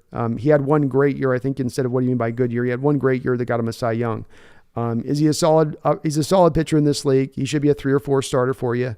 You paid him good money, and people will see the Cy Young and maybe think of him as more than that, but he's not. I definitely think that you sure would like to have your bullpen be able to go to someone else there into it in the course of that moment. D-Man says, when are general managers ever going to loan? You don't overpay for a player that has had an overall average career. I mean, it's the cost of doing business to get a pitcher in this day and age at even that level of where he is. And I think it'll be a fine contract when it's all said and done. It's just that you don't want to lean on him in the top of your rotation. I'm glad that they made the move. Robbie Ray is a part of the reason that we are here where we're at this year. Part of how he has started game is why we are in the playoffs. I'm not saying he was dominant, but I'm saying he gave us more than you were going to get from going with some young guy like Justice Sheffield there in the starting rotation this year. You're much more further along with Ray there than otherwise.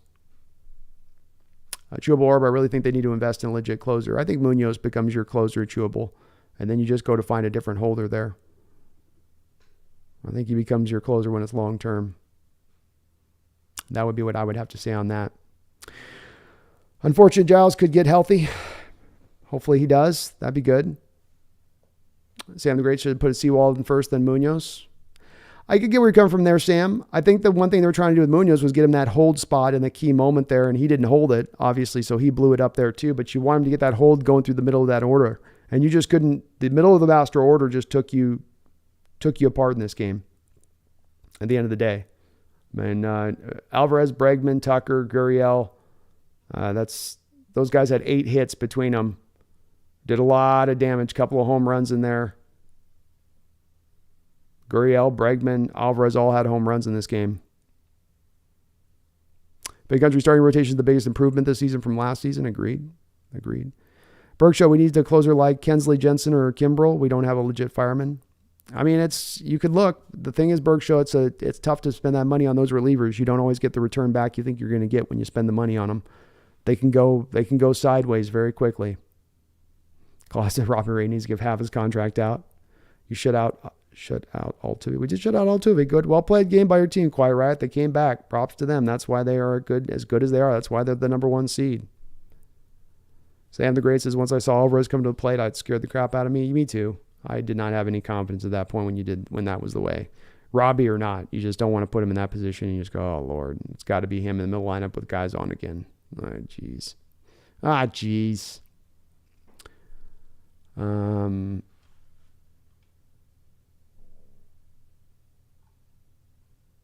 Yui says we should have kept pitcher in the game, walked that behemoth of a man and pitched next guy. Can't let him beat you.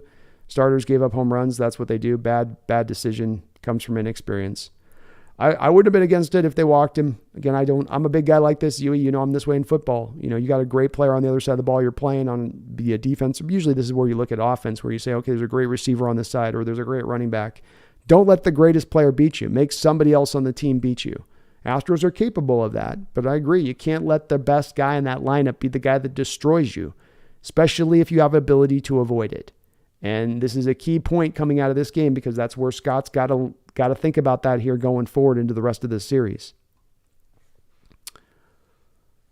The big Dumpa says, is Swanson not healthy? I don't know. Odd that they didn't go to him at some point in this game a little bit to me. Strange. Berkshire says, Edwin Diaz is a free agent. Do you think we'll make an offer? I don't think so, Berkshire. I don't think they're going to put money into the bullpen this offseason. I think Berkshire, they're going to put money into the lineup. Because your service was probably thinking about Bergman and Tucker, but should have pitched around Alvarez for sure. Yeah. D-Man, on a positive note, the Mariners are farther along than most thought they would be at this point. Well said. Well said. Carl Todd, Murphy or Festa. Could have gone that route too. Barry Satorio, look at the bright side. Regardless of winning the series or not, this team will be even better next year with free agency. They should. We got to be careful about playing that, well, we'll be fine, we're in the future thing. Like, a lot of teams get to thinking that the future's bright and everything's good, and then that gets them with their eye off the ball a little bit and understanding the sense of urgency of sometimes it's a long time before you get back here. We've had 20 long years of being back in this playoffs. So I don't want to get to totally a state yet while we're still in this playoffs and still fighting to be in that, but there's next year kind of approach to it. Because next year doesn't always arrive like that. You know, injuries come up and stuff happens and wait, we're not. So we still got to get back into fighting this one.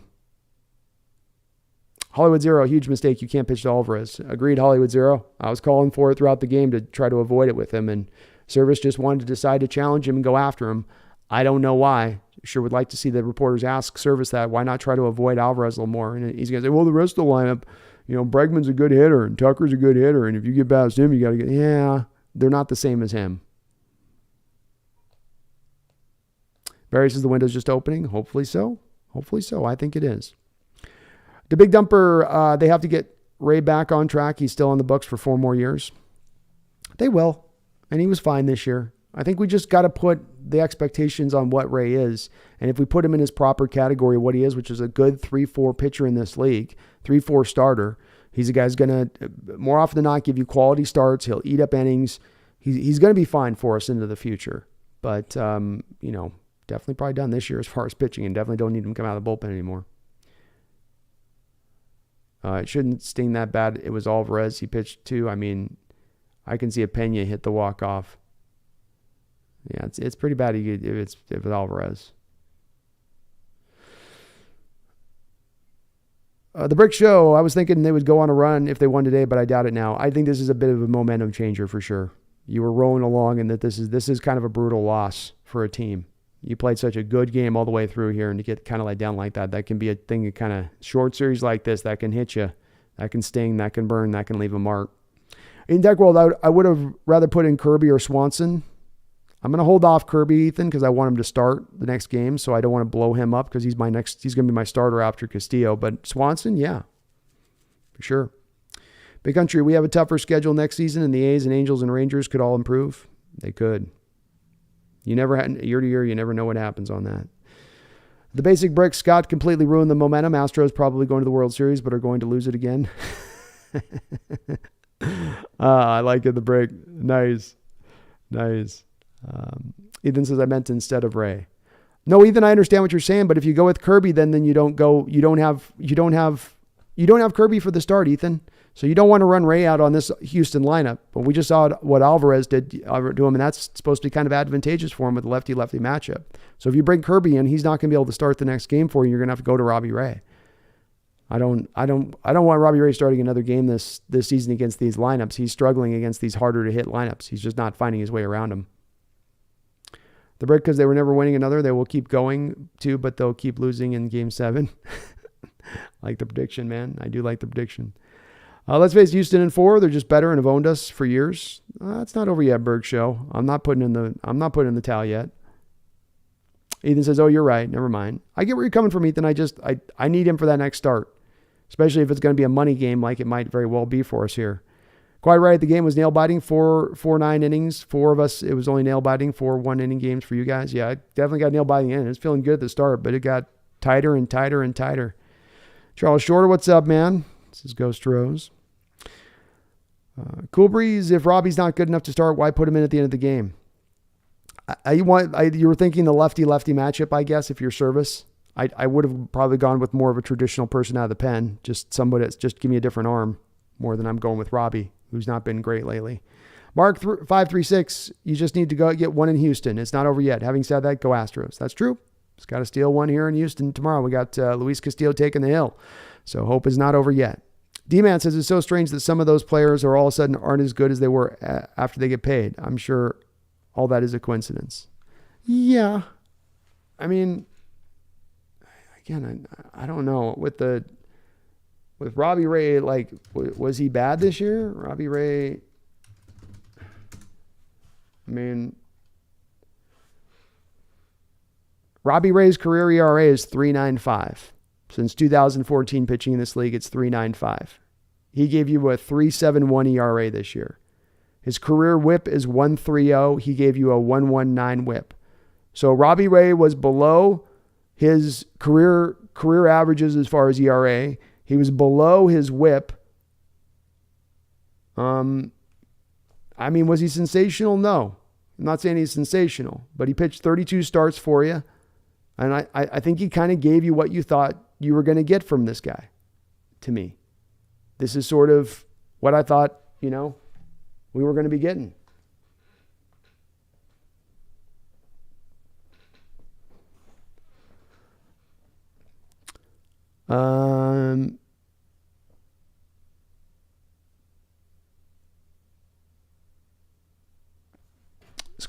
Screen peakers. Ewald can't lose pinch hitter in 9-hole. Game lost there. 100% screen peakers. 100%. That's the loss there for this game. That's Seawald there. That's him messing around, playing around a little bit, and not willing and wanting to challenge that hitter there because he's worried about that guy doing something where you got to just challenge him. You got to make him swing that bat in that moment. You've got to make that guy prove that he's going to be the one to hurt you there.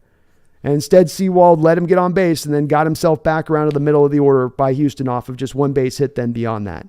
That really is kind of the game there. Quite right. Your manager picked and took out your pitcher just because Pena got a hit. I mean, I'm okay with them taking him out there. Quite right. It just wasn't the right pitching change, probably. Bergshow, Louis says, Ray, right call. Bergshow, it's so damn hard for us to win in that little bandbox in Houston. Yeah.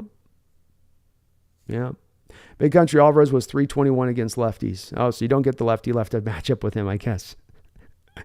Well, then it's a stupid, even dumber decision where even Alvarez isn't worse against lefties but better, then why not go Swanson there? Someone said Swanson or Festa. It's probably the one we should go in. Wu-Tang Financial, we lost in the most close way you can lose. Don't give up, folks. No giving up. No giving up, folks. Beardville and Ray was a totally wrong choice. Why not Swanson? I don't know. That's the question I'm sure Service is going to be asked. Especially since Big Country just posted that stat where Alvarez is hitting 321 against lefties. That's probably better than he's hitting against righties by a little bit. Kronos, even if the 9 batter did some damage, we had another run lead to get the other outs. Yes, exactly. That's why you go at him. If he hits the home run, you tip your cap to him, and then you lock it in with the next batters, and then you got to just take your chances. Take your chances. A pitch hitter coming off the plate is not going to hit a home run in that moment. When you have a 2-run lead, use it. Use that insurance a little bit. Don't put the winning runner on. Don't put the tying runner on, or put the tying runner up to the plate. Berger, do you think we're intimidated by Houston? Burgers, we didn't play scared in this game, man. We didn't play scared at all. Your relievers came in, and guys were nervous. This is a big show. You have a lot of guys, Berg Show, playing in the playoffs for the very first time in their career. So, it's going to get to guys nerves-wise. It got to guys in the Toronto series that we played. It's the way it works. What you saw with a lot of the pitchers in missing their spots today is they were missing high. When guys are missing high like that over and over, you're seeing pitcher after pitcher coming in high. It's because they're trying to overthrow the ball. They're too hyped up. The adrenaline's coursing through their veins. And I don't know if you've ever been there, Berg Show, but when you're on a mound and you got, I was in a few points when I was in minor league baseball, not minor league, but in little league baseball and going up into high school and stuff, where you get moments where you're in that mode. And it's very hard when the adrenaline's pumping through like that. It's not like the normal, everyday, normal season game. It's a little bit extra in there going through you. And you got to kind of fight and control that. And this is sometimes a little bit learning how to do that. This is certainly an Astro team that understands a little bit more about doing that. They've got guys that have been through it a little more recently, but it's not intimidation. Papa Ravan, service really shocks me sometimes. Guy must have had money on the game or something. Ethan says the perfect example of service overthinking things. Maybe just a bit there. Beard says, Luis on Thursday is the only hope at this point. Indeed. Dewey Lies says, continue to think positive. We have Castillo going next, and don't underestimate home mojo. That's right. We can still work with this. Say on the great play Castillo the whole game on Thursday. Hopefully he can.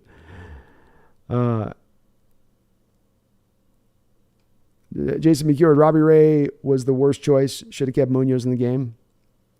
I mean, maybe on that one. There's some stats that show, Jason, when you try to bring those relievers in for a second inning, their effectiveness goes downhill really, really fast. Berg Show, nervous equals scared? No. Berg Show, nervous doesn't equal scared. Nervous is nervous. Scared is scared. Those are two different emotions. Two different separate emotions. You can be nervous and scared, but I think it's just a matter of being nervous more than I think it's being fearful. I think it's that your nerves get to you sometimes and it causes you to do wonky things. But I didn't see fear out there. And certainly, I mean, Berg Show, you weren't seeing fear from the lineup. They put 7 runs on there. You weren't seeing fear in the defense. They were making the plays they had to make. If they were scared or whatever, if they're scared, you would see different. No, I disagree. I disagree vehemently. D-Man, no one should give up hope, but the odds of the Mariners winning the series just went down drastically. They had a chance to be up 2-0 if Castillo pitches like he normally does. Yeah, it does hurt.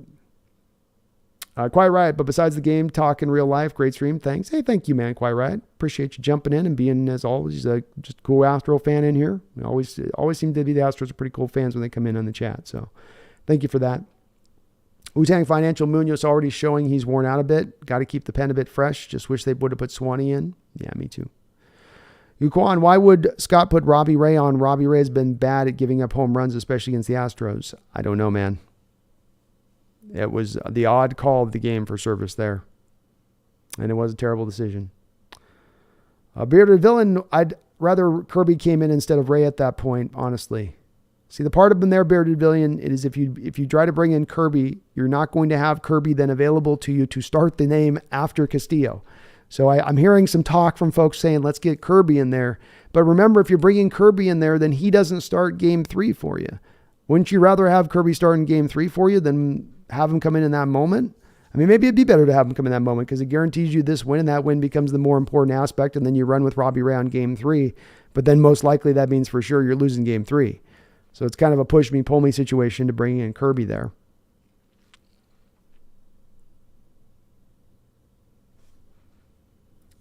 Dewey Lai says, I bet if Ray gets the out, people will say Service is a genius. Perhaps. Tyrese Lopez, why did we walk 44 in that situation and go at Bregman, who was 1 for 3? I don't know, Tyrese. They had a similar situation early in the game with Alvarez, where they could have made a similar decision, and he punished them early in the game for it, and he punished them later in the game for it. DK Collecting, Ray gives up home runs all the time. I don't know what Scott was thinking. Outside the box approach sometimes gets you too far outside the box, I suppose. Ruby De Leon, Ethan Kirby will start Saturday. Yes. Ruby De Leon, I don't know who Robbie is, but he should have known who Yordan Alvarez is. Yuquan, Robbie is overrated. I think it's a mistake to extend him for that long. Yeah, I mean, again, it's, he wasn't that categorically that far off of his Cy Young year last year. You bought kind of Yuquan what you thought you were going to get. Let's also remember with the Robbie Ray, I hate Robbie Ray. Robbie Ray shouldn't have been here. That was the worst extension. My God. What was the other move they were going to make if they didn't make that move? As I countered the folks that are pushing back against Robbie Ray, and he just had his worst moment as a Mariner in a Mariner uniform, and I get that you're red hot and you want to unleash your fiery flames down upon his head. I understand. But the cost of baseball players is exorbitant, and we've had a bottom-end payroll, so we're probably not used to handing out very much money lately. We're a bottom third-end payroll in baseball and how we spend our money, but players cost what they cost. And the cost of Ray was going to be that. If you didn't sign him, somebody else was going to sign him for that money, and it was a good contract to sign. It's a solid deal. He gave up a mere 17 more earned runs than he gave up last year while starting the same number of games started. Same number of games started, 17 more runs given up is the difference really at the end of the day. Was he a little worse than he was last year in Toronto? Maybe just a little bit. But he has been exactly what you thought you were paying for and getting for when you signed him, which was a stable force in this rotation. And if you didn't have Robbie Ray, then it was going to be Justice Sheffield. There wasn't any other pitchers out there on the market. This is a little bit of why it's like I thought it was a smart signing is you picked the one good signing out there to be had, really, that was the straightforward, smart one to be. This is the same way where I like DePoto showing the patience and not jumping on one of those poor hitters at the start of the year that wouldn't have helped this lineup out. So I have a hard time knocking the Ray situation here as I look at this. I mean, did we think we were getting a 2.84 ERA this year out of Ray when we signed him at that? I don't think we thought that. And I can understand that it's, the ERA is maybe a little bit higher, but it's again, not that bad.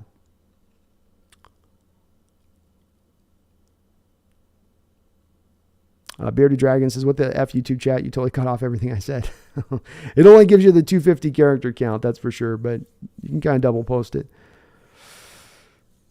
Big Country says, the Ray contract isn't the Cano Robinson contract. No, it's not even the same thing. It's not in the same ballpark.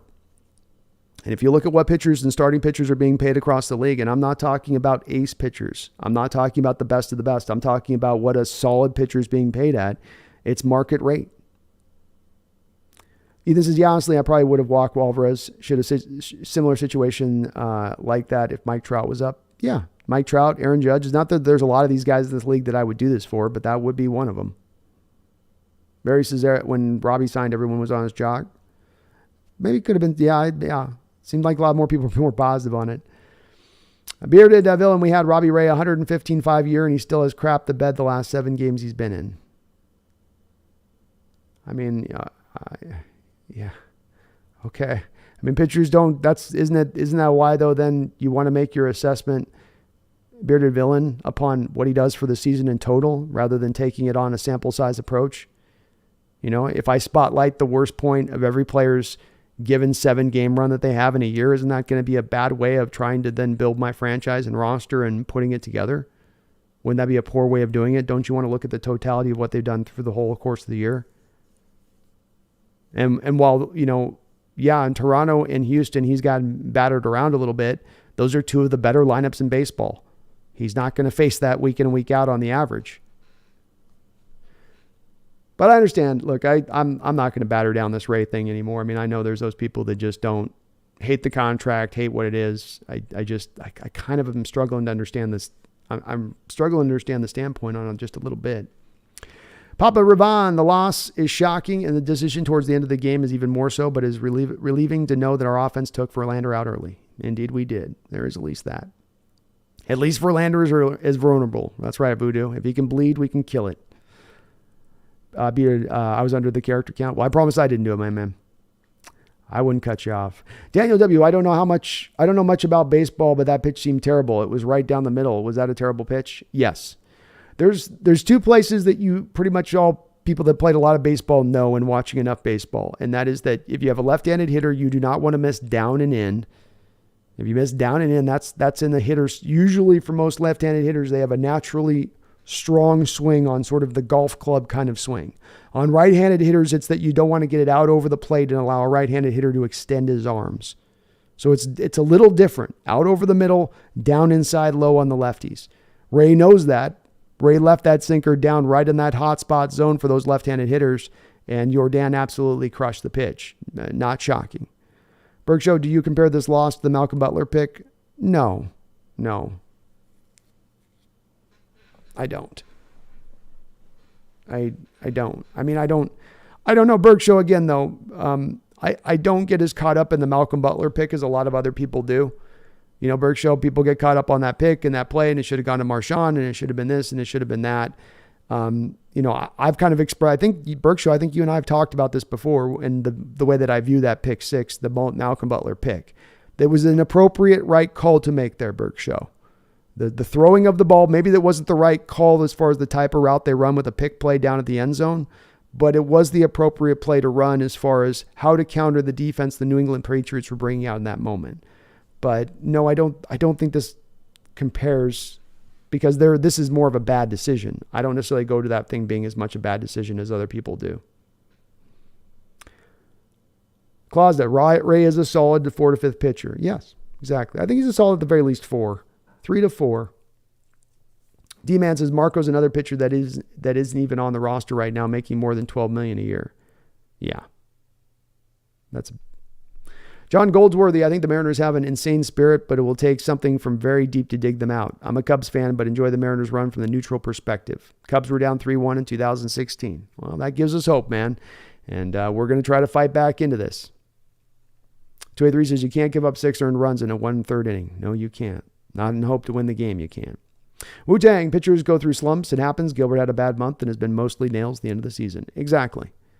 There are ups and downs of baseball. It sucks that Ray's having his down at the worst time of year to have his down. Like it sucks that our bullpen just crapped the bed at the worst time and the worst kind of game to crap the bed. But it does happen.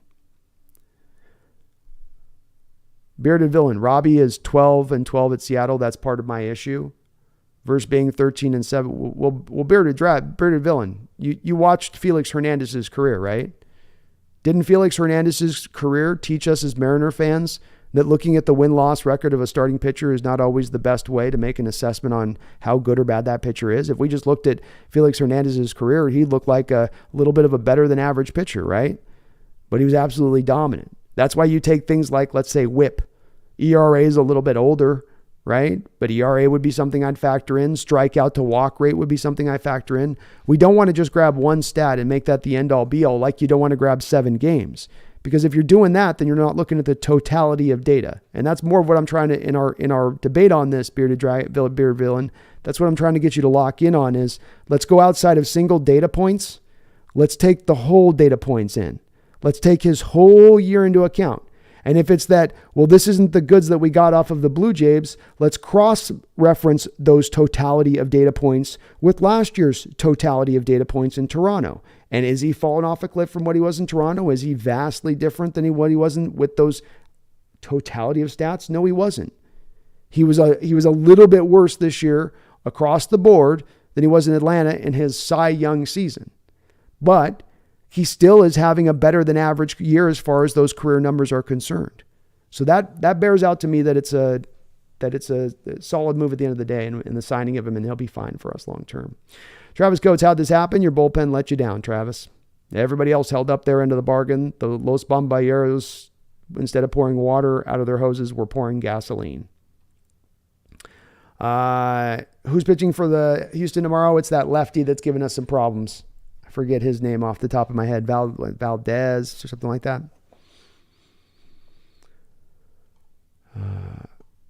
Bearded, especially for the number of starts he's had. I get our offense didn't help in several games, but he also hasn't held other teams to lower runs. Yeah, that's the tough part about making wins and losses, though, of a stat. Again, just give me the full stats, Bearded Dragon. What was his ERA? What was his WHIP? His World Series season, his whip was 1.04. This year it's 1.19. Whip takes a lot of those extra things into account as far as just outside of things that the pitcher can't control. And, he had a good season.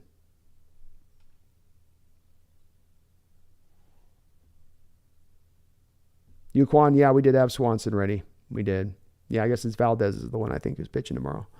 Daniel, was it the right call or just wrong outcome to put Ray in, or do you think it was the wrong call as well? Sometimes the right call leads to the wrong outcome. It can happen. If indeed what was put up to me here in the chat by I think Big Country is correct, and that Jordan's hitting 330 against left-handed pitching, then that removes the reason for bringing out Robbie Ray. The only reason you're bringing Robbie Ray out there as opposed to a Swanson is because you want the lefty-lefty matchup and you feel stronger with him in that. But if the numbers don't bear out that Jordan is one of those strange hitters who's unaffected by left-handed pitchers, then I go back to Swanson at that time. So then it doesn't become the right call at that point to me, Daniel. If I look at Jordan's hitting splits and Jordan's hitting 340 on righties and he's hitting 280s against lefties, then you can see it making a little more sense. But then you factor in that on top of the fact Robbie's not necessarily pitched all that well in recent appearances. That leads me back to the bullpen in that point. 283 says, so frustrating. You can't blow a game to the Astros. Every single game matters in this series. It does. Berkshaw says, what I meant was it feels like a heartbreaking loss to the Hawks to lose the Pats. Well, then in that case, yes, Berkshaw. 100% an equivalent then. This is a bad, heartbreaking loss because this could bring that momentum that you've been carrying into this season, into this postseason to a halt. It's a bit of a backbreaker, a heartbreaker kind of loss a little bit. Now, the team's got a lot of resiliency. We'll see if they can bounce back here tomorrow, but it hurts in that respect of things. Stone Cow, what happened to Eric Swanson? That's what I want to know. He hasn't made an appearance this postseason. Strange. Maybe he is fighting through something injured-wise. I just realized that too, Stone. Thank you. Good point. And Eric has not been out there once. Been such a good member out of the pen for you this year. Strange. A bearded villain. Yes, I watched Felix and I wasn't happy about the win-loss for him, but we didn't put money in the bats at the time where we are starting to now.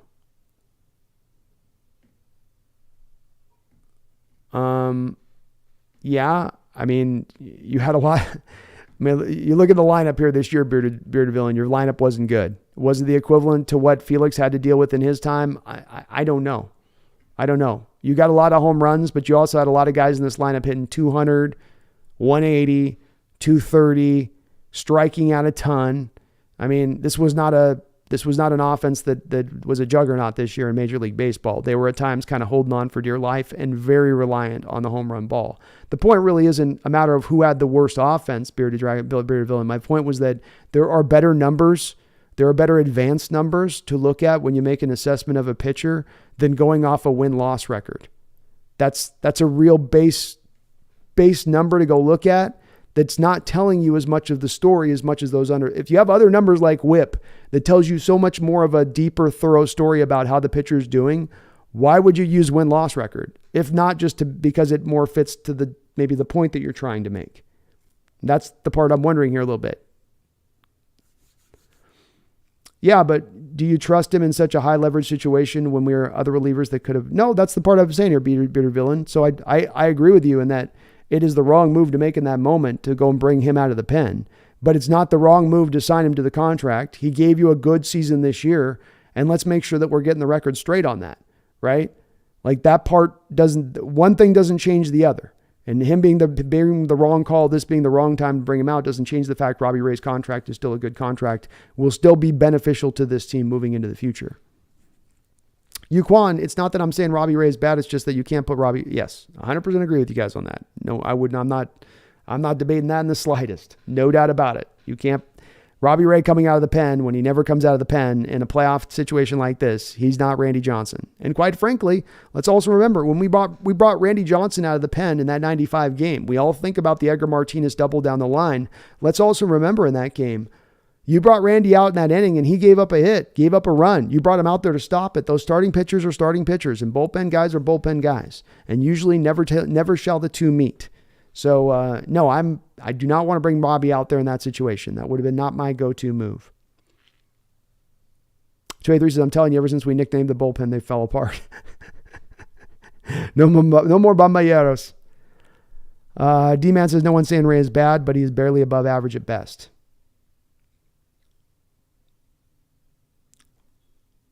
I'd go above average. I would remove the barely from that D-Man, and I'd say he's above average. You say you got average, you got above average, you got good, you got great. I would put him in the above average stage of things of where you've got him.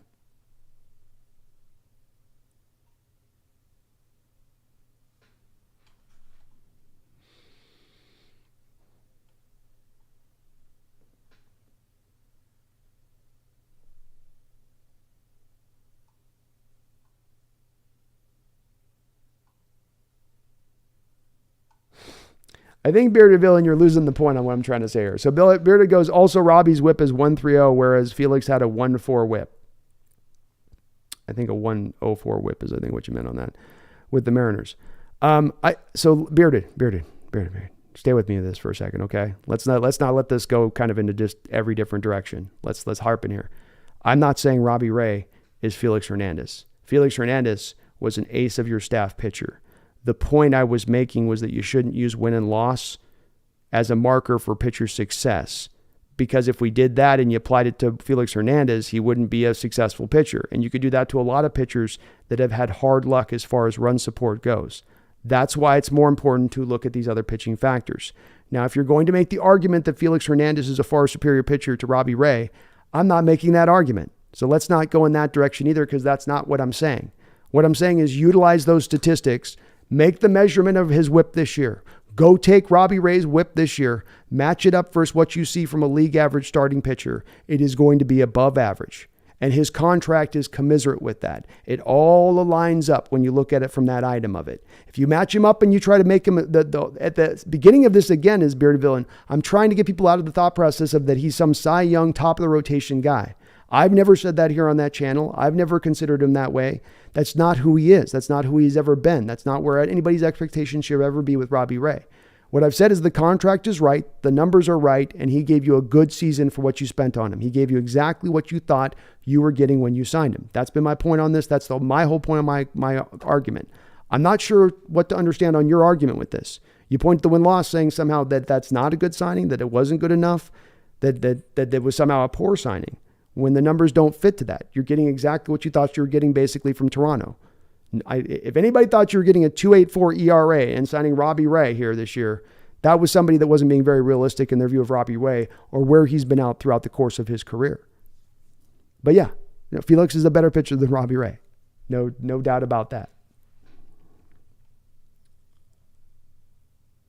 So Felix had a lower whip over his career and technically every season than Robbie Ray. Yeah, again, I'm not saying he's not on Robbie Ray level. The point was, I think you're not understanding kind of, and I'm trying to elaborate here, Bearded Villain. I really am, but I don't think you're getting what I'm kind of trying to say here. We're getting lost in the woods here, despite the trees.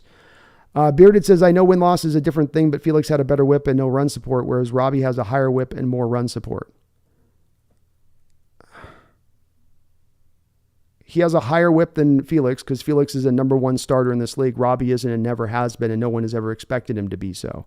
So is he worse than Felix? Yes. Is he worse than Felix? Does that not make him an above average pitcher in this league at this point, Bearded? Which is, again, you kind of are arguing different things than what I'm trying to talk to you about with this. You keep kind of moving the ball here a little bit. Was the contract worth it? Did Robbie Ray give you a good season as commiserate to what you see league average or above average for starting pitchers? The answers in that respect are yes, yes. If you can post me some stats that show that that's not the thing, I'll move off of my feeling with this and I'll start flaming him up, which is what seemingly we want to see here. But until I see that stat or that position, I'm going to hold to where I am on this, which was an above average season.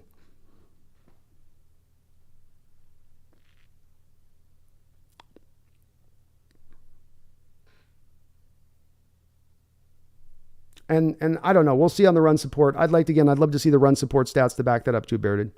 You know, did he have a tremendous amount more run support than Felix did? And I don't know. I don't know on that.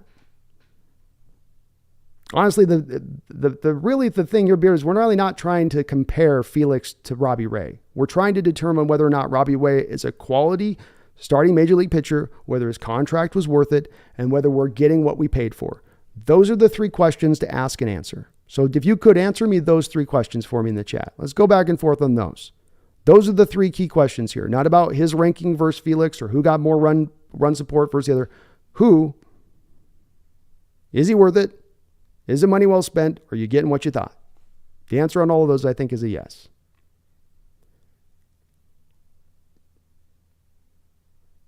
Ryu Kwan says we should not put Robbie Ray against the Astros ever, but other teams were good. Yeah. Berg Show, not sure Ray was worth $25 million per year. He's an innings eater and has a lot of strikeouts, but he also gives up a ton of homers. Yeah, giving up homers is not really a big issue. It comes down to where's your ERA whip. Again, home runs is another stat where it's, okay, so he gives up home runs. Does he give up a lot of runs? That's what matters. It's not really how he gives up the runs. It's whether or not he gives up a lot of them. $25 million per year is just a static number, Berg Show. Is $25 million a year what it costs to get a guy of Robbie Ray's production if he's out on the free agent market? The answer is yes when you look at free agent contracts given out to pitchers over the last couple of years. Say nothing of those contracts given to pitchers that are currently on their team. This is the going rate. This is what inflation gets you. This is where the costs go. What did Max Scherzer sign for, Berg Show? Like $30 million as a 38-year-old pitcher in this league or something? Got some crazy contract to pay him for like 10 years. It's the salaries are kind of insane, but that's where the market rate goes with them.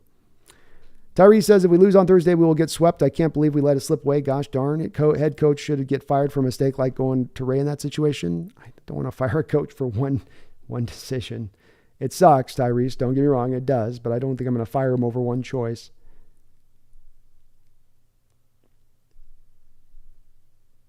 D-Man, take away Robbie Ray's year and he's barely above average.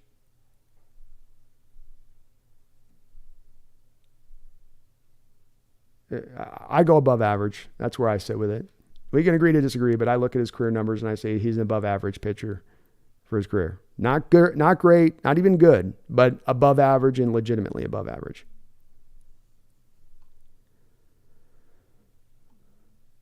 Beard Dragon, my complaint isn't whip, win-loss, anything else. My complaint is that you give a player a big contract and they crap the bed because they already got paid no matter what.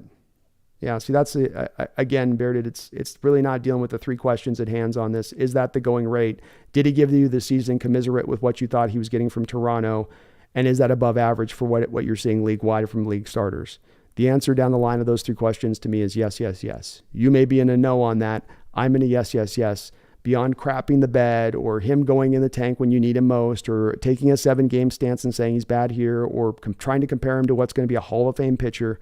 Remove those things out of it and let's not muck up the ground here a little bit. Let's clear these waters out. It's those three questions. Is he what you thought you were getting from Toronto? Did he have an above average year? And is it over cost? Is it over expensive? And it's not over expensive merely because you say something like he's $25 million a year. It's what is the going cost of other pitchers in the league to be a starting pitcher and what you got to spend on them. And as you go down those three questions, Bearded, I think if you look at each of those three questions and really just look one by one, you'll come to go, yeah, that's market rate. We're getting what we thought in Toronto. That's above average pitcher. Now, is that a guy that's in the third, fourth spot of your rotation, maybe even the fifth spot of your rotation if things go really well? Sure. But does that take away from those first three most important points? No.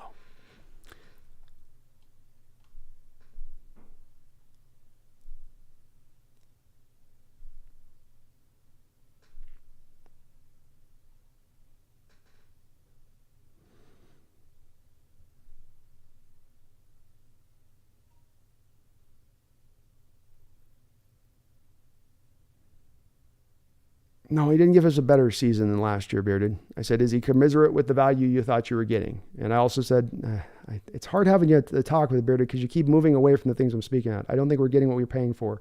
If we are, he's not giving up as many runs. So what's your expectation then for what you paid for that? I appreciate where you're coming from, Bearded. We're just going to have to agree to disagree on this one, my brother. Hollywood Zero, I think the issue is that the Seattle fans see Robbie as our number one and think he's league ace. You're saying he's not an ace. He was our number one pitcher, but he's not a league ace. Above average, but like 3 or 4. That's all I'm trying to say, Hollywood Zero. I think if people went through and they looked through the contract and, you can find a contract, Y2K, where you can find a lesser paid guy who's putting up better numbers. You can. What I'm doing is playing to what you see in a more majority situation across the league. For a pitcher of Robbie's stature, when you reach the free agent market over the last couple of years, you're going to get overpaid a little bit. It's not overpaid or some bad overpaid. It's just pushing the market rates up, but it's Market value, it's what you're going to be paid. If we didn't pay Robbie that contract, somebody else was. And he's come over here and given you what you would have had of an expectation. Bearded, I wasn't expecting 2.84 ERA. I wasn't expecting the Cy Young year where he had the best year of his career last year. If you're going to be paying guys in free agency thinking that they're going to give you the best season of their career after you pay for them in free agency, your heart's going to be broken at every point in time. That is to be true. Is that the guy going in the tank at that point? Or is that you having a little bit of a false expectation that was a little unrealistic? And that's all I'm trying to push back on this with, and I think you put it better than I probably did at Hollywood Zero with having the character count limitation, is that there's a general feeling I get that people expected Robbie Ray to be this number one top of the starter, number one ace guy, when he's never been that. And okay, 1 year last year, he's that maybe. But I'm not going to take 1 year as an outlier from a career of 8 years in this league and say that's who that person is. We're going to take more commensurate to what he's done through the course of his whole career. 3 years, $130 million for Max Scherzer. So yeah, costs go up a bit for these starting pitchers. And Max got shelled the other day himself, yeah.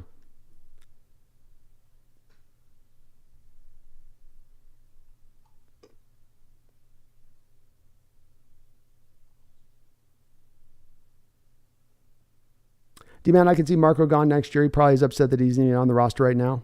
Yeah, I can see that.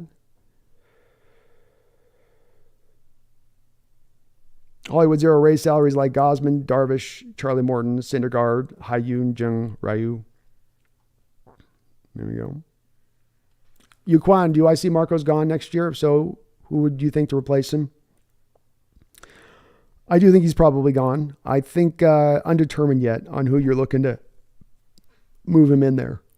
I'm not sure we have a young guy quite yet ready to go to kind of fill in for him. So you're probably going to look somewhere in free agency or via a trade. But I don't have anyone yet that's in mind necessarily.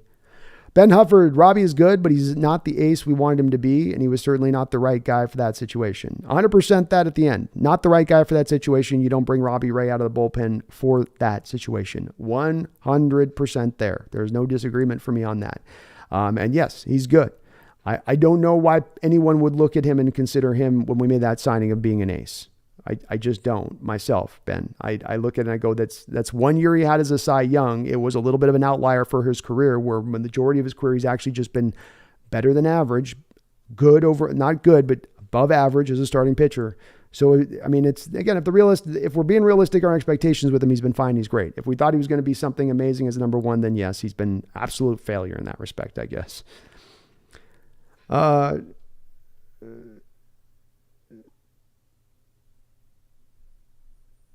Yeah, Berg Show, Diggs is playing below average as a player right now since he got his contract. He's well below average. Y2K says, Julio got his contract. He doesn't seem like an average player getting worse. Nope.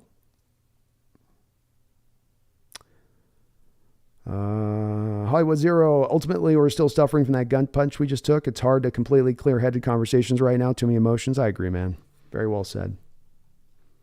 Who's our fifth pitcher right now? Yeah, it could be Flexen. You bring back Yuquan too. Remember, Flexen's still banging around back there.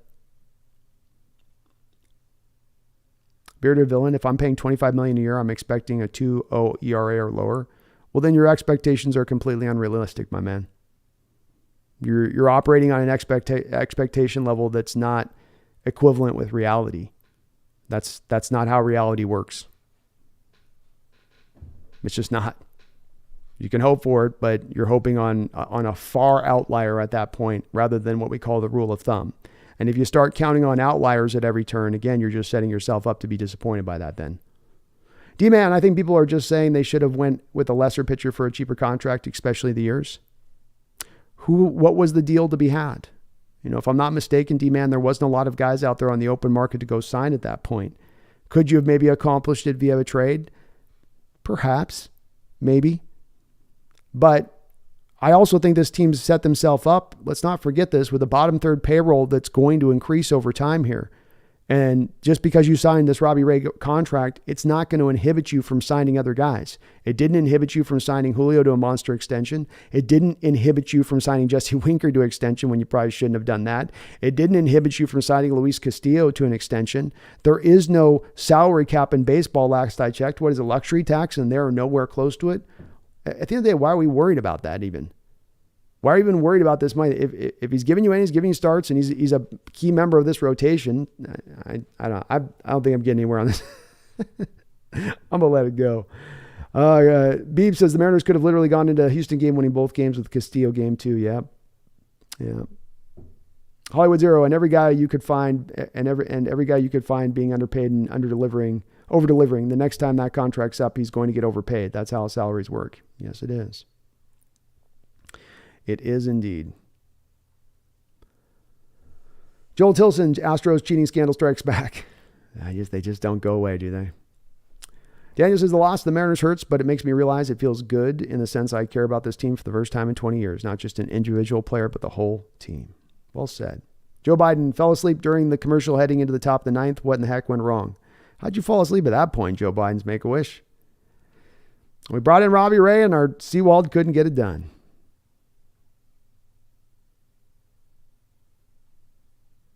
Now again, Barrett, you can find guys in that outlier state of things, but is that the rule of thumb, would you say? If I go and look at every pitcher that's signed a more than $100 million deal over the last 5 years, Bearded Villain, how many of those pitchers do you think had a below 2 ERA after signing those deals? How many? Maybe 5%, 3%? What is it at? And if it's that low of a percentage, then why are we counting on that as the rule of thumb?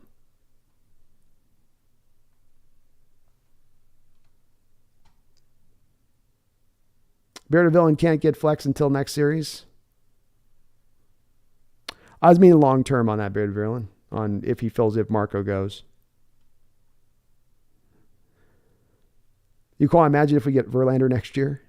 Oh boy, at some point he's gonna be ready to be done, you think?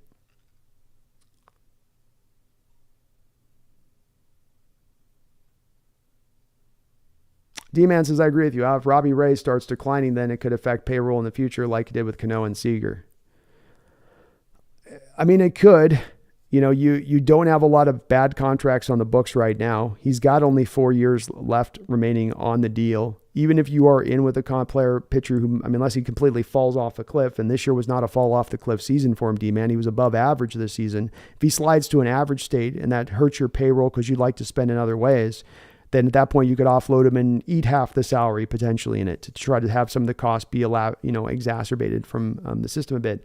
But yeah, it can. You gave Cano an insane contract that threw your payroll numbers through the roof. You weren't getting the fans in the stadium like you're going to have going forward, which is going to allow you to help maybe bloat up some of those costs of the payroll as we go forward. And it can happen quick. It can at that. But they have set the stage as we stand right now, D-Man, with their contract situation moving in the future where they're looking very, very good. And one of the benefits of that Julio deal in signing it like they have now is there's not going to be that place where he really hits in and hits your costs hard because you've been able to massage the numbers so thoroughly out upwards of maybe freaking 15 years here. And that's going to help you be able to pull that off in that way, I think. So, we're not in this troubled state right now. We're not close to being in a troubled state right now. We're in a very good state as far as our payroll goes. And he could fall off, but that's also just the general risk you take with any player you sign in free agency. They could all fall off and you end up eating it like you had to do with Robbie Cano. But look at even Robbie Cano. You still found a way to package him up in a deal to end up getting a Jared Kelenic back at that point, right? You still salvage something back of even on that deal in the way you pulled that one through. Yuquan, Robbie may be a decent regular season pitcher. I just can't trust that he would do good in the postseason. So what is the point of signing him if we're going for the World Series? You need 3, 4, 5 starters on your rotation, Yuquan, or at least let's call it a fourth starter in the rotation. You still need a guy to start 30 games as a fourth starter in your rotation, and you'd like that to be better than average. And that's what you're getting in him at that point. And you have the stage set with this rotation between Logan Gilbert, Kirby, and Luis Castillo to be able to put those pieces in play to get to get him into that fourth starter role. In which one in which he'll excel at. Beeb says, why are people saying walk Alvarez? Because you don't want to let let the best hitter in the lineup who's already killed you on the day kill you once again. Big Country Verlander peaked. Berg Show, why do we give Julio a huge contract? He was under club control for 6 years. Well, because those situations can sometimes go sideways, Berg Show, and you end up having your hand forced in a way that you don't like to have it forced. Look at the Soto deal that was handed out there with the Nationals here recently, where Nationals tried to offer him a contract. He turned it down. They had used up all of his club control time at that point.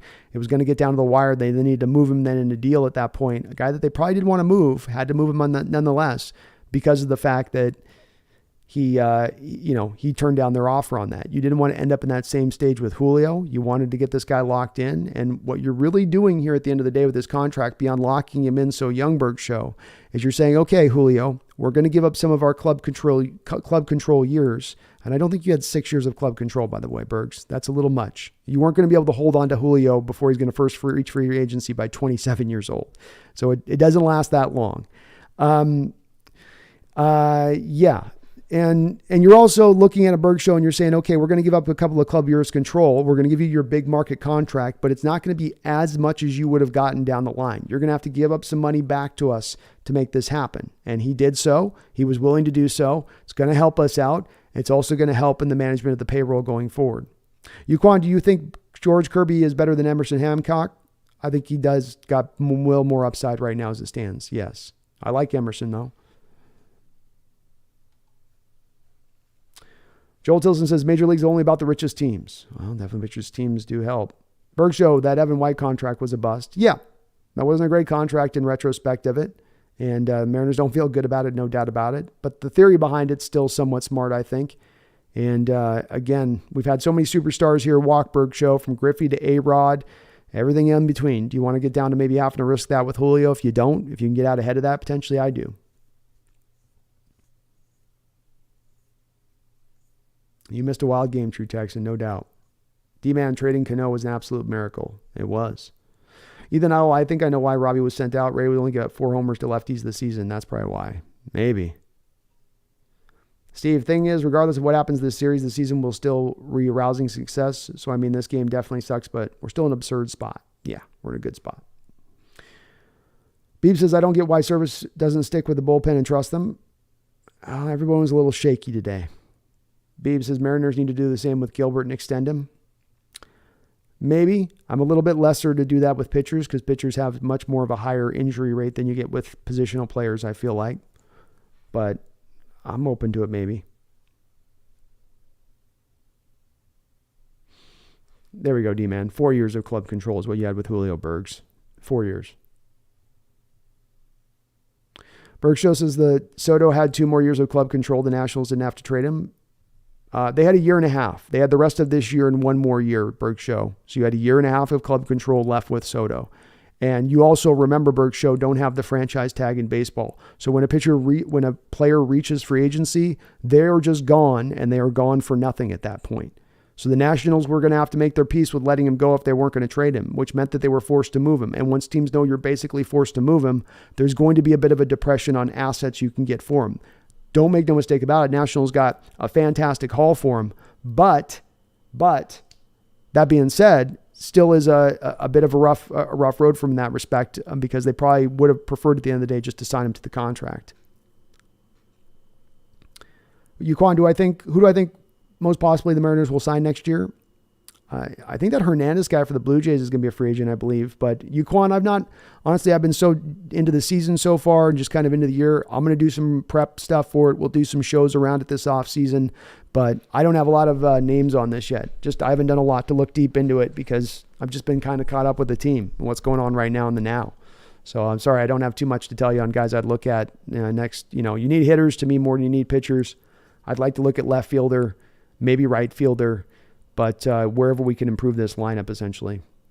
Joel, the Astros always are tough at home. Berg show, Brandon and I just looked it up. Marco's under contract through 2024. He's not going anywhere. Okay, sweet. Then he's here. I thought it was a club option. But again, like I was just saying to Yuquan, I haven't looked too deep in the off-season contracts and where thing is on that at this point. I've just been kind of into this season. Wu-Tang, I dead ass wish they walked Alvarez in that situation. Either you get one out and win, or they homer it and you lose. Best not to have their best hitter on that case. A lot of this is on service. I would have been okay with it too, Wu-Tang Financial. I'm a big guy and just don't let the best hitter don't let the best hitter hurt you. Well, cool. We got an option for Marco in 05. So we've got our 5th spot sealed up then, Bert. And I'm fine with that. He's fine as a 5th starter.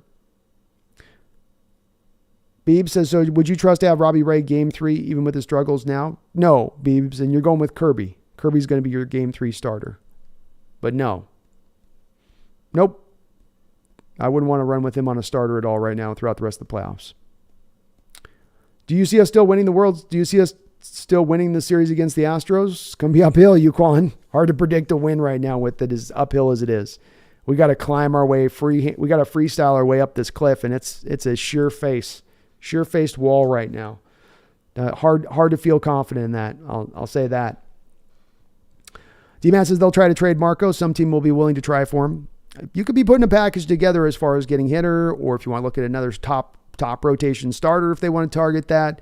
I think Marco does become potentially a guy you can use as a piece if he is under contract for that one more year. Well said. Daniel W., thanks for the stream. Going to take my mind off the M's. Top Billin just posted a video about Tariq Woolen. Glad to see the rookie getting some love outside of Seattle. Have a good night. Hey, you have a good night too, Daniel. LG Rebel, I don't know if the Mariners are going to win this. I don't know. Hope the Mariners get better. TV contract for streaming. Me too, man. Me too. They got to fix that up a bit. Steve, I think as far as guys to look out for this offseason, what are your thoughts on the second base improvement? Are we sticking with Frazier after so far performing well in the playoffs? I think my tendency would be to lean to be okay with going with Frazier on this. It's kind of more of what the deal materializes out there. Is there a great hitting second baseman that just suddenly becomes available? Well, then maybe I'll be open to it. I would lean towards saying, let's go to left field. Let's go to right field. Let's look at even DH being attacked a little bit stronger this offseason. Second base would be a place I'd be willing to, but it wouldn't be at the top of my priority list. I think Frazier will be fine if you had to roll with him. It's this year's struggles offensively have not really necessarily come about because you don't have a second baseman hitting 275 with 11 home runs like you might get from a second baseman normally. It's become because you can't get consistent hitting out of left or right field or the DH position. Berg says, so you're telling me you wouldn't start Ray, a guy we paid $115? So Berkshire, I see you're getting caught up again on the amount of money. It's like saying we're paid $25 million a year for this guy. We paid $115 million for this guy. Okay. So Berkshire, if I went back 10 years and what he's being paid at $115 million right now, if I went out and I gave that Robbie Ray contract out, it'd be at $55 million a year on 4 years, right? That's how inflation catches up to contracts in baseball. So you're getting caught up on these big numbers, 115, 25. That's irrelevant to the discussion. Numbers don't matter. What matters is what is the equivalent as far as other pitchers being paid across baseball. Pitchers who reach free agency that are above average pitchers, what do they make when they're paid? And the going rate's going to be for $100 million on a 4-year deal if you have Robbie and a guy in a situation like he was in. That's the going rate. That going rate does not come with your built-in expectations, Berg Show. You don't get to have that going rate and say, okay, now that means you have to be this, and you have to be that, and you have to be this, and you have to start my playoff series. That merely means he has to be an above average pitcher commensurate with that value. That is all that he is responsible for within that. And if you push your expectations beyond that, quite frankly, in my opinion, you're being a little unrealistic with your outlook on that in your expectation level. You can't get caught up in these numbers like that, like you kind of are in 115, 25. That doesn't matter. What is the going rate? What is an above average pitcher worth in Major League Baseball? What should they be paid? This is what an average pitcher in baseball should be paid if they reach free agency like he did. You got to pay the going price. You can be mad about it. You can be dissuaded by it, but that is still the going price. And it's not changing. It's only going up.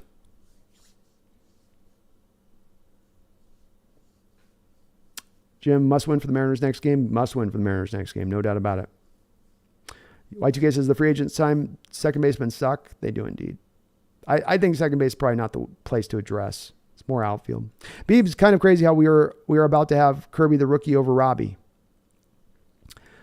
A little. I think it's as much of how good Kirby's been more than it's about how bad necessarily Robbie's been.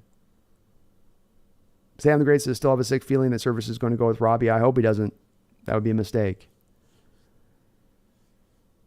Berg Show, because we signed Robbie, Jerry and Scott made him our ace.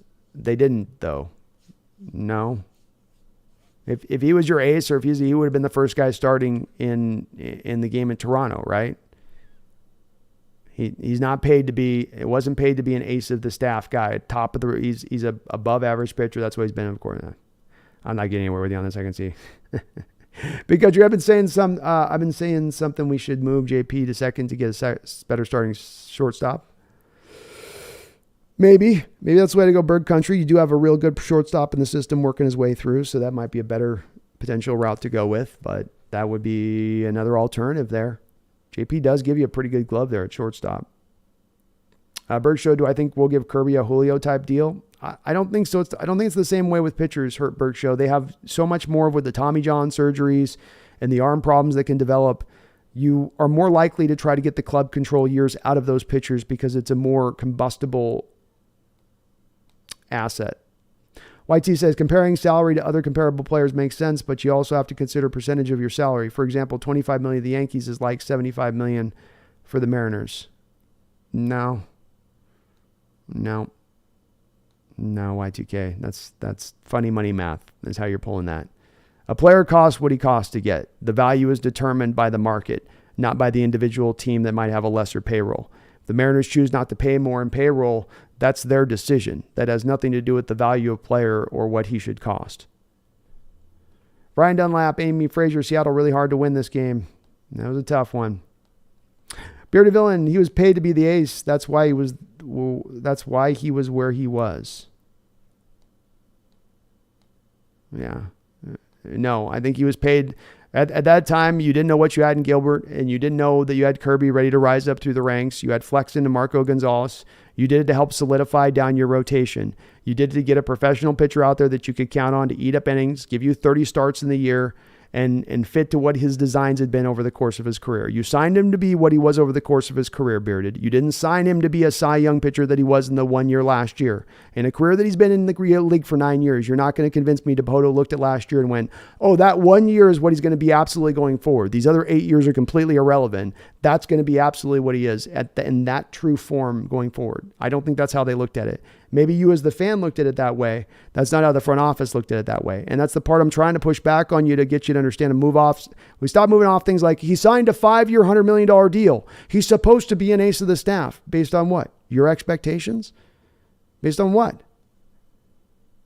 5 years, $100 million for a pitcher is not necessarily going to be always get you ace money. That'll get you a good middle of the rotation pitcher in this day and age. But again, I'm good on this one. I've tried to explain. If it's not setting through, I don't think it's going to sled. I don't think this is going to take. D-Man says before Castillo, he was the M's ace, not a threat ace, but an ace. He's definitely being paid ace money. I think he's paying what the going rate is. They have less money room. Yes, you do. You have less room. You have less room to sign middle of the road players as a general manager. I personally think the Ray deal is fine. Well, you have less money, Y2K, but I feel like I'm debating 10 different points at once here rather than just trying to debate the one point I keep trying to pin everyone's tail down, and I don't think I'm doing a good job of it. So I think I'm kind of failing in this respect to get it across. Is Robbie Way worth this money? Was there going to be another team out there to pay him $100 million? That probably should be firstly the question you ask yourself. Is there anybody else that was going to pay the money? And frankly, was there probably a lot of teams probably willing to pay around that money? Couple million above, couple million below, right? Was there? Probably was. Is that money means that you've got to be a number one rotation? I guess that's the second question. If I sign the $100 million, does that instantly guarantee you have to be a number one starter on the rotation and you're expected to carry the day 100% of the time at that point? No, I think that's unrealistic because, again, he's not been that over the course of his career. And if the media hyped him up to be the ace, then that's the media doing that. And frankly, if you're listening to the media, as far as that's how you're taking your full opinion on a player as to what they say and how they do. That's the media's job, is to hype things up. That's PR's job, is to do that. That's what they're going to do. That doesn't. If you look at the numbers, you should be able to look at that away from the numbers to make assessments, not off what media tells you.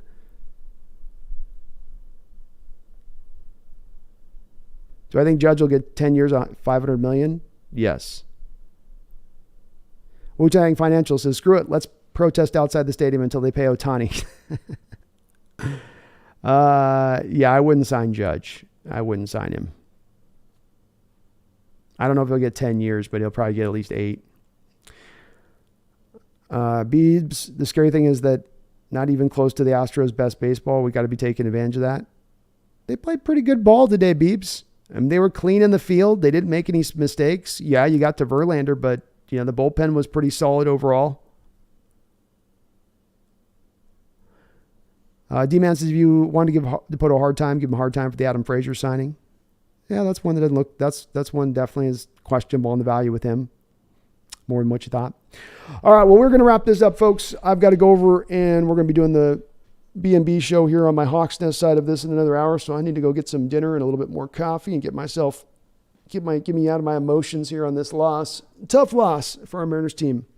We actually have the money to sign Judge. Why not try? Well, Berg Show, I think you've been down this road already with Robinson Cano, and that you get a hitter that's going into his 30s, and say nothing of how great a season it's been. You're getting a hitter going into his 30s who's had his share of injuries as well that he's had to fight through on his career. Then you're going to give him a big monster contract that potentially then sets you behind a little bit as an organization. So I just think that that's a little bit too big of a risk. You've been down this road before. I think there's other players that you can look to target without having to put all of your chips into the center like you would have to a little bit with Judge. I don't think Berg Show Judge wants to come here. He's going to go to a big market team. Wu-Tang, Brendan, love it. Hell yeah. Would be great long-term for us. It'd be fun. Look, Judge would be fun, but I don't think he wants to come here, and I don't think I'd want to have to take the risk on that contract. Beebs, all right, boss. We come back from all this good. It happens live when we learn. We'll learn. We'll get back at it tomorrow. Wu-Tang, yeah, Judge isn't going to repeat this year. Yank's also playing a Little League Stadium. There you go. Don't want to pace fat pass performance. Judge is way better than Cano. Yeah, he's better at this point in his career probably than where you were getting Cano, but just that you could see a similar slide come into place, and he's got more of an injury concern than you had with Cano. Those contracts you end up giving out to those guys in their early 30s that get into their late 30s, right? Berg Show, didn't you just kind of see that with Albert Pujols, where you step into that bucket and you're paying more for past performance than what you can expect to get into the future. Big Country says later, go M's. Hope we get the M's W tomorrow. Me too.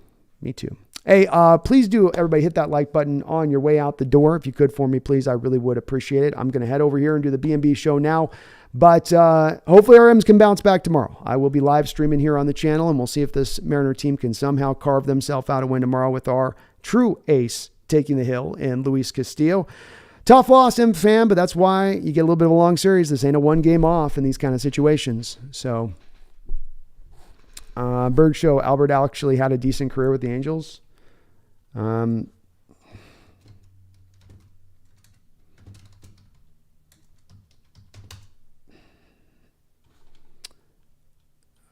Yeah, I'm not sure about that.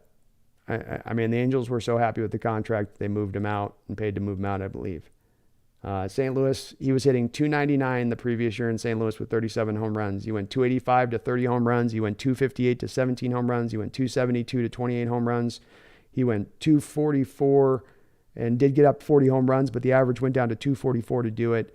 268, 31. I mean, it wasn't bad. I'll give you a point. I'll give you some back here, Berg Show. Maybe he wasn't god awful, but you weren't getting the performance that he was with when he was with St. Louis. You weren't getting the player that he was with St. Louis, which was a well over 300 hitter who then gave you the plus power to boot with it. So, maybe they're somewhat okay with the contract on it, but again, point being from me and my standpoint, just that you are paying for past performance with those kind of guys a little bit. Oh, shoot, don't do that. I'm gonna get myself clipped.